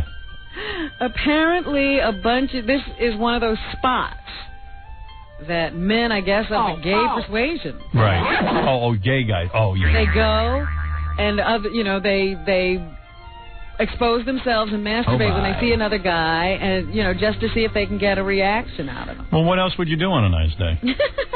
This is mostly done in the afternoon because the park is closed at night. Yeah, it's beautiful. And they say it's a family-oriented park. Yeah. The Manson family. This woman who's like a den mother of a Cub Scout troop says that, now she's rethinking this whole situation because she used to take her troop over there just to catch frogs. And she just let them run around all over the place. Now she's rethinking that because she doesn't know what they might see. I'd be afraid of sunburn myself. It's like a gay smoke signal. It's like you stand in the park and you play with yourself and then action begins. The judge said that men position themselves where other men will notice them. As people pass by, they display their genitals and masturbate, hoping to solicit some type of response. That's fascinating. Where is this park? It's in New Jersey. Let's go there and do a show from here. And talk to guys who are doing that. Let's send Stuttering John. Hey, John. Gave 16 men the maximum fine of $1,000. Let's send someone over there this afternoon and see if we can meet guys who are like doing that and ask them why they do it. Except for a Tennessee man who got community service, 8 days of community service. We'll do a stakeout, like the Globe. Johnny boy, why don't you go over to that park in New Jersey? Okay. This afternoon. And like see guys doing it and walk up to them and say, hey, listen, I'm a reporter. I'm just asking you, what are you doing? What exactly you got on mind here? Okay, I didn't hear what you were talking about. These guys they masturbate in the park, and they just like so other guys can see. The judge himself went out to investigate this thing. He says he drove to the park on 3 different occasions to see what was going on, and he saw lots of single males in cars driving around looking at one another. John, you know what you ought to do? You ought to go undercover. You go out and do it, and like just see who comes up to you. I once drove on the Bell Parkway in Brooklyn, and there was a guy on the facing the road doing that. Really? Yeah, totally naked. A buddy of mine rides his bike on the Wanto Parkway. And he said he was riding on this little road, and he made this little turn, and the guy was out, like, on the grass, doing it in front of the people on the parkway, so he called the cops. But the woman that does our typewriter, Amy, she had an incident just last week. What happened? She was on the subway. Yeah. And it was like, 4:30 in the morning. Yeah. And the guy sitting across from her just started doing it. Oh, really? And they were the only two on the subway. She was freaking out. So she went to another car, and he followed her to the other car. Really? And then she got off. Did he go all the way? I don't know. Amy?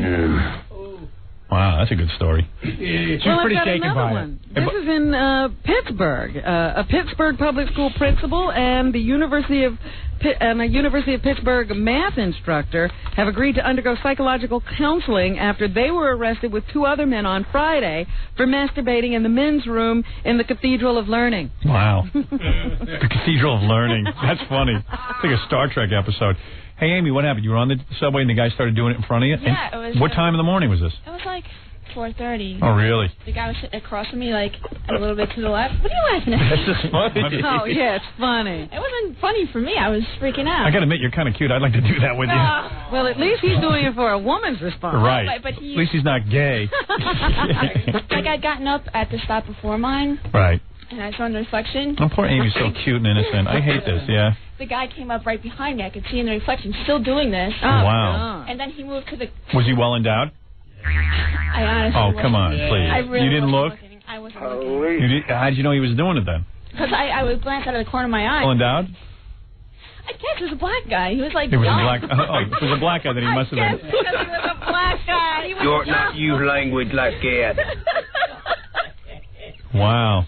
He was a young black guy, and then he moved to the subway doors to the right of me, and I got to admit, I knew a lot of black guys in Roosevelt loved doing that. In the middle of shop class. I told you they used to pleasure themselves in the middle of shop class. But I saw him. He got off at my stop too, and I ran like hell. I was It's so dangerous for a young lady on the subway. I was scared. And don't just make it about black guys. Those were maniacs you were going to school with. You were locked in a building with maniacs. All right, they happen to be hitting black. you with garbage cans. I know. All right? Well, they were did black. a lot of weird stuff. But they were black guys. But it's not like, oh, yeah, I know a lot of black guys like to do that. Oh, you mean just the guys in my school like to do that? I just mean that weird, Really? out-of-control people do this stuff. No, that's right. Rob is right.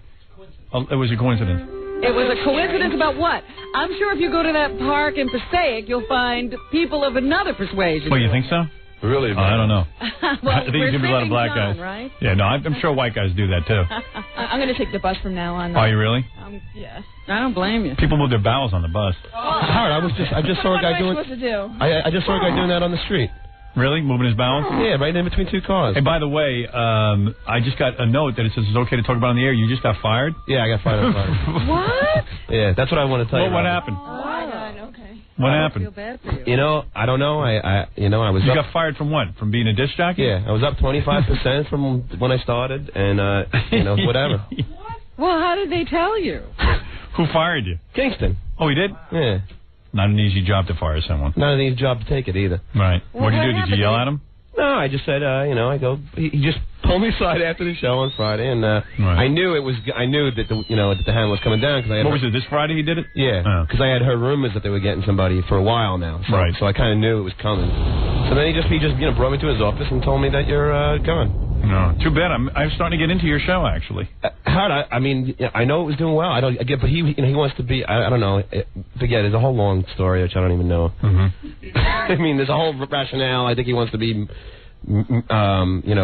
music intensive, and you're the 800-pound gorilla. He keeps saying. I don't know. There's some wacky thing going on.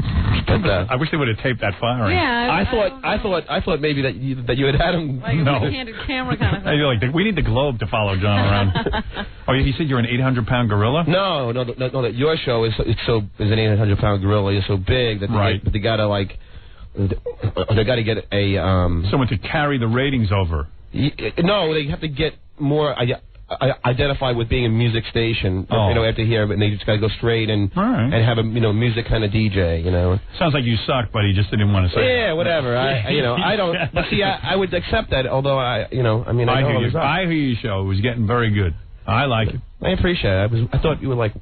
No, I like it. I've been sweating all day this morning. No, I didn't even know about this. I just got the note on the computer. I've only been fired, twice, so it's very hard. I mean, I haven't been fired that often. Where else were you fired? From that horrible show that I know it was horrible. Oh, that show. But did I tell you how they fired me in that show? No. I was on the set and the co-host went, "So John, why aren't you going to be here tomorrow?" And I said, "What do you mean?" Oh, that's cool. So I went upstairs. I guess I'm fired. Oh, I'm sorry to hear that, dude. Well, thanks, man. Right. Thanks for the support. What can you do? Big deal. Yeah. Did you like doing it that much anyway? No, I really enjoyed doing it. Did? And I started really, I didn't hate what I was doing either. So Right. Well, you'll get another job. Well, that's the whole thing. I really can anyway. Right. Because I don't want to leave you. So it's like, Right. All right. So get out of here and go back to making no money. All right. Will Kingston help you feed your kid? No, which is the really strangest thing is I just sent him the wedding invitation. Don't get it back. It's like it's going to be weird. The guy just he'll have the good sense not to come. Thank you. All right. No one cares. All right. Did you get the invitation, by the way? Just want to know if you got it, because I don't care if you're not coming, but you don't know if you got it? I don't know. Okay. Did you send me a wedding invitation? Yeah. Oh, yeah, the beach wedding? Yeah. Yeah, we're not coming. Okay, but you did get it? Yeah, I got it. Okay, just I'm not going. You're RSVPing right here? Right here. I'm not going. I don't want to be a part of your wedding. All right. All right. No offense. I like you and everything. I just don't want to go all the way out to wherever the hell it is. No, I got you. It's like, How come you're letting him off the hook? I would rather, because, what am I going to do? I'm not going to sit and fight with you about you coming to my wedding. But you fight with me. Yeah, but you're coming, though. For 2 years, I'm not coming. No, you're coming. I'm not going. I don't know why you're not going. Because I don't want to go. I got security. No, it's not a question of security. I don't want to sit there with your dumb friends and watch you get married on the beach. Half of them, It's not like, How sorry are you got your girlfriend knocked up and now you have to get married? Why don't you tell the truth? What do you mean? Yeah, okay, good. Get out of here. All right. All right, good. Now you got. But Dominic's going to go. Good. So Dominic will go. Good. Let Dominic go. Dominic's going because he thinks I'm going. Robin's going to go. I'm not going now that Howard's not going. I was going there to be with him. Oh, yeah. All right. I just got you off the hook. Yeah. Hey, I'm sorry, man. I don't want to go.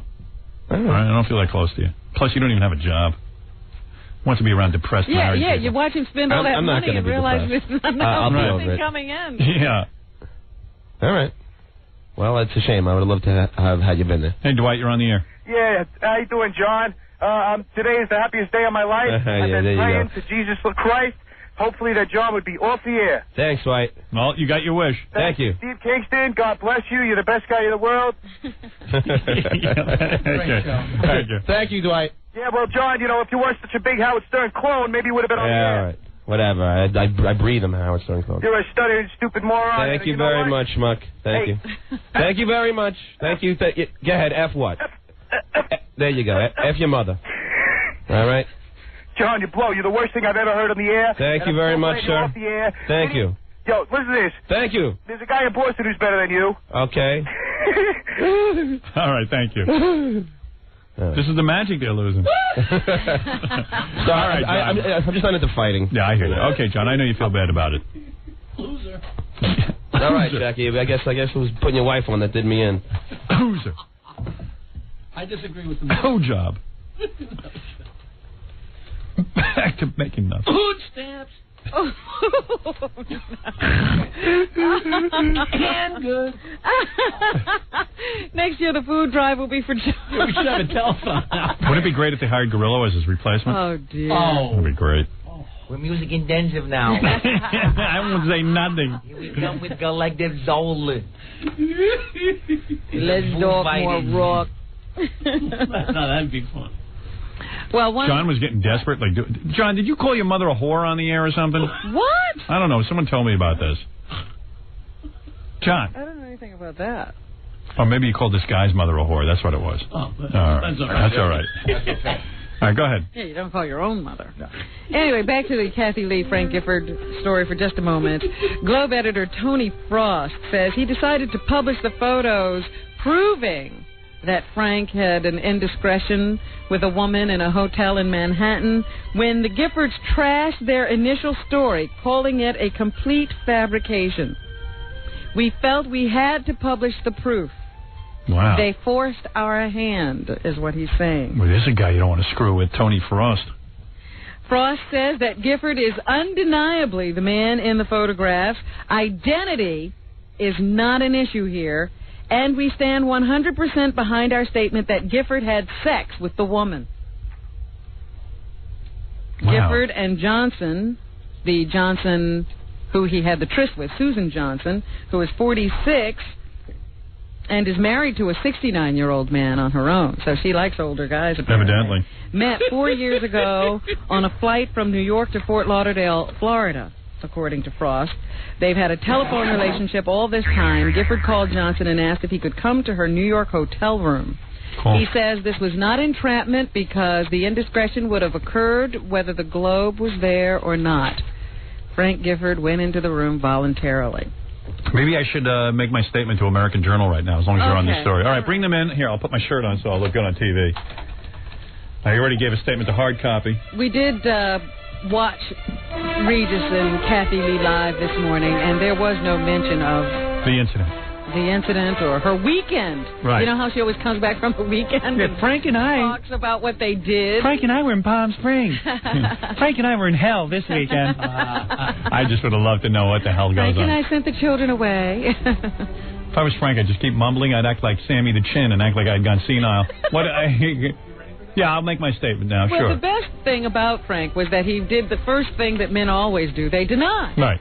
Yeah, unfortunately, he didn't know he was on videotape. Hey, guys. Here's the producer from American Journal. Hi, what's your name? Laura. Hi, Laura. Hi. All right, I'll make a statement. Here's my prepared statement. Are you guys ready? All right, here we go.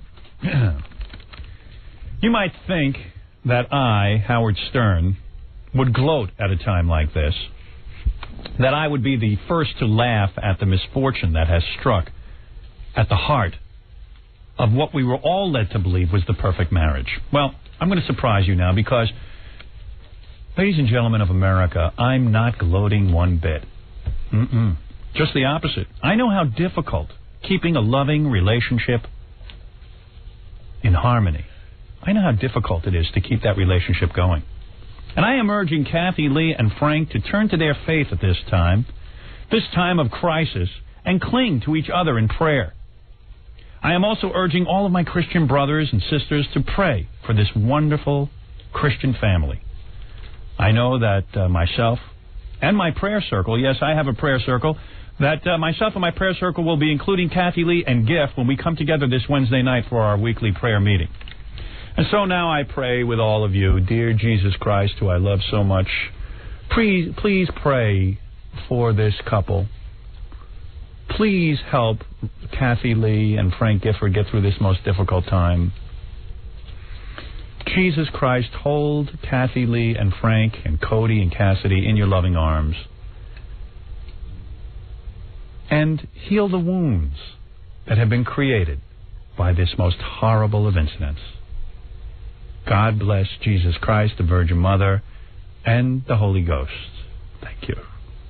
And that is my statement. Thank you. Thank you. Thank you. Thank you. Quickly, rush that on the air. How fast can I expect to see that? You can see it tomorrow on AJ in New York. On AJ. Oh, AJ. AJ. I didn't realize. All right, quickly.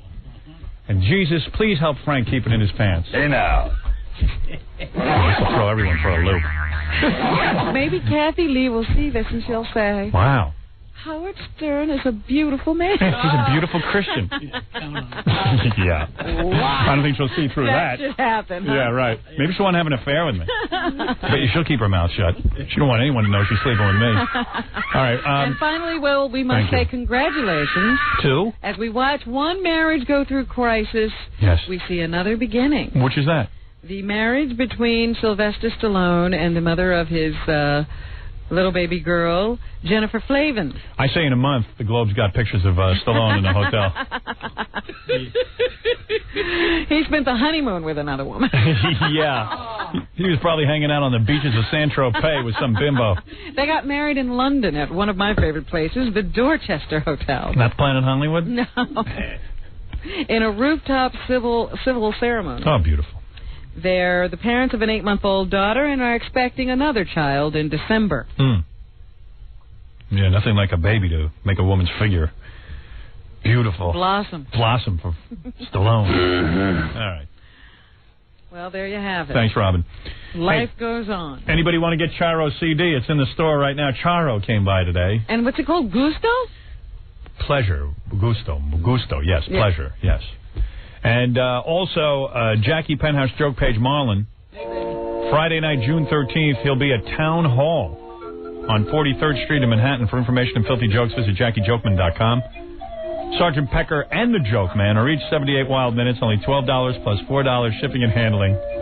CD or cassette, buy two, get one free. Call 1-800-323-KING. Sergeant Pecker. I love that. You know on the E! Show, they don't say Sergeant Pecker. They bleep it. They just go Sergeant Pecker.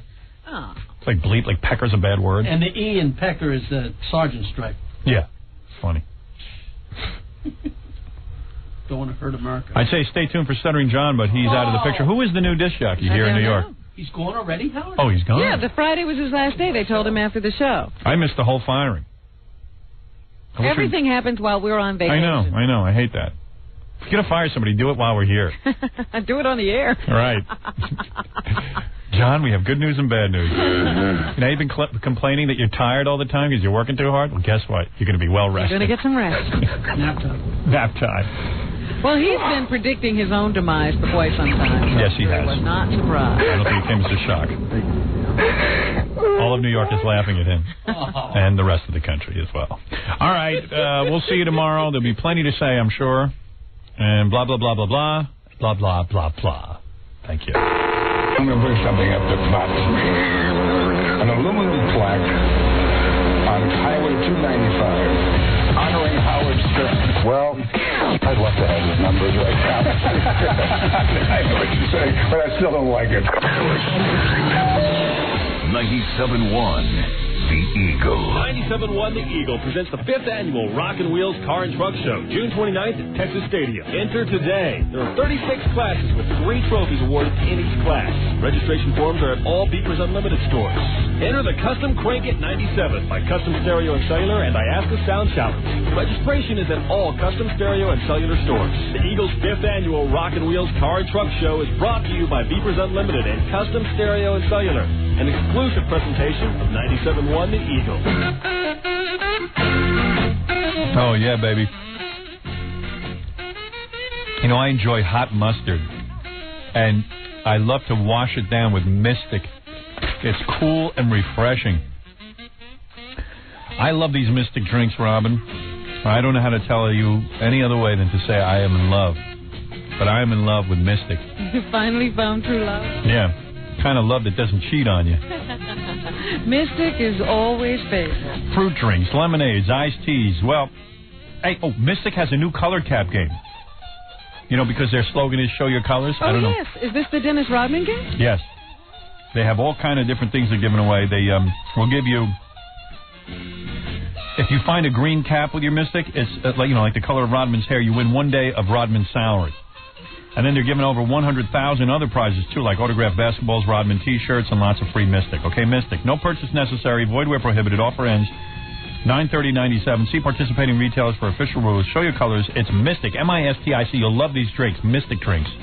97.1 The Eagle. We're back with the Howard Stern Show. Now the most important part of the show, the plug. Here we go.